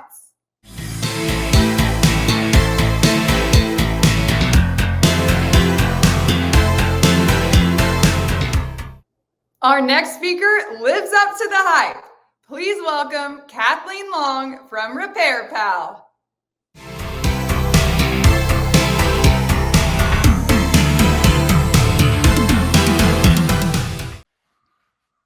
Welcome back to the 80s at the Fixed Ops Roundtable. It would not be the Fixed Ops Roundtable without Kathleen Long, who's the Chief Revenue Officer at RepairPal, joining us. Kathleen, welcome back to the 80s. Thank you. I'm so excited to be back in the 80s. It's when I grew up. So I'm happy to be back here. I just, anytime you want me to go 80s, Ted, I got a whole closet for you. I love the glasses. I love the look. And, the 80s were actually a pretty good time in my life. And I've had a chance to relive it now with all the music and all the stuff that we got going on here. So thank you so much for partaking in that with us. Yeah, absolutely. Lots of fun. Now, Kathleen, where did you grow up? Well, I grew up all over, but I was born in Tacoma, Washington. So just, outside of Seattle. And then I spent a long time of my childhood actually growing up in Nevada. Oh, wow. So that's where I graduated high school with really, really big hair, I might add. Big hair. Okay. Yes, all right. Yep. definitely. So it's causing me a lot of flashbacks. I'm seeing all these things and remembering the era in the 80s. So when I first heard about RepairPal, and this, is going back a number of years, it was one of the first apps that I had seen on, for example, the new iPhone that had been out. But I didn't realize that RepairPal, which you do a lot of work, and congratulations on what you're doing with dealers and the momentum that RepairPal has picked up in the marketplace. Amazing what you're doing. You really are a technology based company with a whole lot of visitors who come to your website. Talk to us a little bit about that, because that is not common for most dealerships to know.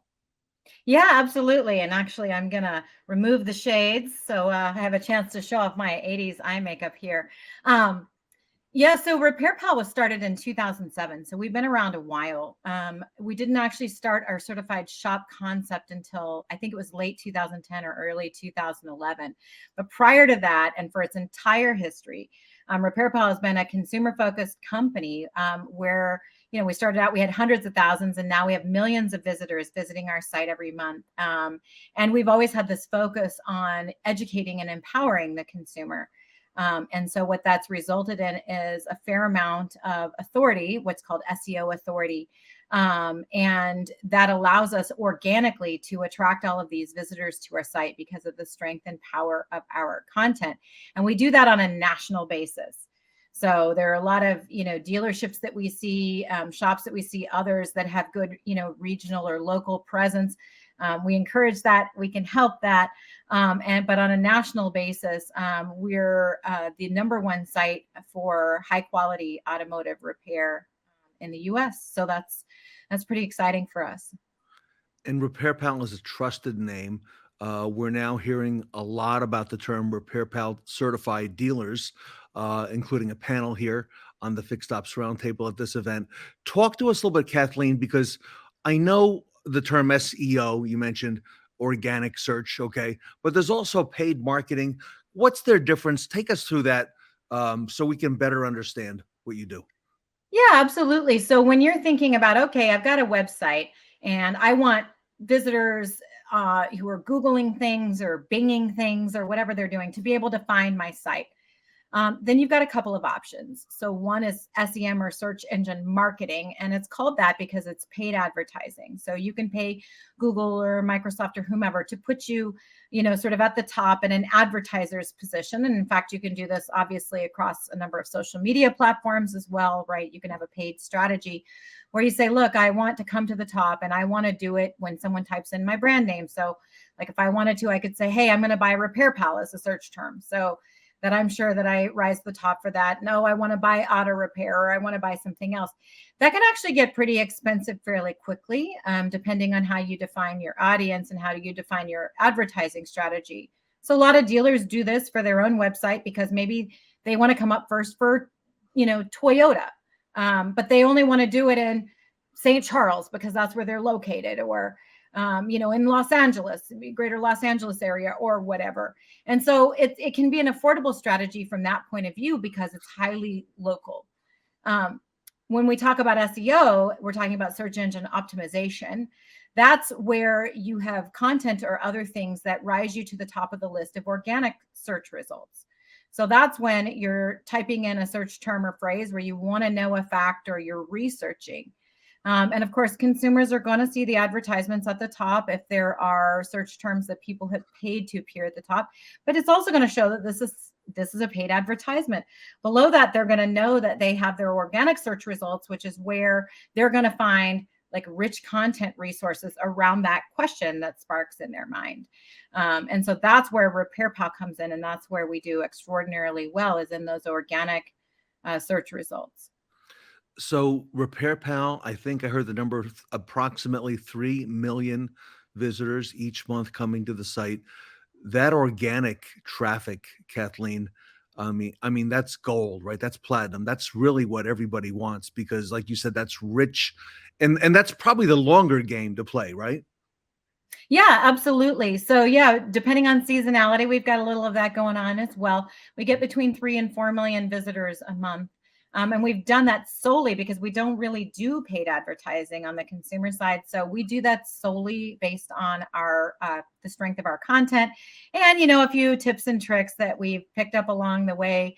We're constantly working to stay ahead of Google's algorithms so that we can maintain this position. It's a primary facet of our business. And there are 2 types of search engine optimization that one can do with content. And our strategy focuses on something called long tail. So a short tail search would be an example of I search Teddings.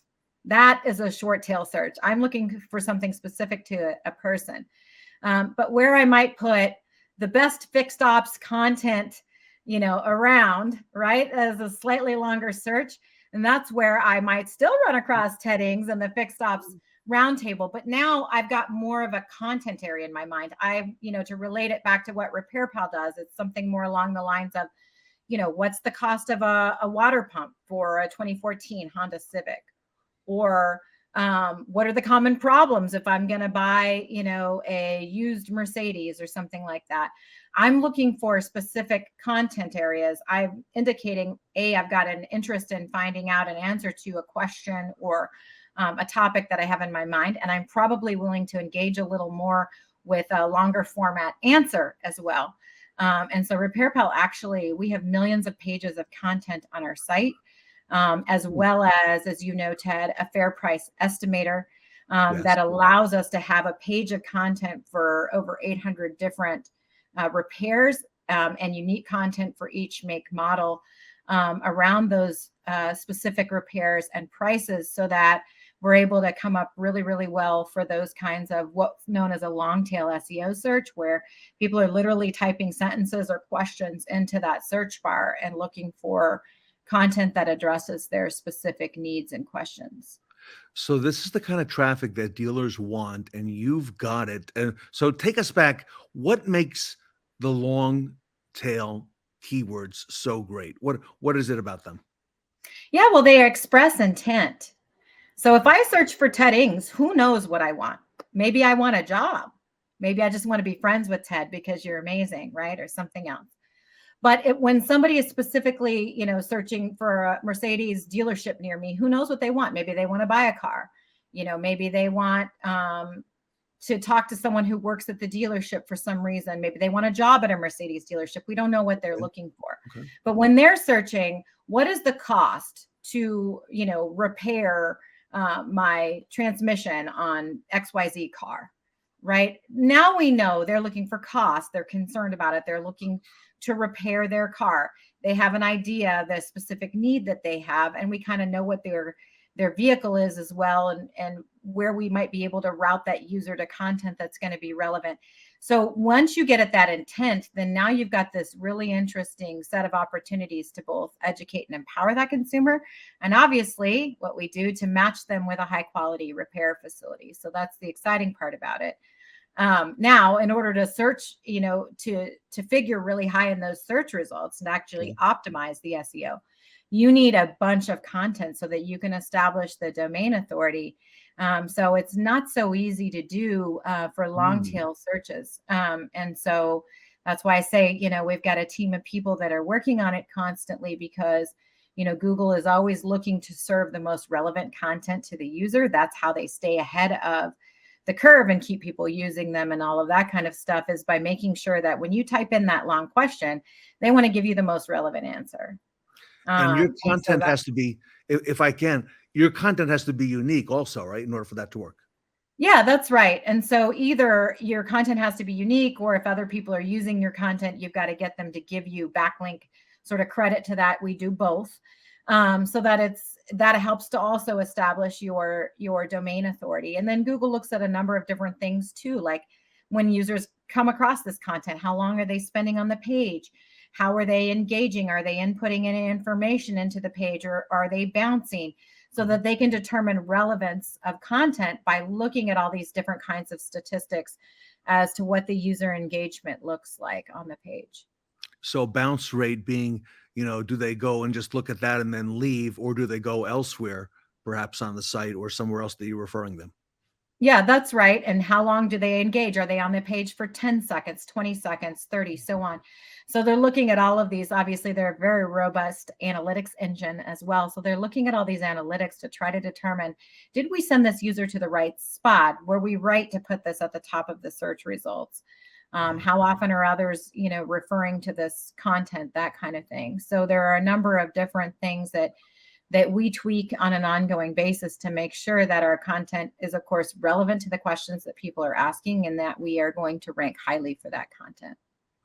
We're speaking today to Kathleen Long. She's the Chief Revenue Officer at RepairPal, repairpal.com. We have a number of RepairPal certified dealers with us at the Fixed Ops Roundtable as well. I hear my friend, the little Chihuahua in the background. That's right. Kathleen, he feels strongly about repairpal.com for dealers, I guess, so. He speaks out. He actually could be the spokesperson. Right? I don't know how much he knows about SEO though, Ted. I'll be honest. I've been trying to teach him, but I'm not sure he's paying attention. Well, you know what? I don't know a lot about it. So that's why I'm asking some of the questions. Can't any dealer do the work themselves to get a high SEO ranking? Or is what you've built there over time, with all of this amazing content, unique to RepairPal? Yeah, so of course, I believe it's unique. So dealers can get a very high ranking for short tail SEO. So where someone is typing in Ted's dealership, they want to make sure they come to the top of the list. And so they should have content on their site. They should have engagement on their site. They should have a site that's user compelling and interesting, because you do want to rank highly, particularly when someone's specifically looking for you. You want them to find you. And so I think, it's perfectly appropriate for dealers to work on that with their own website, and they really should be working on that. Where we're going to have a dealer beat every time, because there's just no way to amass this amount of content, millions of pages, is on the long tail SEO searches. But the good news is a dealer doesn't have to decide short tail, long tail. They can do short tail with their own website, and then they can utilize RepairPal for the long tail.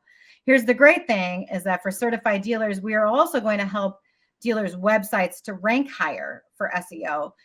We have a widget for our fair price estimator that dealers can easily integrate to their website. It's just a few lines of code for the web designer to kind of pop that right on there. And that's going to have a variety of benefits, because now users aren't bouncing off that page. They're engaging, they're entering information into the estimator in order to get back a result. It increases time on page.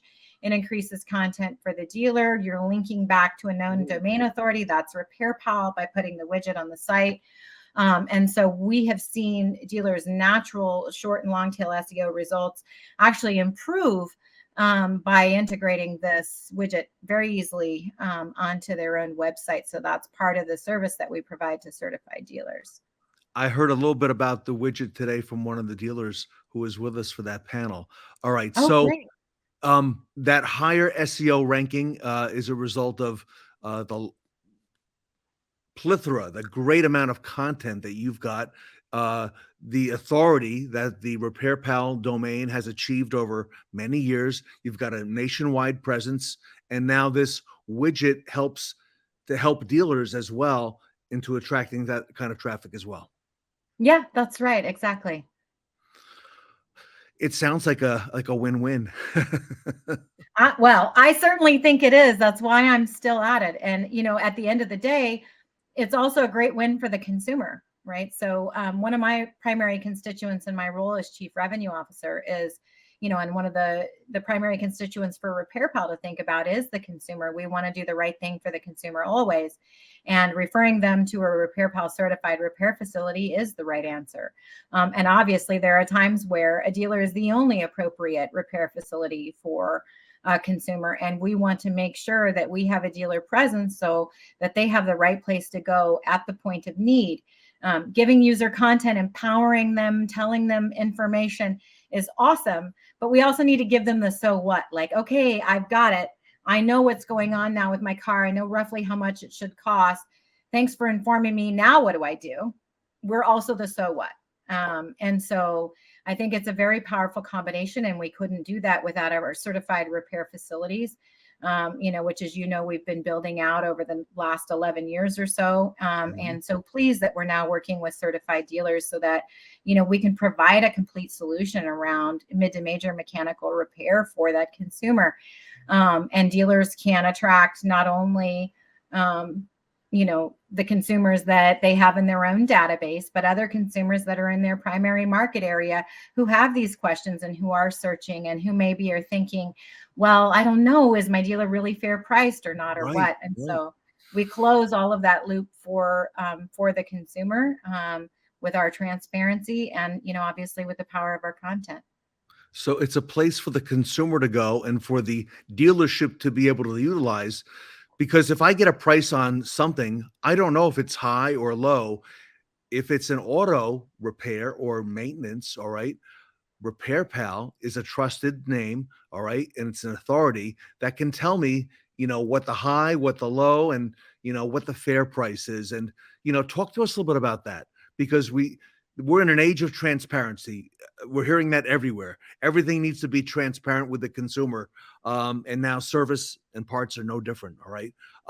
Talk to us how RepairPal helps bridge that gap for the consumer and the dealer. Yeah, absolutely. So, you know, consumers don't always know what question to ask around quality of repair. So we see this actually.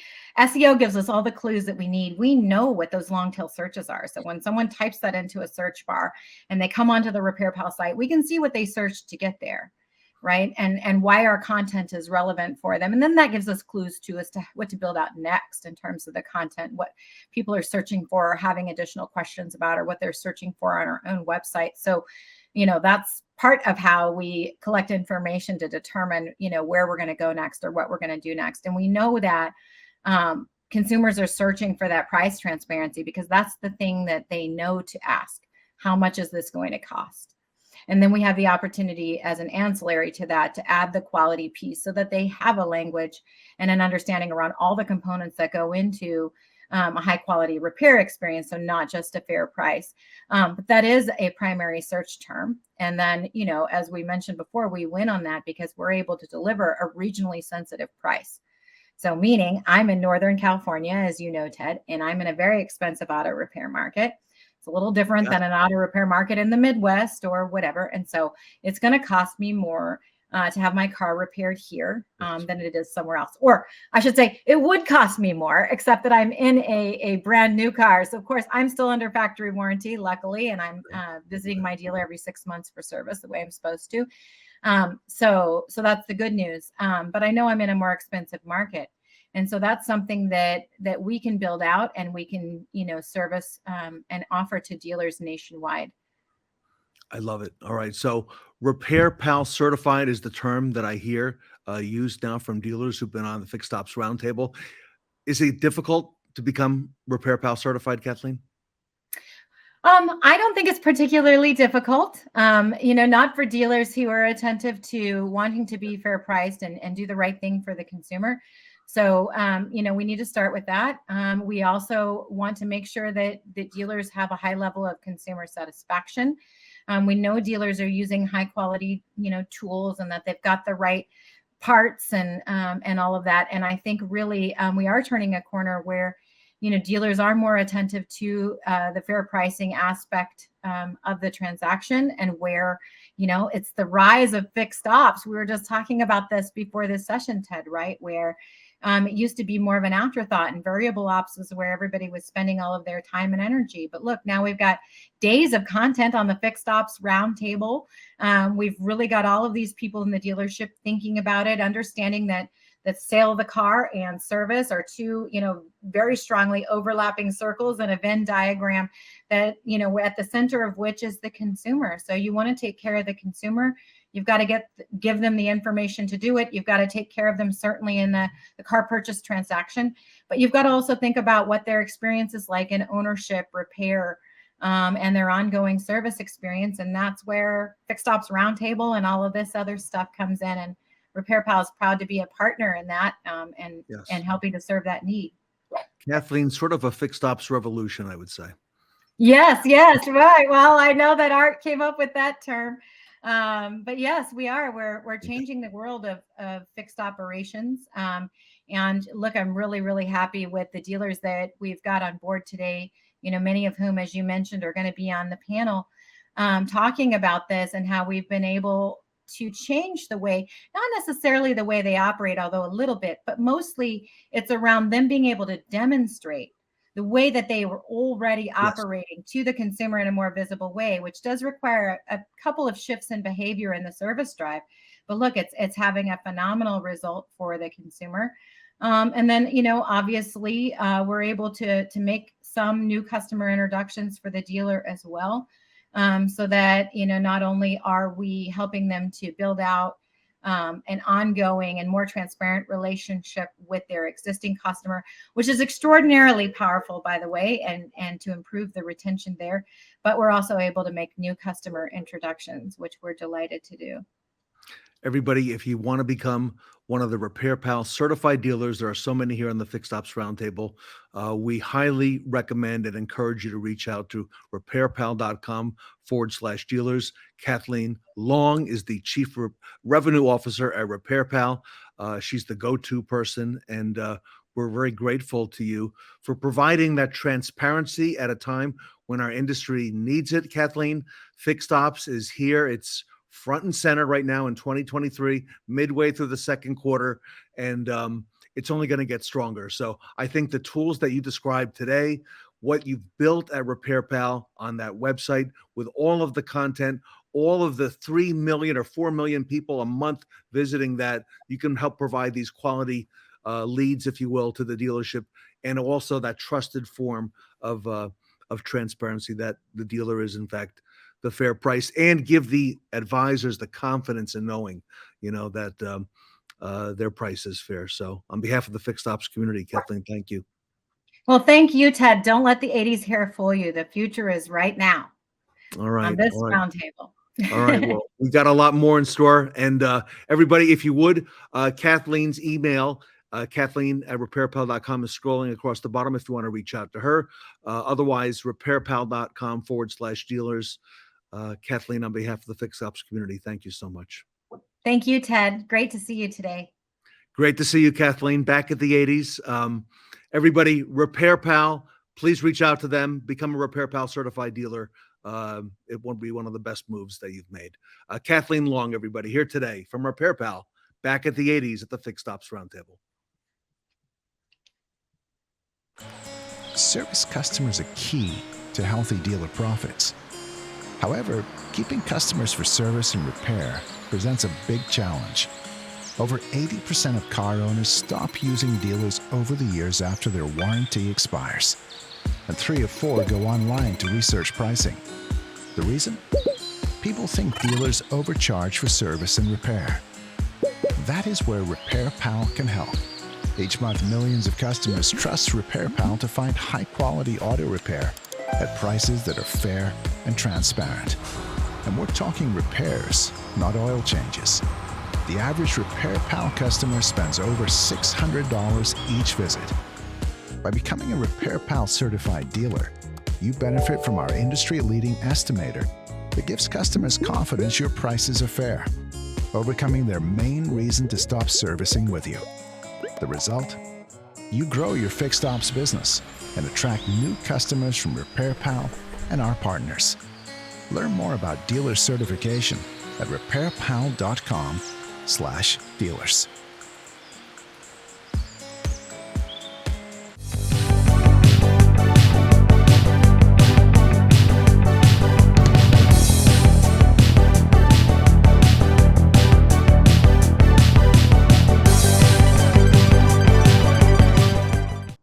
Does your customer service need a makeover? Learn how to deliver a great customer service experience and maximize profit with our RepairPal panel.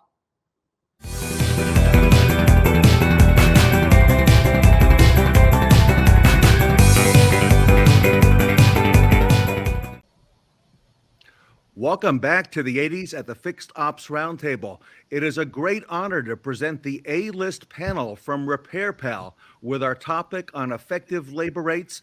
I want to introduce everybody to Dave Turner from Team Nissan, Jim Fenner from Bennett Toyota, Shawn Kingrey from the Kaiser Automotive Group, Frank Tranchida from McGrath Lexus, Stephen Hill from I-10 Toyota, Tom Druzynski from the Westher Automotive Group, and Shawn Butler from the Amansky Automotive Group. Everybody, welcome back to the Fixed Ops Roundtable.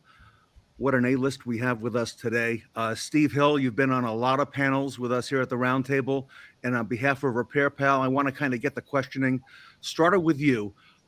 Steve Hill, effective labor rate, ELR as it's called. By the way, Shawn Kingrey reminds me that ELO, Electric Light Orchestra, was a band in the late 70s and early 80s. But effective labor rate, ELR, is a key indicator for understanding profitability. I want to talk about some successful strategies. What's been your success, Steve, when it comes to ELR and, let's say discounting and using that and keeping track of that? Because I know you've got a big operation with a lot of moving parts. Well, ELR is one tool, and by itself, it can give you skewed results. But if we're using it in relation to the hours per RO, into the discounting, et cetera, then it could be a really strong tool to measure how our advisors are actually performing. As far as RepairPal goes, I was astonished by how quickly we were able to get results jumping in all of these categories after bringing them on. What I noticed, you bring in a brand new advisor, they're selling everything, they're hot, they're ready to go. And as they start getting more and more information, now there's some hesitation. They maybe think, oh, that's a little too expensive. Oh, let me discount here. You start seeing some of the bad habits creep in. With RepairPal, we were able to just nip all that out, where it is a fair pricing. It's up there at my labor rate, no discounts needed. We're not gouging. We're right in the ballpark with what it's supposed to be. And now I started seeing the younger, less seasoned advisors building that confidence up, and discounting isn't an option. I don't have them coming and requesting, oh, can I give $20 off on this? Oh, this just seems a little out of the ballpark. No, they already have that confidence up front. And that to me was the biggest impact. It really helped with the customers in building that retention value. But as far as the effective labor rate, discounting, being able to measure what my advisors are doing, I have yet to find a tool that gives me all of that in one source. And Steve, I-10 Toyota, you've been RepairPal certified for quite some time now. Yeah, we've been with them for a few years, and I'm telling you, Ted, the change was drastic. We were seeing leaps and bounds, and And our service drive was very similar to others out here. We had about half that were seasoned and half that we were homegrown advisors that we brought up through our express program. And so having that difference from that other half, the impact was I can't say enough good about RepairPal. It was just amazing to see the scores all the way across the board as that confidence got built. Wonderful. Shawn Kingrey up in Madison, Wisconsin. Here we are, the middle of May. I know it's just beginning to thaw out there. I know you have some history. We've talked about discounting before. Your thoughts? Yeah, you know, and this does tie into what Steve says as far as discounting and RepairPal.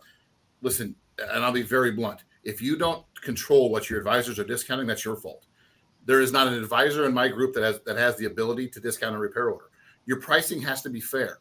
Don't let your advisors be Monty Hall and play let's make a deal. That's not what it's there for. They can't change a labor rate. You know, we have stores that have warranty labor rates of $220, guys. That's done by controlling your discounts and what your advisors have ability to do. Sell the job.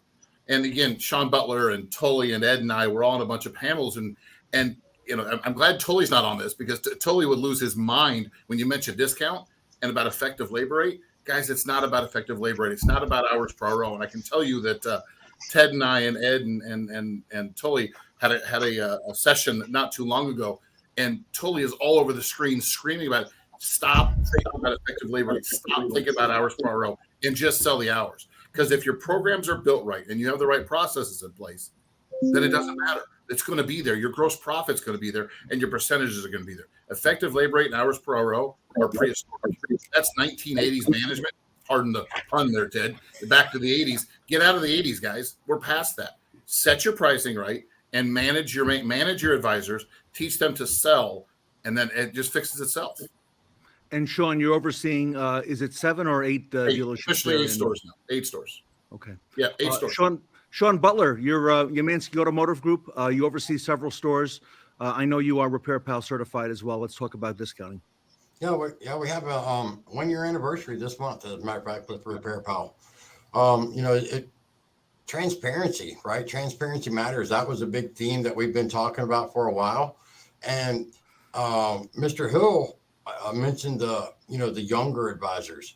What about your seasoned advisors that are kind of set in their ways and are resistant to when you, like Shawn Kingrey says, hey, you know what? It doesn't matter. This is the price, sell the job, right? So when they can go on there and they can see that measurement that it's going to be within a range of this to this, and we fall within that range, it takes away their argument and their apprehension about presenting the job. As far as effective labor rate goes, you know, it is just one piece of a metric that goes with hours per hour, the percentage of upsells, or I hate upsells, the percentage of sales, right, of recommendations. I don't like the word upsell. But at the end of the day, if you take away all the arguments, and it's a 100% no when they're scared to present, right? So if you're not presenting, you're not going to get any kind of extra business. And there's all kinds of different ways to measure it. But at the end of the day, every hour of labor that we bill out has a cost associated with it, whether it's the rent, whether it's the hourly guys in express, whether it's the oil, the disposal, all of those things. If you don't have anything left at the end of those labor hours, guess what? You're losing money. Yeah. Bad news, we're looking for a job. So effective labor rate does matter because it gives you things like you can afford some porters. You can afford a second shuttle van, right? It gives you extra money in the bank, but it's not an end all, not by any means. Your percentage of sell-throughs is just as important as DLR or hours per RO, right? Tom Druzynski, before we get started, if you wouldn't mind, because your situation is a little different there in New York State, give us the lay of the land. How many dealerships, how many service operations do you oversee? And I would include, I guess, the collision centers in those numbers as well. It's roughly 40. We've got a number of dealerships pretty centrally located within Western New York. So it's about 160 miles from between our two furthest stores. But on top of that, we've got our own Napa franchise, the body shops, vehicle accessories. We've got truck shops. We've got standalone quick lanes. So we've got our own key business, so we try to do as much in-house as we can. Wow. Talk to us about discounting. I can't imagine how you keep track of that on such a big scale, Tom. I'm lucky enough to have a team that helps track those things for me. But the biggest thing I think with advisors, getting them to understand that they're the value, right? As leaders, our job is making sure that our pricing is correct. We don't always have to be the lowest. We used to position ourselves in the middle, but somebody said something once to me that's stock and said, "Hey, somebody has to be the leader." It doesn't have to be crazy, but it's okay if you are the top priced in your market, as long as you present a value to the customer for that price that demands that price. I like to think that, within the dealership worlds, we have the best service advisors. We give them the best tools. We have all of these products to help our customers and be transparent. The advisors, I teach them, you are the value. You're the reason the customers come back. When you start to give those discounts, all that you're saying is that, you're devaluing the product. You're devaluing the service that we offer and saying that, hey, it's not worth what we're charging for it, so I'm going to give it to you less. And then conversely, the other side are those the longtime advisors that give the good guy discounts. This is a customer that's been coming back forever, and those are the ones that really need to understand you're the value. You're the reason that customer is here. Be the value. Take care of them, do everything for them, but you don't have to do it through discounting the services. Steve Hill, Tom sounds a little bit like you, and like a little bit like Art Shaw over at RepairPal, in that it may not be the low price or the high price, but it's Steve Hill, it's the fair price. And that's what it comes down to. It's got to be fair. And Tom said it great. As leaders, that's our job. Now, cannot stress enough the devaluing what we do. And it's up to us. Are we setting the expectation with our people? Are we presenting the value to them of what it is that they're bringing out to the table and to our guests? And the minute we start just hacking away at the pricing, there's no need to. And we just devalued what it is that we offer. I agree. Frank, you're with one of the most respected automotive group names in the country, the McGrath name. Talk to us a little bit about discounting and how you see that.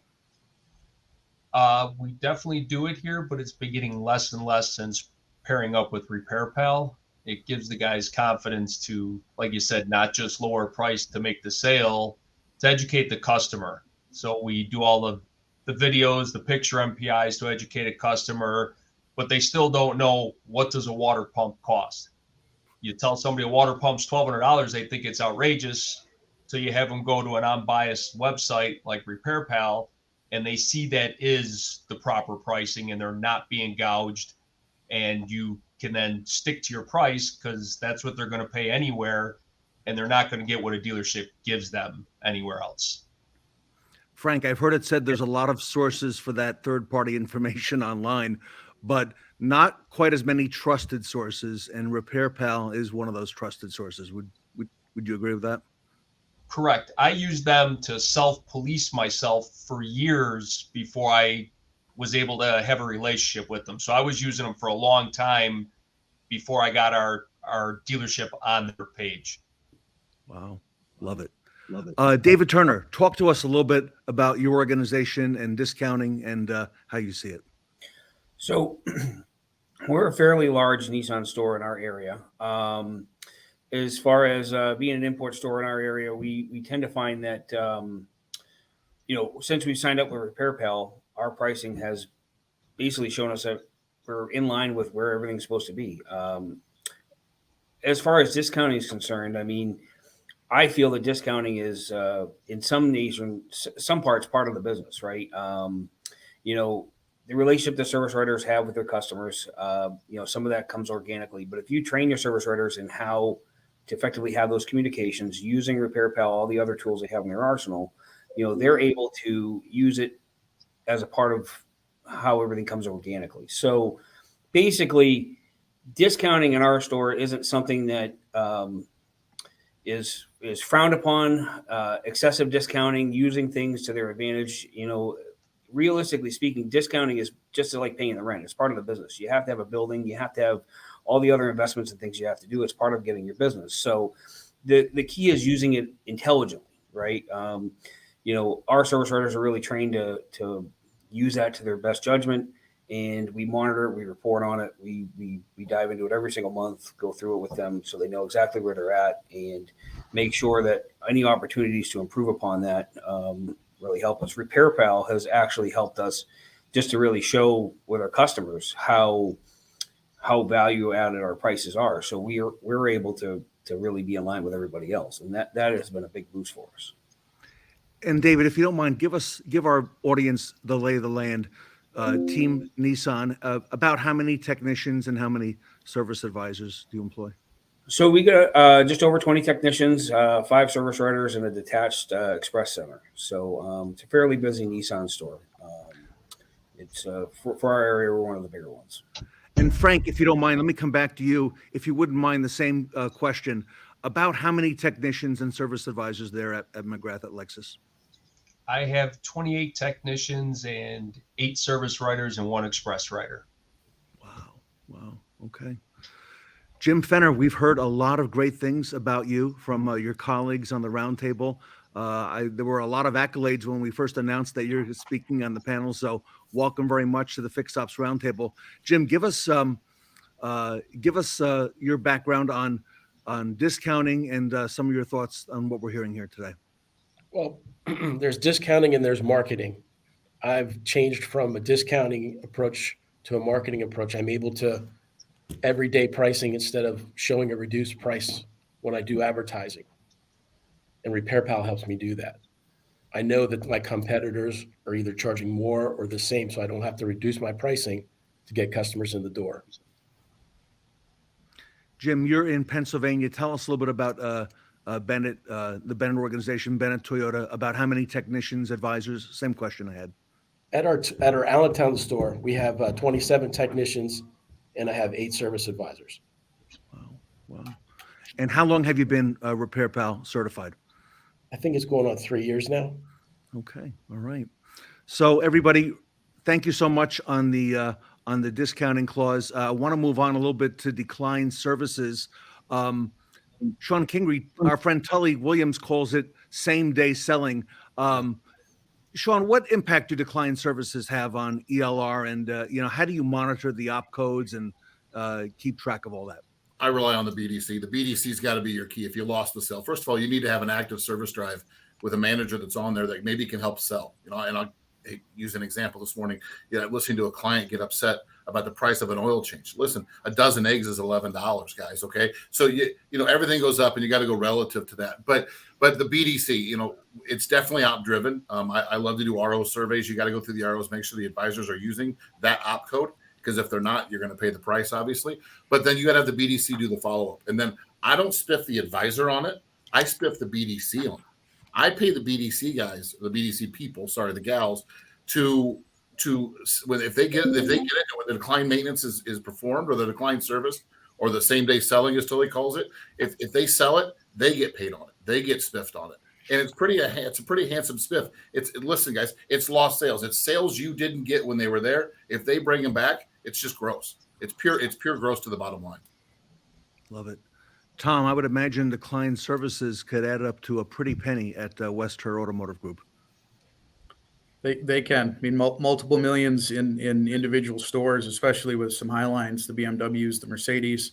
One of the key targets that we're looking at this year, with the way that the market's been, the tires, right? Retention, that we know in this business, that 80-80 rule, it's still close, where 80% of the people buy tires from the first place it recommends, and then 80% continue to do service where they purchase the tires. Those numbers, I think, have fluctuated a little bit, but that's still been the rule of thumb for many years. Tires for us this year, the decline services on the tires are going to be one of the biggest things that we're focusing on. With the lack of new cars over the last few years, we've got so many customers that have purchased used cars, and those used cars have demanded a premium. Our feeling is that the customers in those used cars are going to stay in them a little bit longer than they would traditionally. So for us, focusing on catching that tire sale, either at the store or, again, same day, setting up programs where we're gonna make contacts. If that customer, those tires were yellow in June, in September or in October in Rochester, we need to be contacting those customers because they're going into winter with unsafe tires. So making sure we've got a plan for those. I mean, we sell 60,000 tires a year, but there's still probably another, 60 to 90 opportunity that's out there on top of what we sold. Great point. And you're right. I know those two words, lake effect, up there between Buffalo and Rochester, have a big impact. Starting in late October, right up until about just now. Okay, David Turner, talk to us a little bit about decline services and how you see it there. I mean, our decline services are pretty much automated. I mean, we have a good quality multi-point tool, so any decline service is really monitored. We use X-Time, so typically they follow up via email over a course of I think it's a 30-day follow-up. Our BDC department does a 30 and 45-day follow-up with the customers as well. We have a fair amount of success with it, but that's really processed in for us. So I don't view it as additional growth or anything like that. A lot of our customers, for budgeting purposes, especially the way everything's going, they need that additional time. So if you let them know about their brakes or tires prematurely, 6-8 months down the line, those people are coming in for those repairs, when they're ready. And, we're structured to really, we're not trying to sell today's visit and not visits in the future. So, the old adage, you can shear a sheep, it's a tire life, but you can only skid it once, right? So it's more about showing people how to get through the next 6 months, the next year of their car, and any decline services that are important items. The BDC is ready and able to follow right back up on them. They have all the same tools with, RepairPal, all those other items to really make sure the pricing is accurate. And, it just works for us. Having a good tool is really what makes all the difference. Okay. Jim Fenner, we're going through a lot of the winds of change now in automotive retail, right? This year, 23 is not quite the same as it was last year, especially on the front side of the dealership. And there's a lot of focus, it seems, now on fixed, on service and parts. Jim, what's your focus on decline services? How do you do it? And if so, how does RepairPal enter into any of that as well? Well, ours is pretty much automated as well. Use Reynolds and Reynolds, and then they'll automatic marketing will go out about missed services and decline services, and then RepairPal just validates the pricing that we're giving is accurate. Okay. And how do you use RepairPal there? It's a transparent tool, but is that a BDC? Is that a service advisor? It's a service advisor. The service advisors present it. Okay. All right. Cool. Steve Hill, I didn't get to ask you about the number of technicians and advisors. I know you and I've had that conversation before, but for today's panel, give us a little background on that. Now we are at 14 advisors and 1 in training, and we have 43 technicians. Wow. Decline services at I-10 Toyota, Steve. Very similar. We have X-Time as well, so we have it set up on an automated schedule there, but try to get both the advisors and the BDC involved.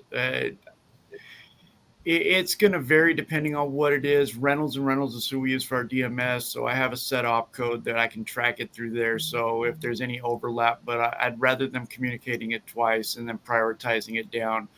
But our win back has been fantastic, and we're trying to come up with new ways to figure out how to get the BDC more involved. I'd love to talk with Shawn more about that SPIF program.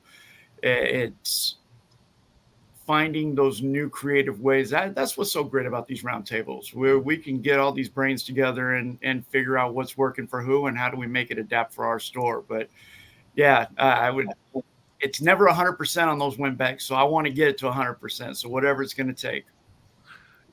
If you don't mind, Steve, talk to us a little bit more about those win backs.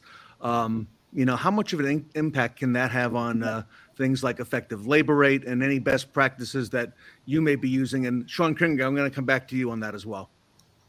Well, it's twofold. One, we're going to be getting that guest back into the door to be able to establish the relationship. Somebody touched on this earlier. The biggest value that our advisors have is selling themselves. The guest is going to see it as they're going to Toyota. They don't see it as I-10 Toyota or the Toyota down the street. They see it as Toyota. Now, once they get here and they build that rapport with that individual advisor, now that relationship is there. They're going to come in, see that person's on vacation. Oh, I'll be back next week. So we want to sell the value of the experience with that particular advisor. I always joke, it's like Baskin Robbins. I got 31 flavors. So if somebody doesn't work for you, I've got somebody else that we can match you up with. But that to me is how we develop the win back, both on the additional service recommendations and on guests that maybe we lost that we're out there spending all this money trying to conquest. Let's build a relationship with them. Let's find out who is it going to be, the psychology behind our business to being able to bring them back down. Shawn, I might as well come back to you here. Talk to us a little bit, maybe without getting too much in depth on that SPIF program. What prompted you to do that, prompted you to include the BDC on that? I know you recently took over this group, having been with another group, a much larger group in the recent past as well. Correct. And the idea is, and I agree, it is all about the advisor relationship with the client. And I understand that there's a timing bit and there's some bit and there's all things, and they have to be able to financially afford it. But again, I'm a firm believer, we're not recommending anything that isn't needed, obviously. I mean, that goes without saying. So if we recommended brakes or tires or some sort of a maintenance service, those are services they're going to get done somewhere. If they need tires, listen, it might as well be here. We know we're competitive. We've got it. RepairPal helps us with all that. We know that we're competitive on brakes. If you don't do it, Just Brakes is going to do it down the street.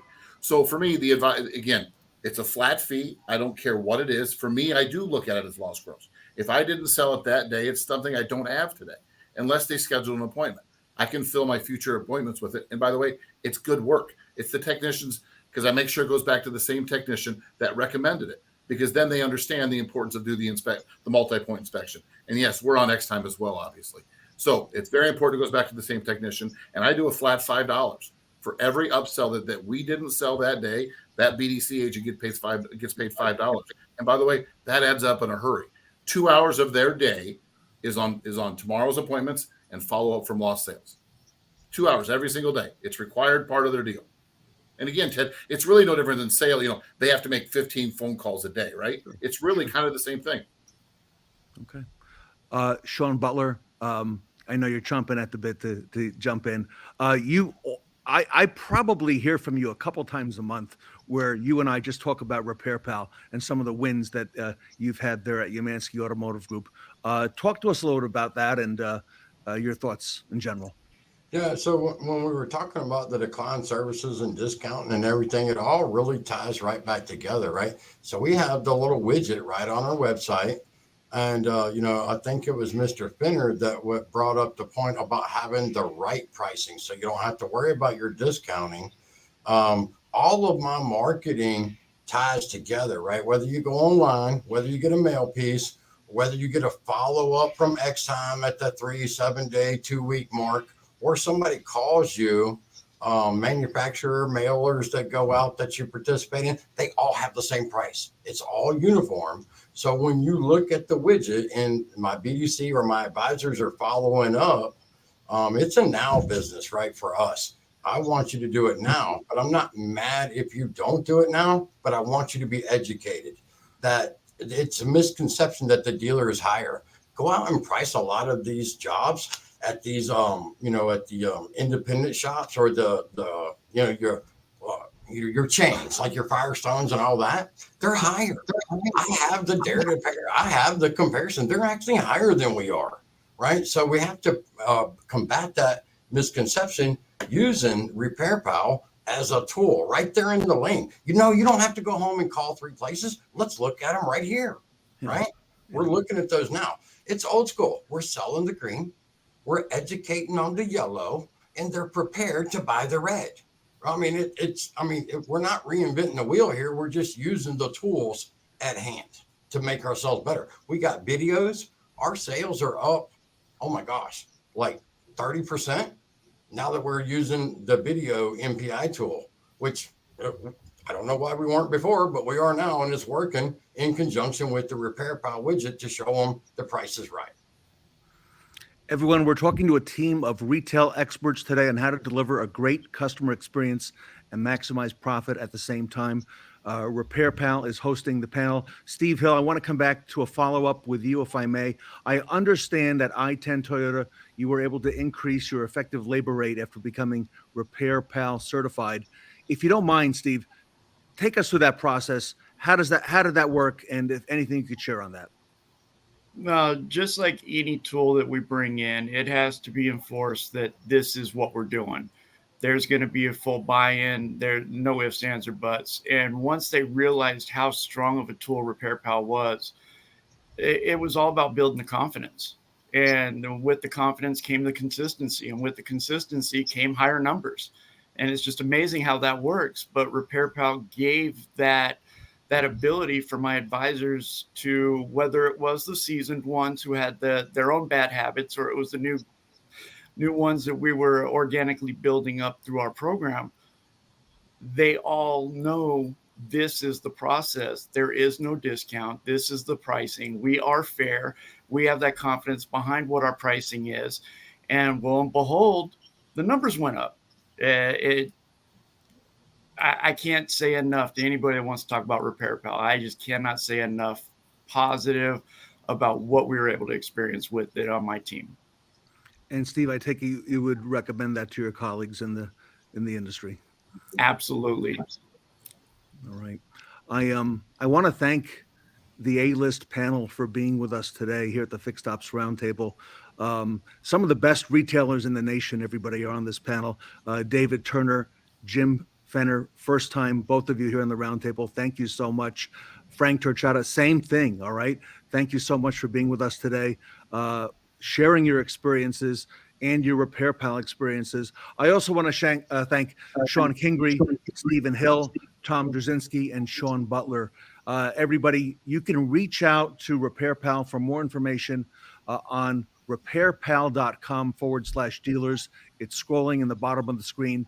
These gentlemen are all available if you have questions in the chat, or if you want to go ahead and message them here, through the roundtable. Again, repairpal.com/dealers. I want to thank RepairPal for hosting the panel. I want to thank the A-list panel. Everybody, the RepairPal panel here today, back at the 80s at the Fixed Ops Roundtable. Automotive repair is one of today's biggest necessary expenses. It can throw a consumer's budget into a tailspin. With 3 out of 4 customers going online to research prices, how can a dealership best position itself for success online and show that they are fair priced? That's where RepairPal can help. Each month, millions of customers trust RepairPal and our Fair Price Estimator to find high-quality auto repair at prices they can feel confident about. Customers input their vehicle information, select a service, and get an estimate range for their location. Estimates are calculated with regional labor rates, in addition to OEM and aftermarket parts prices. We don't compare facilities to one another in our estimator. Instead, we independently establish a fair price guideline that certified dealers abide by. Our estimator helps consumers understand what's involved in a repair and gives them the confidence to book an appointment at your dealership. What's more, you can include our estimator widget on your own website for third-party validation of your fair pricing. Learn more about our Fair Price Estimator at repairpal.com/estimator.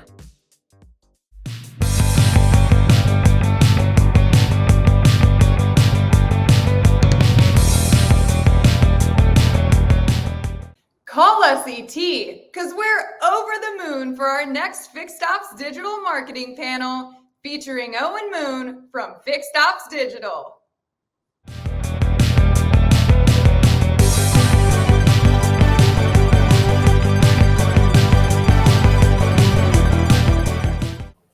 Welcome back to the 80s at the Fixed Ops Roundtable. It is time for the Fixed Ops Digital Online Service Marketing Panel. Nobody better to get things started with this esteemed panel than Owen Moon, the CEO. Owen, welcome back to the roundtable. Hey, Ted, how you doing, sir? Great to be here. Great to be back. Super show so far. Obviously, back to the 80s. Pretty exciting stuff. And look, I even dressed up for the occasion. So I almost didn't recognize you, Owen, but I do recognize the panel. I'm going to let you do the introductions, and I'll come back and see you towards the end. So, Owen, the show is all yours. Yeah, absolutely. Got a great panel today. Some are returning panelists from our last online service marketing panel, but got a new face here. So I'm going to kick it off. Why don't everyone just kind of give a quick intro of who you are and who you're with and kind of what you do for the organization, starting with Jeremy. All right, my name is Jeremy Stevens. I'm the Fixed Operations Director at the Heister Automotive Group in North Carolina. All right. Thanks for being here, Jeremy. And you are the director. How many stores are in your group? We got 4 dealerships, 2 Chryslers and 2 Chevrolets. Okay, cool. Glad you could join us today. And returning for another panel here, April Simmons. April, tell everybody give everyone a little. They don't know who you are. Give everyone a little bit of feedback. April Simmons. I am the corporate internet and marketing director for Horn Auto Group. We added 2 more locations last week, so we're up to 15. Wow, that's crazy. Good work. You guys are dominating the Arizona market for sure. So thanks for being here.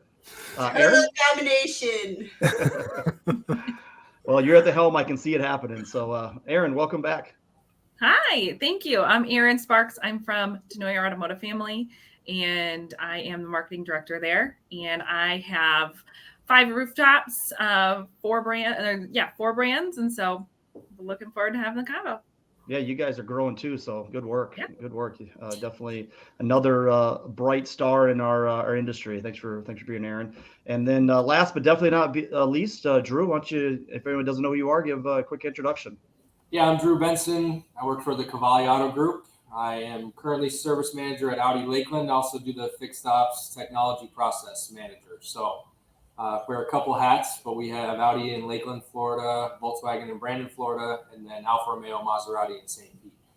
Also, awesome. Well, thanks for joining us again. I know you're a return panelist on our panel. So, obviously, as we kind of move into some of the questions I had for you guys, or some of the discussion points I wanted to talk about, one of the things that Fixed Ops Digital has really focused on over the last 4+ years here is sort of helping dealerships evolve their service marketing, not necessarily moving away from those retention-based strategies, direct mail, email marketing, looking at certain lists and customer in your database, that are, either at a defection point, that type of thing. I think there's still great strategies and things that dealerships should definitely focus on, but really taking what we've sort of learned and seen work from the sales side and moving that to the service side with digital. And so obviously a lot of what we talk about is, sort of those strategies and how we can help dealerships, sort of evolve their websites and their online presence and that type of thing. So a lot of the discussion points that I want to talk about today really kind of wrap around that. And I think where I want to start is really looking at the different profit centers. I mean, in the past, we've really been focused on service and discounting, couponing, that type of thing. I think what we're seeing with our client base and what I'd like to maybe get some feedback from you guys on is, the different profit centers. You've got tires, you've got accessories, obviously you've got parts, both retail and wholesale, and then you have even some collision opportunities for some of the stores that have body shops and things like that. So let's start with Erin. Erin, why don't you give me a little bit of maybe if you guys are doing anything from a marketing standpoint to kind of really attack some of those other revenue opportunities inside those departments. Yeah, from a tires aspect, we really look at how can we be as upfront about pricing and information, because at the end of the day, we know that our competitors, the ones that can do it quick, are the ones that are the most upfront about pricing sometimes. And I think that that's a really big downfall in the automotive dealership world, is that we've made it essentially harder for our customer to get the same information. And a lot of the times we have better pricing, or at least match the pricing with a lot better service and a lot more experienced staff. And so we've got to really support the things that we do well and the people that we have and the assets that we have with being able to accurately communicate the opportunity that the customer has to work with us. No, that's a good point. I mean, obviously getting that information out there has always been a challenge from the website standpoint. And I think, starting there is always a great first step.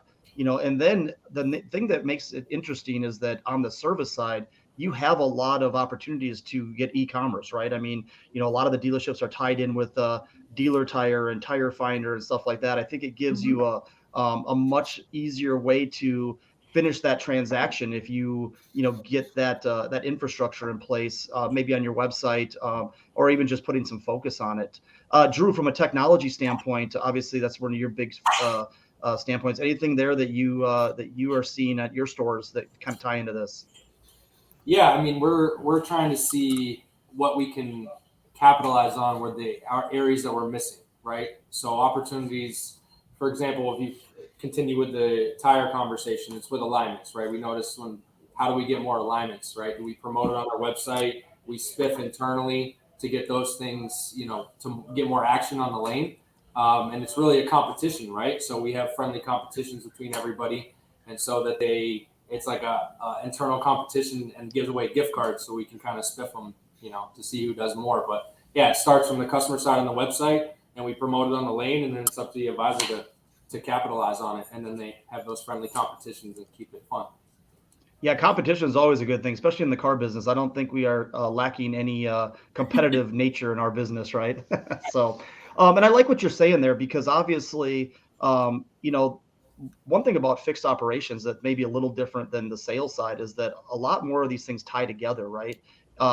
You talked about alignments. That has nothing to do with tires at the high level, but it has everything to do with tires, in that if your vehicle's not properly aligned and you're not keeping your vehicle in good working order there, it's going to affect other parts of the vehicle, and tires are a big part of that. So I think that educating customers on why alignments are important, and not only how it affects the vehicle, but how it affects other areas like tires, are really important. Jeremy, what are you seeing from in the trenches as a fixed ops director? Are your stores starting to really focus on these other profit centers, or is it like some stores where they just are a little understaffed and don't have a lot of time to kind of put that focus on, or what are you seeing? So we have started a good run at it.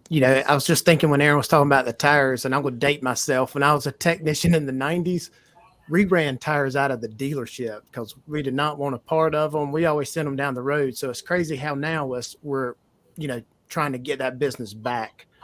And the same thing when you spoke at our conference a couple months ago, when you started talking about, the internet and doing this, promoting the service, it's kind of, people didn't get it. And it's crazy how it's starting to come through, but we're actually trying to start to use our software. That's the number one thing we have it. And, we're communicating with our marketing team to let them know it's like, hey, these are our dead times in service. And I'm not looking for the heavy mechanical. It's just like y'all were saying, the tires, the alignments, the little quick, fast, easy service that kind of helps us on our side. Well, and that's a good point. And we know that, people are hanging on to their cars longer. So, they're going to need those tire replaced, where maybe if they were leasing, or I had a lot of friends over the years that have traded, like clockwork every 18 months. Well, it doesn't take 18 months to usually go through a set of tires. So you're never having to invest in that. Well, now we are. Same thing with accessories. If people want to keep hanging on to their vehicles longer, obviously they want to personalize it. A lot of times people are like, hey, I might not be able to buy a new car today, but now I can go out and put some accessories on it and sort of give me that refresh of that's almost like new to me again. And I think more and more of that's happening. So, as an industry, we're definitely trying to lead that charge, but I think there's so much more that can be done. Kind of moving on, April, and I think it ties into this, from a communication standpoint. Obviously, it's one thing to be able to promote and advertise and that type of thing, but the other way is to be able to actually communicate it to customers in a way that makes sense to them. What are you kind of seeing from a communication standpoint that could maybe be either working, or that you could see, being more of a focus?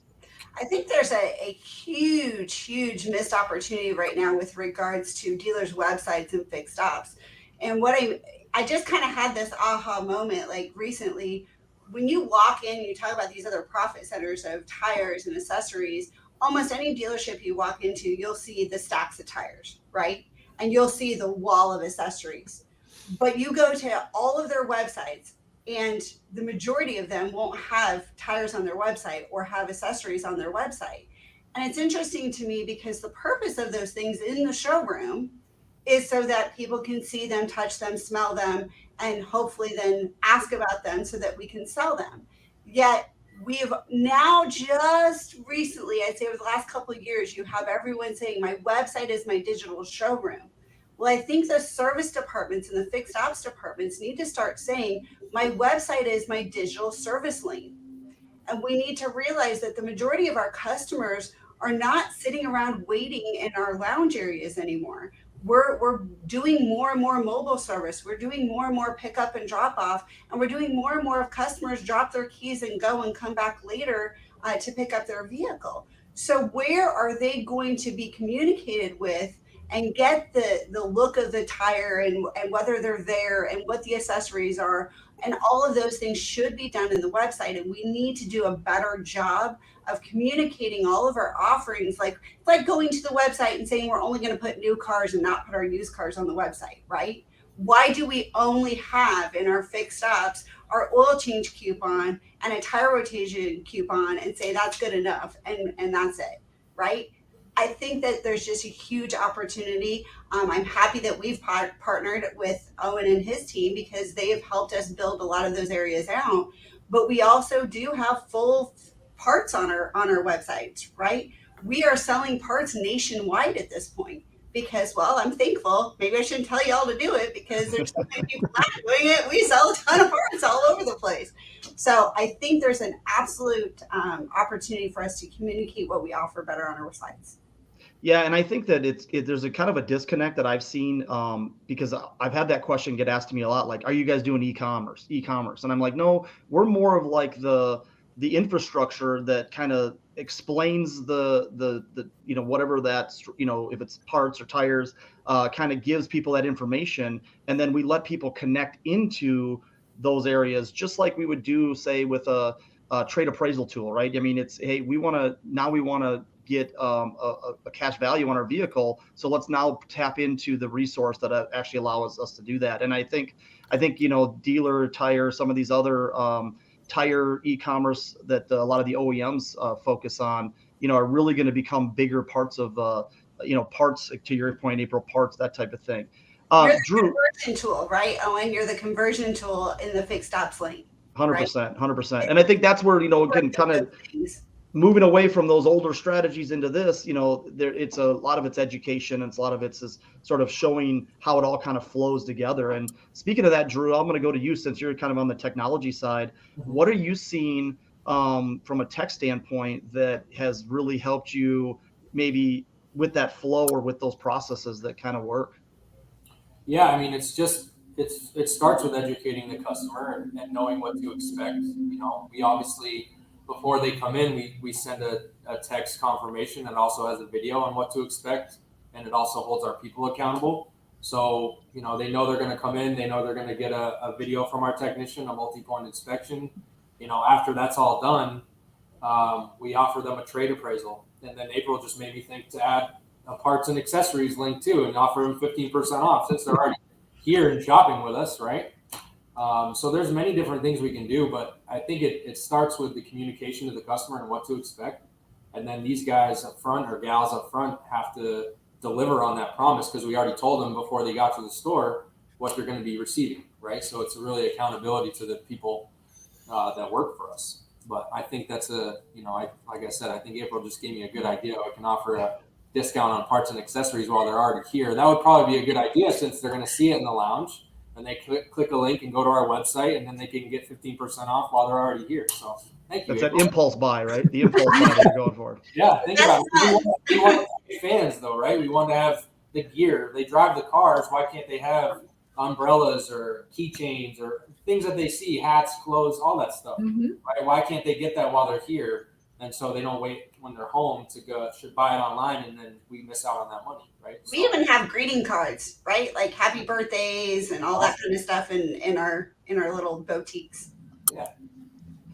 Nice. Well, one thing that I want to kind of, I'll move to Erin on this. We talk a lot about getting information out on the websites and all that, but it actually is much more than just getting offers, right? I mean, one of the things that I saw the other day was, I believe it's Ford is now mandating mobile service. So what are some things that you're seeing that are like, sort of evolving trends inside your brands or inside your fixed operations departments that would be a good place, if you have a good infrastructure on your website to put this type of information. What are some things that you're seeing out there that are maybe new to the market over the last couple of years that maybe weren't there before?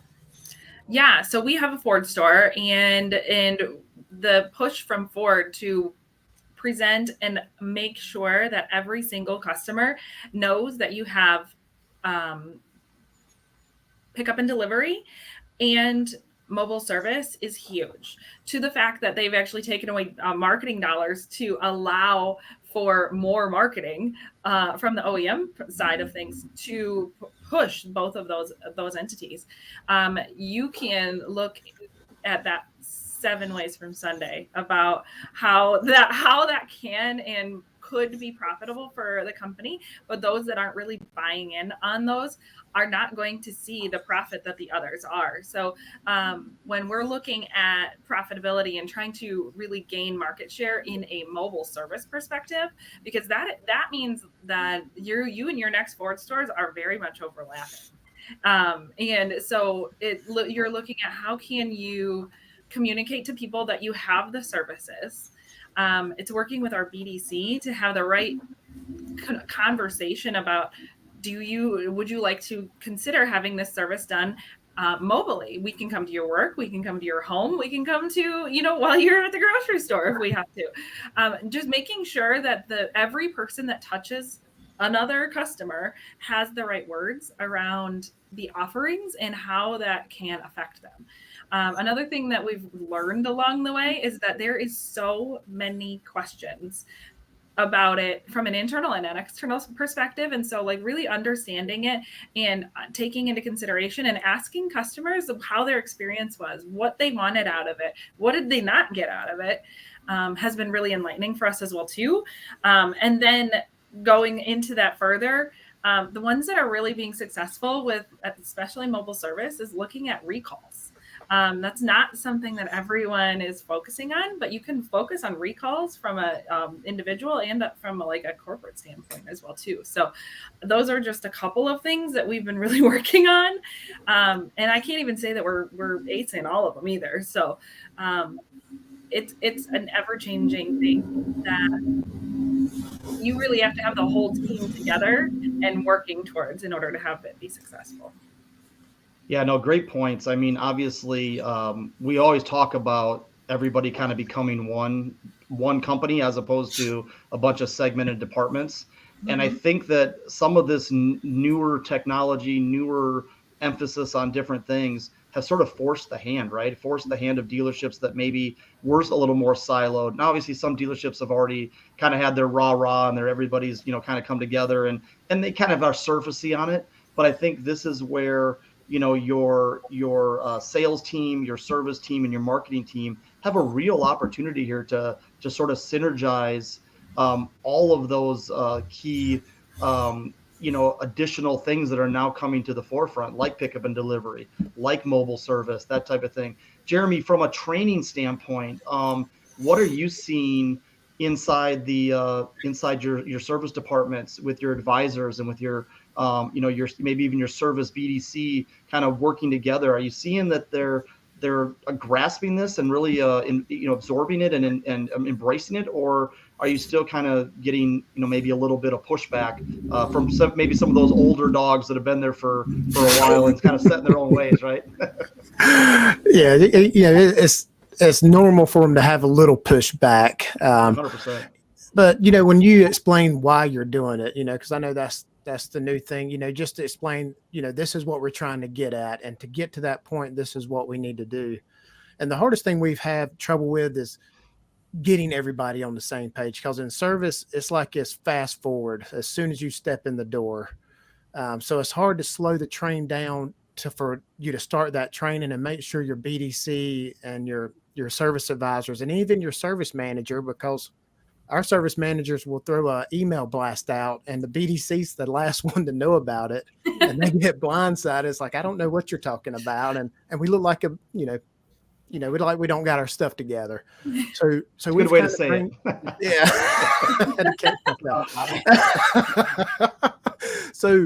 So what we had to do is kind of restructure our meetings where we have a meeting the same time every week. And in the beginning, we didn't invite BDC because they're kind of, I'm sorry, but they were tucked in the back room and they're out of sight, out of mind. But as soon as we pulled them out and got them participating in the meetings and, they felt like they had a voice and they were talking, it's like, oh crap, we've missed a whole section of our business. These are the most important people because they're handling hundreds of phone calls every day and they should know everything about the service and stuff. So we're doing a lot better job getting everybody together on that same page. Absolutely. Well, and I've seen that a lot, just more training, more process. I think it's also a great time to, while you're doing training on process and you're doing training on customer service and all that, it's also a great time to talk about your technology and your marketing, because a lot of that is older strategies in a lot of cases that have never evolved with the rest of it. So what a great time to be in this side of the business. Obviously, Ted Ings and this roundtable has put a huge spotlight on other opportunities and from everything from training to product to marketing, that type of thing. But I feel like more dealerships that I talk to right now are really focusing on the training aspect. And I always tell them, don't forget about the technology, don't forget about the marketing as you're doing it, because I think it all ties together. April, quick question for you on recalls. I know Erin mentioned it quick, but I was reading something last week, and I think in 2 days, 140,000 Volkswagen Atlas owners and like 500 and some thousand Honda CRV owners, got the word that they had an open recall that just got announced. This is a trend that I don't see going away. I feel like it's getting worse in a lot of cases. What are you seeing? I mean, obviously from all the different brands you have, are you seeing that this is an issue? Are you seeing that the OEMs are doing enough, or is this something that the dealerships really need to sort of, put in part as part of their strategy as well? It massively has to be part of our strategy, and it really all boils down to the communication and then how you can execute. But I'll give you a perfect 2 things on recalls. Number 1, we had a massive issue when we started marketing via text message to, hey, you've got an open recall, call us so we can schedule. And you want to talk about floodgates. They couldn't handle the phone calls. So much so that we actually had one of our stores, we burned off, like people were getting busy signals because it was that bad. Oh, wow. So we learned a lesson, and now we communicate open recalls in a trickle, right? So now we only do a percentage every day, and it's a slow trickle of the people that we're going to communicate with, so that when they do call us, we can actually handle and schedule those recalls that need to come in. But one of the more proactive things, and I think in order to effectively communicate going forward, whether you're talking service or sales, we have to do it in a much more proactive fashion. Because here's the issue. It's fine for the BDC to communicate because that's a human talking to another human. Or if you don't have a BDC and it's still your advisor that's the person communicating, that's fine. But go look at your website. The most clicked on page on any website out there, and I promise this, is schedule service, which means the majority of your customers are doing this on their own with no communication, no proactiveness. And then when they show up at the store, and now it's like, well, I came in for this, and you've got me doing this, and now we have a disconnect there. We have got to figure out whether we're utilizing technology or we're utilizing people, how to more proactively have those conversations. So if a customer schedules an appointment for an oil change for 2 days from now, I can see that appointment. Can we proactively call that customer now and say, hey, Mr. Customer, by the way, you also have an open recall that will extend your time here, but do we want to go ahead and take care of scheduling that now? And if we transition it proactively, then we don't have a, overpromise, under-delivery experience when the customer actually comes in. And that's something I'm seeing a lot of is, again, we're forgetting that a lot of these things are not happening in the traditional way, and people are doing it on the website themselves. And we've got to figure out a way to communicate so that we have a good experience at the dealership.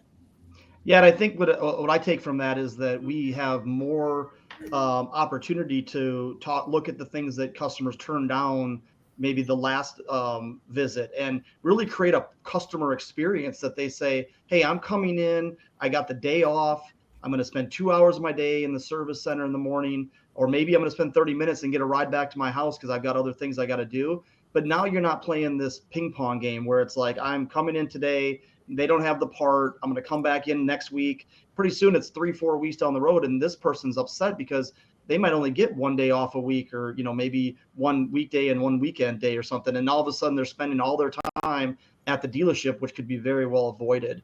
So I think that's where I feel like most dealerships that I talked to a few years ago was kind of like, how do I automate all this? And I think now people are starting to realize that automating it might not be the best answer in every case, that type of thing. Drew, what are your thoughts on that as far as, not only recalls, but just, from a standpoint of utilizing technology to create that customer experience per se? Yeah, we have a handful of recalls that the minimum is 5 hours. It's either a software update and the manufacturer is working on trying to get it faster and give us a better time to get it done. There's also fuel recalls where we have to, run the car for a certain number of hours. So it's time consuming stuff, but how do we utilize our strategies with pickup and drop off or Uber or whatever it may be to then satisfy them? Some people will wait. They want to wait for 6 hours with their laptop in the lounge. How can we make sure their experience is good, But at the same time, when their car's in the shop and we're doing these recalls to the customer, they're free, right? But then how can we do a safety check and a good multi-point inspection and a good tech video to then wow them to see that they came and they're not just doing the recall, but they're getting value out of it, right?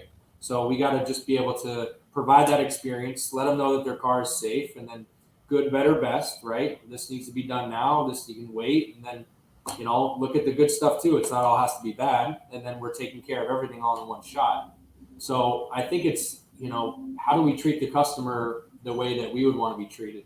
How do we deliver that experience and give them a good digital process that there's no questions? They click links, they view things easily, they give you instant feedback, and then they interact with everybody in the store. They're going to see the cars in the showroom, like April said, the accessories. There's a lot of different stuff we can all do together, and it's open communication with the whole store, right? And I think Jeremy had a good point, is getting everybody involved, having everybody be on the same page is key, because then we all have the common goal of getting to the next level. And that's what's important. And it starts with the customer. And Erin had a good point too with the feedback. We always send a text message the night of the repair order closing. Hey, how was your experience?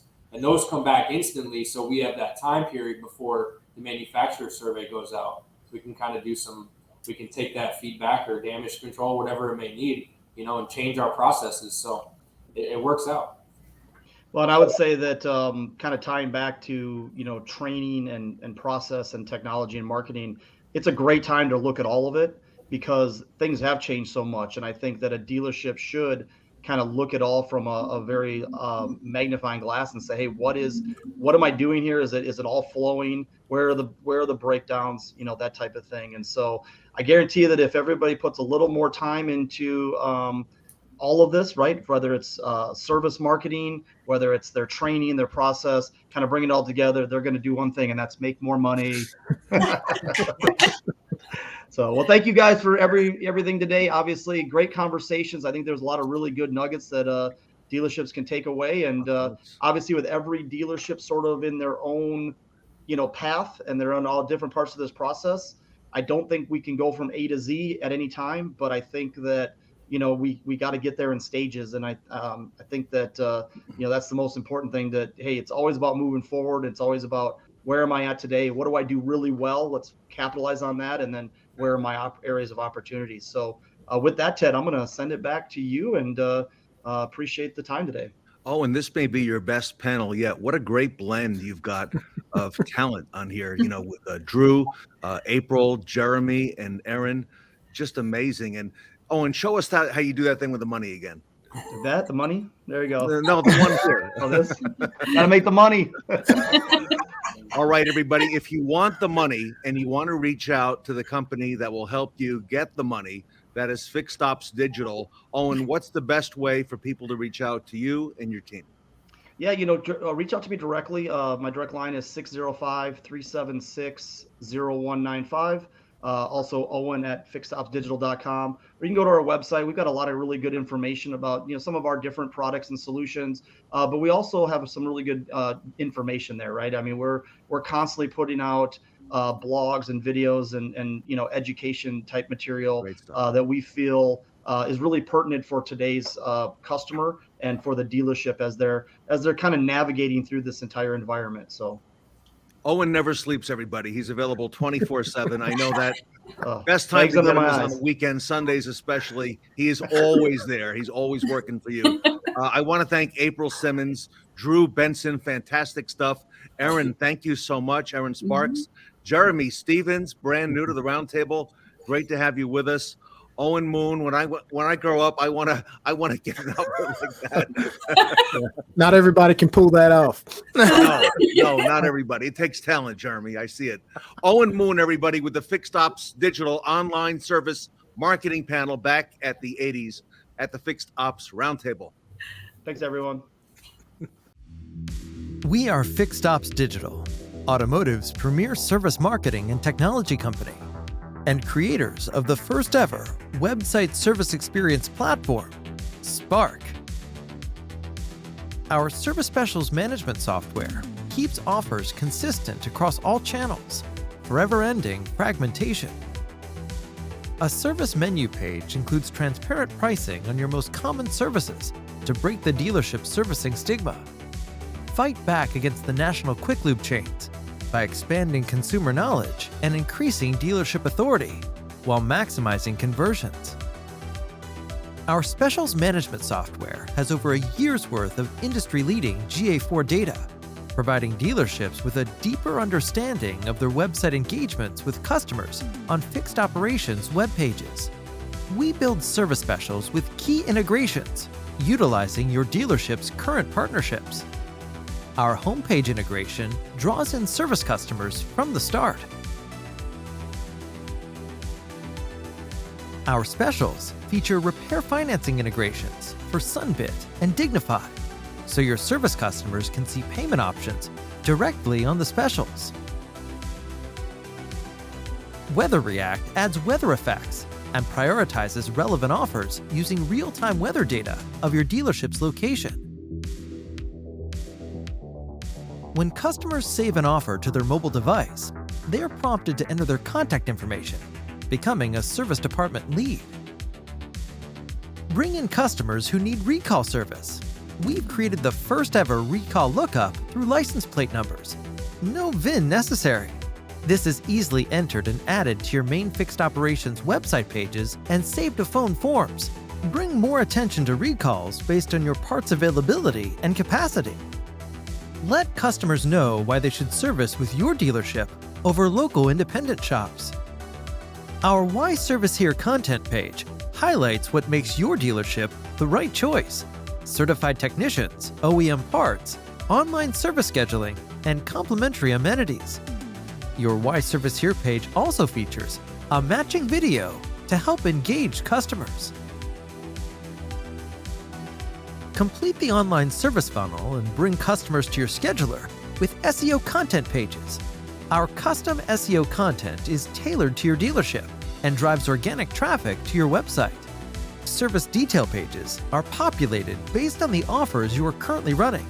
These pages feature layouts designed for maximum conversions utilizing variant testing. Connect your fixed operations departments to Spark, the industry's first website service experience platform.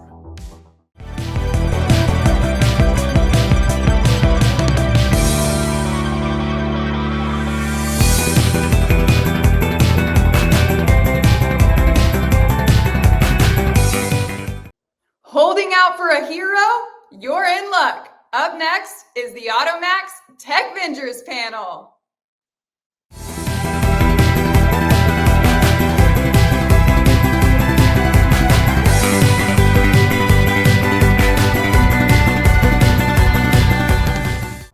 Welcome back to the 80s at the Fixed Ops Roundtable. It is time for the AutoMax Tech Vengers panel. None other than Joe Lockard, the owner of AutoMax Recruiting and Training, is here to lead the way. Joe, welcome back to the Fixed Ops Roundtable. Yeah, thank you, Ted. Great to be back. Excited to get started here and jump back in where we left off last time. I see all of our friends, Marco, Mike, Shawn, Tully. It looks like they're ready for the 80s. And Tom Druzynski, our newest tech venture from West Her, is here. Welcome, Robert Miggs and Ann Lister. Joe, I'll let you do the formal introductions. I know you like to do that, and you got some great stuff for us tonight. So I'll step out of the way and let you get going. Appreciate it, Ted. All right, welcome everyone. And yeah, for anyone joining us for the first time, I want to just go around the room here, introduce everyone. And I do want to start with you, Tom. Tom Druzynski, first time on the panel. I appreciate you joining us, Tom. Thank you for having me. Yeah, absolutely. Tom's Director of Service Operations, West Her Automotive Group in Western New York, correct? Yes, sir. Awesome. How are things in Western New York this time of year? Just starting to warm up. Nice. Yeah, I'm originally from Northeast Ohio, and it's a pretty short summer window up there. Yes, it is. Even shorter spring. You get like a week of spring, then you launch into summer, and then it's right back into winter. And then more snow. Right. All right, sir. Well, thanks for joining us. Excited to get your take on all our exciting topics here. Marco Zwanenberg, our technician in the stars. What is up with you, brother? How are you? Everything is great, Joe. How about yourself? How you doing? I'm good, man. No complaints. Marco is automotive technician, 21 plus years, currently in Naples Luxury Auto Imports in Naples, Florida. Always doing his thing on social media and LinkedIn. You still taking your photographs, your sunsets? I try to, but I'm living the Tully life. I come home rich and tired. So there you go. And speaking of Tully, thanks for joining us as always, Marco. Speaking of Tully Williams, what is up, Tully Williams? Good afternoon out here on the West Coast with my good friend, Mr. Michael Weldon. We're doing great. I can't wait to talk about techs. Without techs, what? We can't sell any hours. With those techs, we want them to do what? Go home rich and tired, my friend. Rich and tired. That's right. I always love your energy. Appreciate you being here. Tully, of course, is the Fixed Ops Director for the Nilo Company out in Sacramento, California area. Thanks as always. And let's go to Mike Weldon down there with some fake hair. I'm jealous, man. What is up, Mike Weldon? Hey, I dug it out of the closet somewhere. I thought I had something. I couldn't let Tully and Shawn show me up. So yeah, right. I went halfway. So I just and I blew it. Now that I'm sitting here thinking about it, I dress up for Halloween for trick or treat with my kids every year. I could have went with the Don Johnson wig, Tom. I could have done the fake. I've got a mullet somewhere that'll shock everybody, but mullet would have been awesome. You should have done that. Yeah, I appreciate being invited back to this forum. I think it's essential that we really hone in on some of the finer details of retaining techs and building relationships. And I'm excited to be part of this group. Yeah, absolutely. Thanks for having us. And again, Michael Weldon is Fixed Ops Director for the Hansel Auto Group out in Santa Rosa, California. Thanks as always, Mike. Man, and here's Slash himself. Whoo, Shawn Kingrey. Look at you. What's happening? Hey, and a current and active client of Joe and the Automax Recruiting, by the way. Yeah, absolutely. Moved up to Wisconsin, Florida, right? Still using Joe and just transferred. It's funny when I moved up here, Joe said it's a little harder to recruit up here. But guys, we got Chicago up here. We're not that far away, and it does stop snowing for a couple months, so that's all right. Yeah. You lose the relocates a little bit. And I talk about that with my clients. I joke around because I am from Ohio. And I feel like I'm allowed to throw the Ohio example out there. I'm like, right. Yeah, it's tough to get people to relocate to Ohio. It just takes a tougher kind of person, right? But you get the seasons. It's funny. I did another panel and there was 4 of us on there. And actually Robert was on it too. And 4 of the people left Florida to other places in the last 6 months. Right. Look, so I personally, being from the Midwest, I can never live in Florida. I love Florida. I love visiting Florida. I have no desire to live in Florida. If I had a choice, I'm going to Madison, Wisconsin. That's just me. God bless you, Joe. Hey, can you turn wrenches? Can you turn wrenches, buddy? Yeah, you don't want that. I know a good recruiter. Yeah, you don't want that. Thanks, Shawn. And I love the get up. We didn't get into it there, but Shawn is VP of Fixed Operations for the Kaiser Automotive Group up in Madison, Wisconsin, and you're getting close to a year there, right? No, November 1st will officially be a year. Oh, was it? Man, feels like it's been a while. I know. You're telling me. Yeah. Well, thanks for joining us, and thanks for dressing up, man. Appreciate it. Robert Migliaccio, how are you, sir? I'm doing well, sir. How are you doing, Joe? I'm good, man. If anyone's not connected with Robert on Facebook, Robert plays basketball before work every single morning. It is the most impressive thing I've ever seen. Blew up his sneakers not too long ago. Yeah. I go the other way. I go to work tired and broke, so I'm doing the opposite of what everybody else is doing. It's impressive, man. I love basketball, and it's that's not something that you just go out there and it's not like golf, right? And I love golf too, but it's hard. It's a lot. And I'm doing my 80s theme here. I'm not dressed up, but I'm living the life as a starting off technician living in his parents' basement right now. So. Going with a general theme. I like it. Nice. Robert is service director at CMA Valley in Staunton, Virginia, doing a heck of a job down there. No joke. If you're not following Robert on social media, you should. He's got a lot of good stuff out there. Appreciate it. Thanks, Joe. Yeah, absolutely. Last but definitely not least is my friend Ann Lister. Ann, how are you? I'm great. How are you? I'm good. Thanks for asking. Appreciate it. What's new? Ann is service manager at Williams Auto Group, also in the Western New York region. What's new around your way? Yeah, upstate New York, a little doom and gloom, waiting for the sun to come out. So, Marco, I love your sunset pictures, and I hate them all at the same time. Hey. Vacation. I feel like you're probably due for a vacation, Ann. Am I right? I am so due for a vacation, but I don't know. Not yet. We're getting into our crazy season. Right. So, go home rich and tired, right, Tully? I get it. All right. So look, again, thanks everyone for being on the panel. Thanks for everybody joining us. We talked about a lot here. It's been probably a couple of years since we started doing these, and we dug in on so much, both from recruiting and retention. Michael, you mentioned retention, and I want to hit on that again. I know we talked about it last panel, and recruiting's great, right? Being aggressive, pay plan, the logistics of it, all that stuff that goes into landing a top flight technician is awesome. But if you're doing a great job with retention, that's few and far between. That's growth periods, and that's great. But if you're taking care of yours, it's much less of a problem, and you're hiring from a better place. So I want to focus more on retention today. And in particular, I want to talk about things that we're doing to connect with our technicians. And you hear a lot in the automotive industry about kind of, I won't call it a riff, but just the two separate entities of variable and fixed, and how different they can be. But at the end of the day, you're part of one team, you're part of one company, you're part of one dealership, and you have to make sure that your technicians understand that and feel that both personally and professionally. So I want to hear from you guys, because you got boots on the ground. You're the ones making sure that this is happening, and I'm sure you're going to enlighten everybody with some of the things that you've done to ensure that this happens at your stores. Marco, I feel like I always pick on you, but you are a tech, and I like to get your perspective on it first before we go around to some of our leaders and our managers.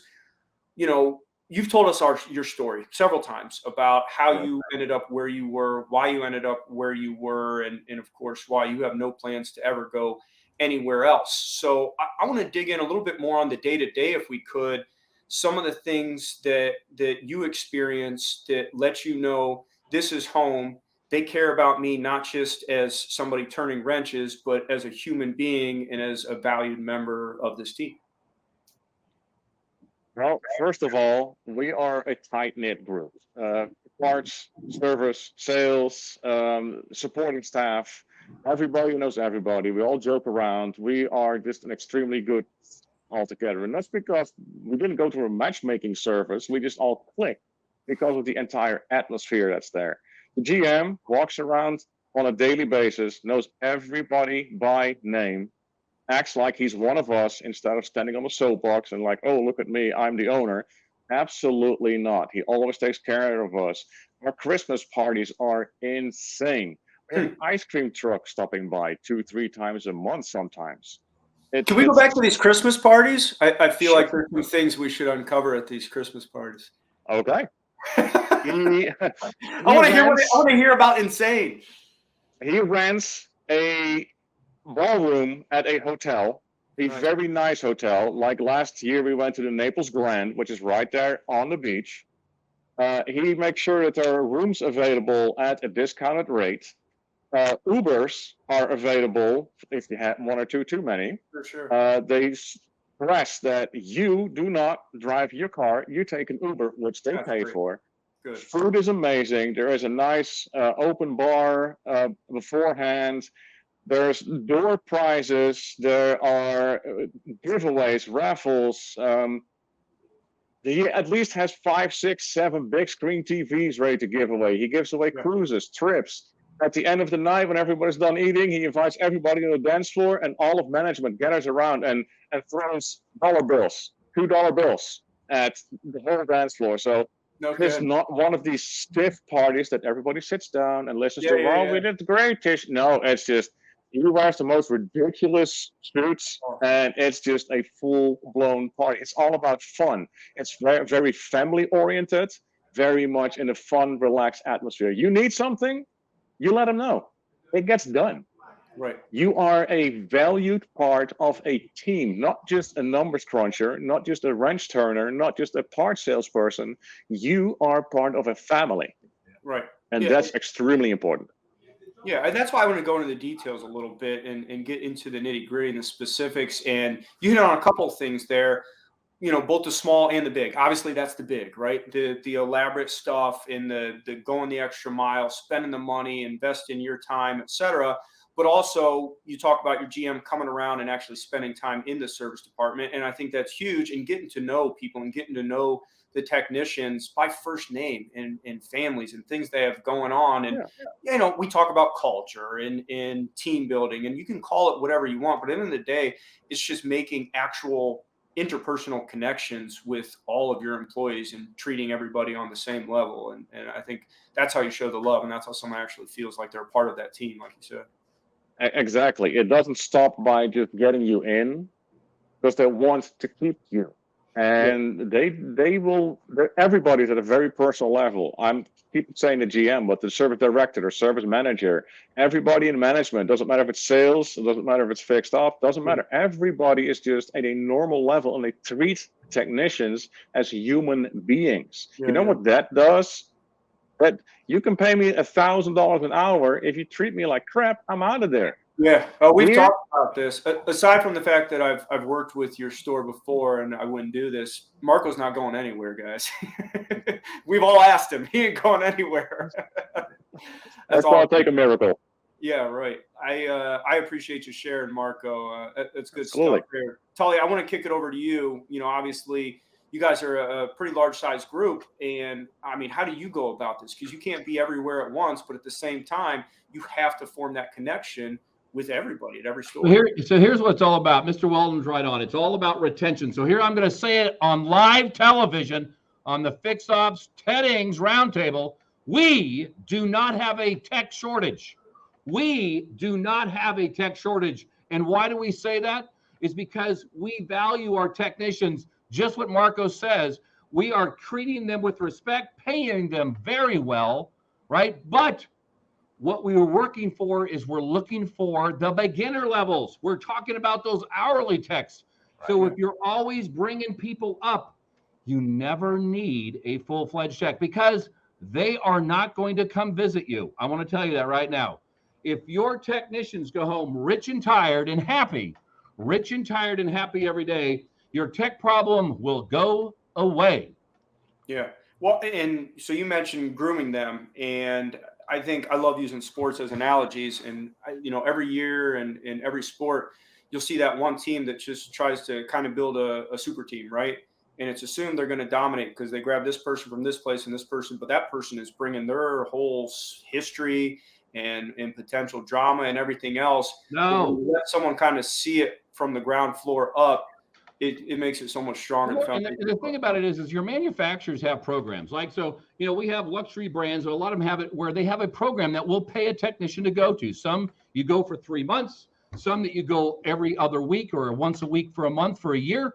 but we pay for that if the person passes the test. If he's going to go to a UTI or some other kind of program, come out and graduate, we make him an hourly technician, he proves himself, then we'll put him into the OEM program, which costs us a ton of money, but it is the best way to bring up a technician. We don't want a prima donna that I can make 4 million hours a day. I don't want that person that is going to disrupt the shop. I need a team player, and that's the reason growing up, because he becomes the culture of the store, and everybody's excited for that tech to go to the next level. We want to bring in beginners and make them superstars. And guess what we get to do? All of us in this room, we get to change this person's life forever. And that honestly is the most exciting thing ever. It's awesome. I'm hearing more and more of that. I'm in a nice spot where I get to hear it from all different parts of the country, big groups, small groups, independent shops. We're doing some work with an OEM right now, and probably, I don't know, 75% of their stores that I've talked to, it's that they're like, I don't want the OEM certified techs. I cannot have riffs and drama in my shop. I love the guys I have. So you bring me a B tech, and if they have the right attitude and they're going to fit in with our team and they get it and they understand the team concept, I'm hiring that person. So I'm hearing a lot more of that. Thank you, Tully. Appreciate it. Tom, I want to come over to you. So, I joke around a lot, and we were joking before the show here about some of the tough weather spots. And, Shawn and I joked around about you got to be tough to want to live in Wisconsin, want to live in upstate New York. And I'd imagine for you guys, because it is a little harder to pull people from outside of the market, retention and keeping that team together and making sure people want to be there for reasons other than money are huge for you guys. Sure. And retention is absolutely critical. The ability to get any sort of momentum going with a team. If you're constantly swapping out technicians, you never actually get that going. Sure. I think it's really simple. There are some small things, right? So if you walk through a showroom, if you walk into a service write-up area, you walk by the desk of a salesperson, right? Their name's on the desk. You walk by any office in the showroom or in the service manager's area, name's on the office. Your technicians, their bay is their office, right? So if you don't have a sign hanging proudly from the rafters with the name of that technician, who they are, so anybody that walks by in that dealership, instead of going, "Hey buddy, can you help me?" It's like, "Hey Marco," he's a person. He's got a name. Buddy's the worst. I can't stand Buddy. Buddy, can you help me out? You start with something very simple, like making them letting technicians understand that they're people. In my mind, technicians are rock stars. I always look at it. If you saw the original Monsters Inc., I always think of that scene when the scarers come walking out, and everybody's standing aside and they're all in awe of the scarers as they come walking out. That's the way that I feel like technicians should walk into the shop. Sure. Yeah. That's awesome. And it's funny because you keep saying small things, and then it blows your mind. You realize, hey, these aren't small things. This is the stuff that it takes to show someone that you actually give a crap about them and that they're a valued part of the team. Little things like that. It's nothing new, but it's just it's a small commitment to be able to do that, to think about it, and just show that you're thinking enough about them to make sure that everybody in that dealership, customers, salespeople, everybody knows who they are. Absolutely. Love it, man. Appreciate it. Michael Weldon, what, we talk about, and you're not sitting in the same spot. I wanted to talk about your guys, your culture crest that's usually behind you, and it's not there today. But we've talked about how, culture is great and using the word, whatever, but you're living the words. So you can set a culture and you can talk about it, but what are some of the things that you guys do to instill that crest in the culture and the mission statement that you guys have out there at the Hansel Group? Started off, Tom brings up a real good point. We have legacy signs that we put up in our technician stalls from the day that they start. And once we did that, it really changed the culture that they now feel part of the solution. I think we're, the industry, in my opinion, is in a crisis mode. And the reason that I think it's in a crisis mode is because we haven't done a very good job of building those relationships over the years with our personnel. The average technician, to Tully's point, the average technician now is 59 years old. those guys are going to be retiring, and we're not replenishing that because we're not inviting the young people in and building the culture. Ed made it. I was on a broadcast with Ed the other day, and what we have to do, those of us who have been in the business a long time, which I have been, is that we have to adapt to the new technician that's coming in. We have to adjust to their ways of thinking. To me, it's been exciting. It's allowed us to expand and then grow our business based on bringing these technicians up. And, I start at the bottom. Well, I call it the bottom, but I start, a valet that goes to a detailer, from a detailer. I've got technicians now that were my detailers. I got technicians that were my valets. Sure. And their success is my success. Of course. And the real thing that got me the other day is that, we have technicians that struggle. And when I get involved, it's usually because we didn't invest in them in a timely fashion to get them on the right course. So then you're in a crisis mode trying to get them to change their trajectory, and which we do a fairly good job of doing it, but it's a lot of work we didn't have to do if we built those relationships. Yeah. And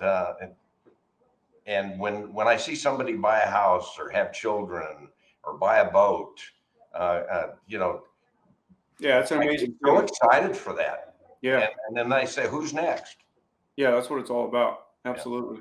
Yeah. I want to talk about the 59-year-old techs for a while, because I think it plays into what you and Tully both talked about on bringing in the younger guys, how you're treating those guys that are nearing the end.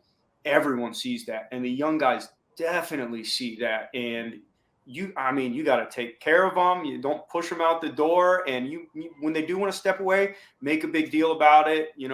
Do big gestures, small gestures. Just let them see what the future looks like when you stay with us for 15 Got to years. connect with them. Yeah, absolutely. Got to get around and say hi. Absolutely. Thanks, Mike. All right, /Kingrey over there. What are your thoughts? I know we've talked about this, and man, I can't believe you've only been with the Kaiser group for 4 or 5 months here. But we talked about how you're going to have to come in, and obviously, you wouldn't have joined them if you didn't already feel great about who they are and the culture that they've set up. But you've been given a lot of leeway to come in and do things the Shawn Kingrey way and run the fixed ops department for a lot of stores in the way that you see fit. What are maybe some changes that you've come in, or some things that you've tried that they weren't doing before? It's funny because Robert and I were on a panel earlier, and I got to tell you, this kind of ties into that. It's almost a spinoff of this one, because to be very honest, I get more feedback on this panel than I do any other panel. Oh, and nice. Well, we talked a lot about it, guys. If you don't have an intimate, and when I say an intimate relationship with your technicians and your staff, and today's other panel was supposed to be about parts, whether it was or wasn't, it spun off into technicians and parts in its own direction. But if you don't have an intimate relationship with your staff, you will fail. I promise you. Yeah. I won't tell you, it might have been my previous group, but I got accused. They said, Shawn, you're everybody's friend. You know what? I'm going to pull a Tully Williams. You're damn right I am. Wow, I love that. Absolutely. And I can tell you there's people on this panel, Robert and Ann and Tully, and obviously Marco, I use his name a lot, and Mike and Tom, great to have you on here. And obviously, Joe, you and I, you're damn right you make friends in this business. And the people that are making you the money, if you're not friends with them, you will fail. I can tell you, and Joe, you and I have had this conversation, and I'll be careful what I say because Ted cut me once when I said it, but I know every one of my techs, I know their wives' names, but I know their kids. You've got to know everything about them. If you don't, what do you expect? Somebody else is going to. And I use this, and I'll stop quickly here, I promise. But I use this as an example. My big store that was in Fort Walton Beach, Florida, that was our big Chrysler store. Back before Marco jacked everybody's rates up and killed everybody, I used to say you could walk in and tell everybody, you could offer them $50 an hour and they wouldn't leave because they were loyal to you because you were loyal to them. But now, thanks to Marco, it's $75 and $100 an hour. But it goes to the same thing. For that kind of money, they won't leave. And I tell the story, coming up here, and there's a dealership that had a horrible culture, went through a buy-sell, wasn't great. I took the manager, 2 writers, and 5 technicians from one store.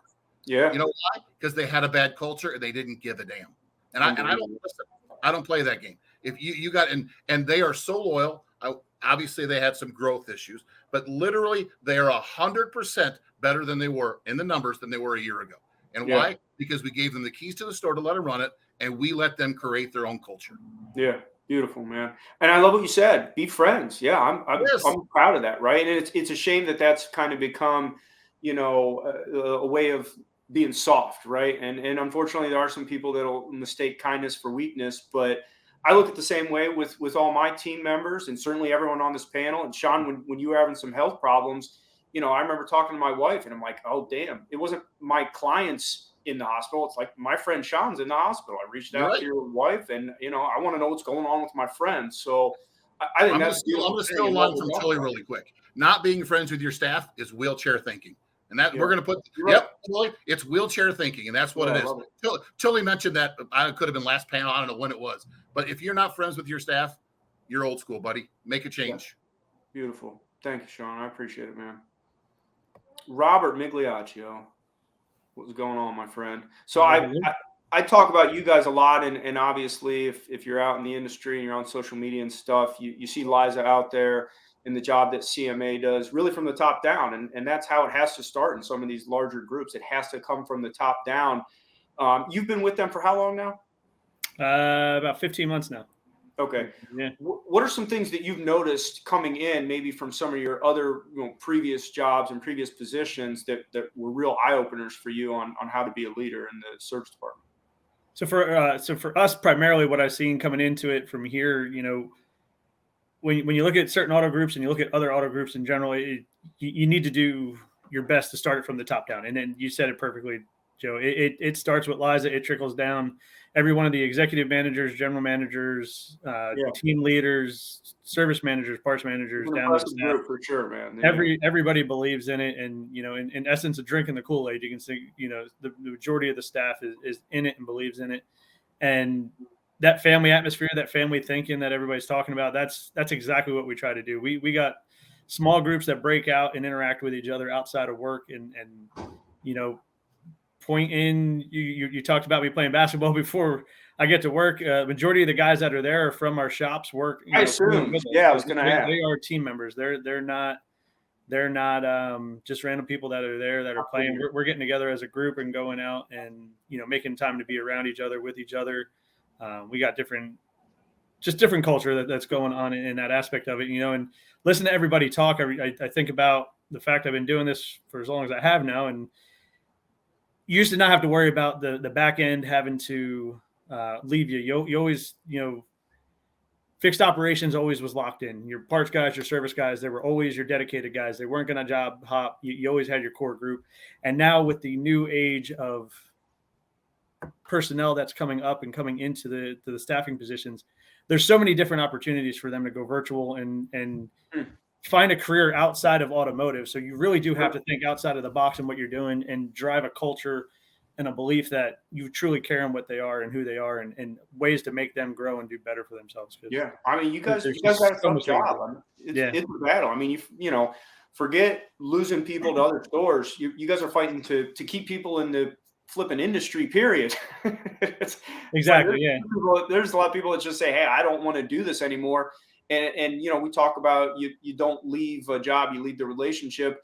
I don't think you leave an industry, you leave the emotions and the feelings that you get from being a part of that industry. And if you feel like you're disrespected, you're treated like crap, you're going to go find something else to do.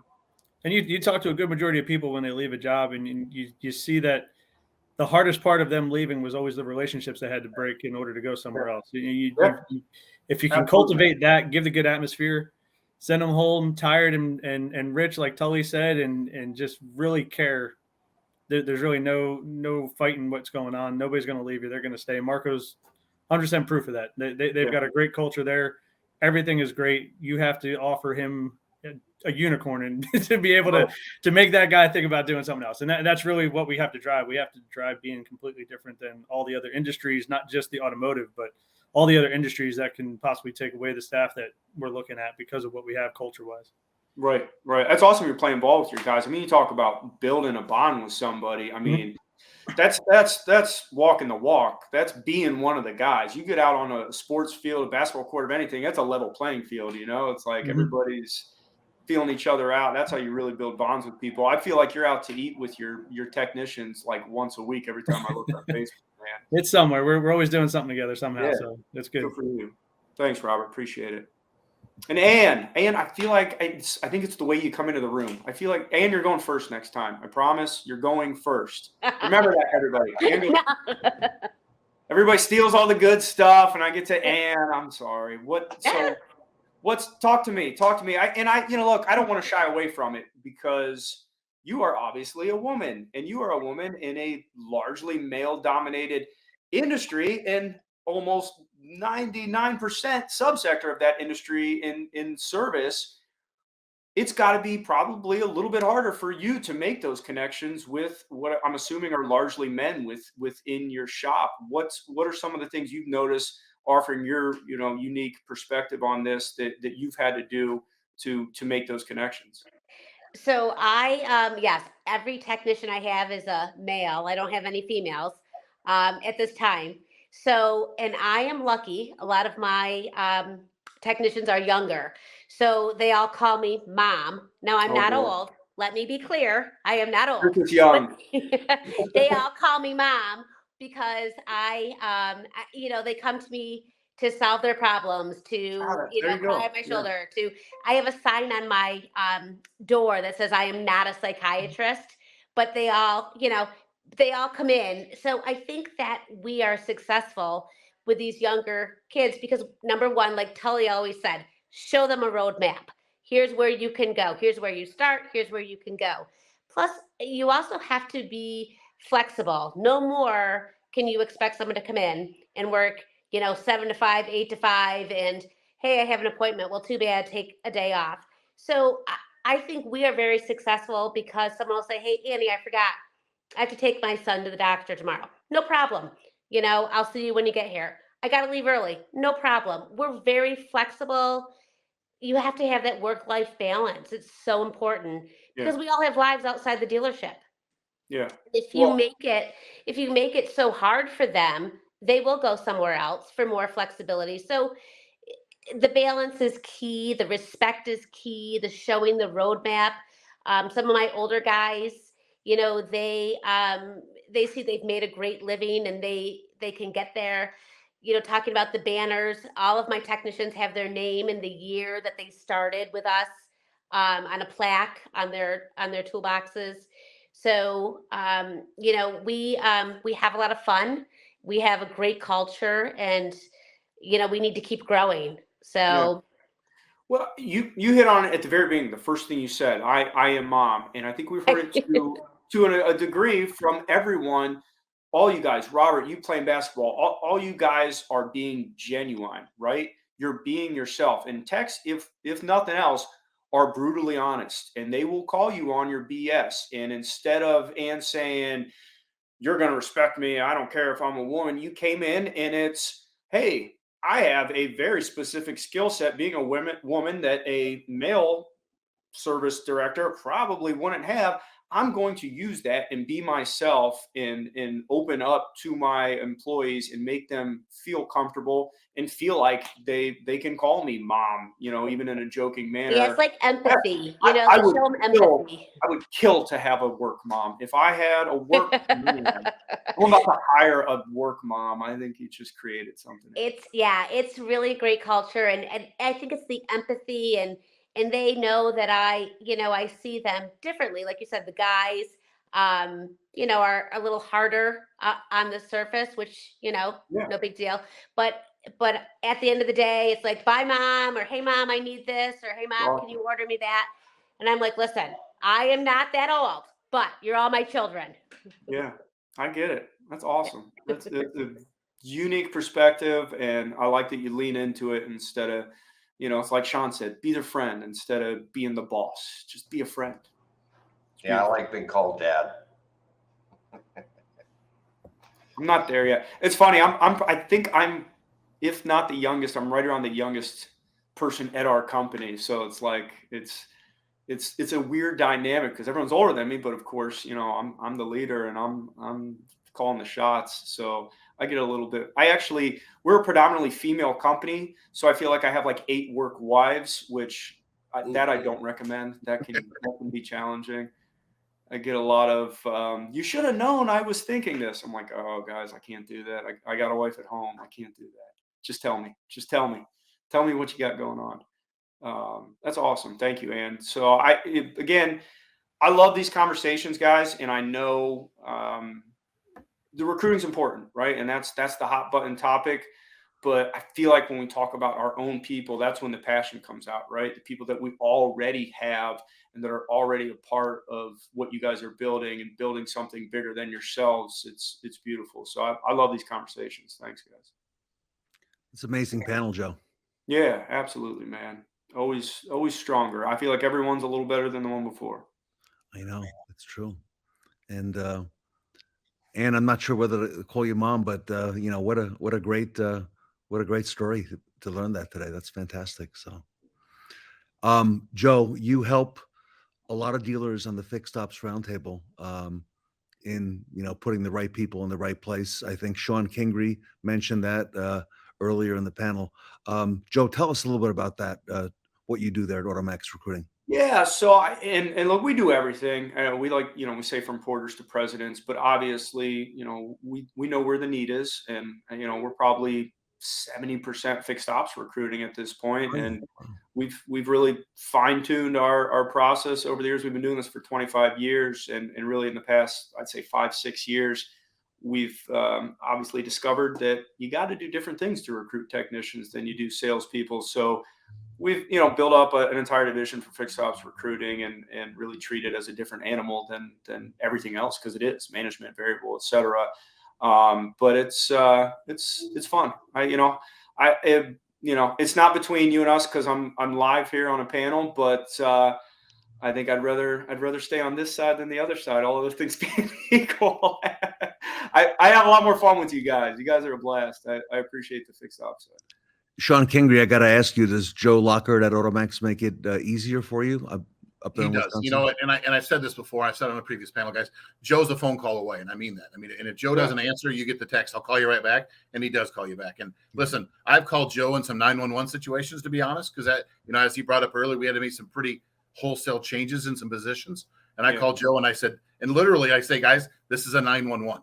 And Joe knows what that means. And so does the staff. And they're very responsive. I appreciate it. I love it. What a great panel. Joe Lockhart, Automax Recruiting, a great resource for the industry. You can see Joe's email scrolling at the bottom here. Automax Recruiting is a big part of the Fixed Ops community, Fixed Ops Roundtable. We're very grateful to you, Joe, for all that you do. Marcos Wannenberg, you are right. We have lunch together and look what happens, right? So all this comes about. So I think we're due for another lunch, Ted.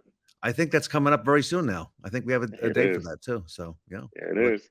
And it's going to be back in the same town, Orlando, right? So about that. You know what? Back to our roots, buddy. Yeah, looking forward to that. Mike Weldon, thank you so much for all you do. Amazing stuff. Shawn Kingrey, wow, as always. Love the hair, by the way. Love the shades too. Tully Williams, Tully, rich and tired, man. That is the theme here. So I love it. So God bless you, Ted. Yep. God bless Tully Williams. Tom Druzynski, thank you so much. West Her Automotive Group, thank you for being part of the Fixed Ops Roundtable Tech Vengers panel tonight. Thank you for having me. Great stuff. Robert Miggs, Carter Myers, thank you. Our keynote speaker here at the event this week, and Ann Lister from Williams Automotive Group. Everybody, the Tech Vengers panel brought to you by Automax Recruiting, here back at the 80s at the Fixed Ops Roundtable. Thank you. It used to be that finding the right talent for your car dealership could get a little hairy. Maybe you were just looking in the wrong places. But now that's all changed. At Automax Recruiting and Training, we've helped recruit, screen, and place over 180,000 retail automotive professionals in every department. Along with our robust in-person training programs, with Automax, you'll be pushing the hire button in no time. Automax Recruiting and Training. Any other retail automotive talent search is positively primitive.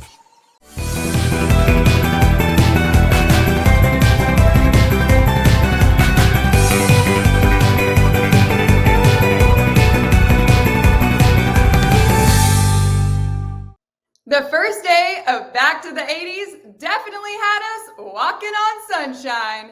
The Fixed Ops Roundtable sure does know how to make the automotive industry totally rad. Don't forget to vote for our Best Practice Awards that will be announced at the end of the event. Thank you for joining us today, and stay tuned for day 2, where we will continue our journey back to the 80s. And make sure to pack your hairspray and maybe even a pair of roller skates.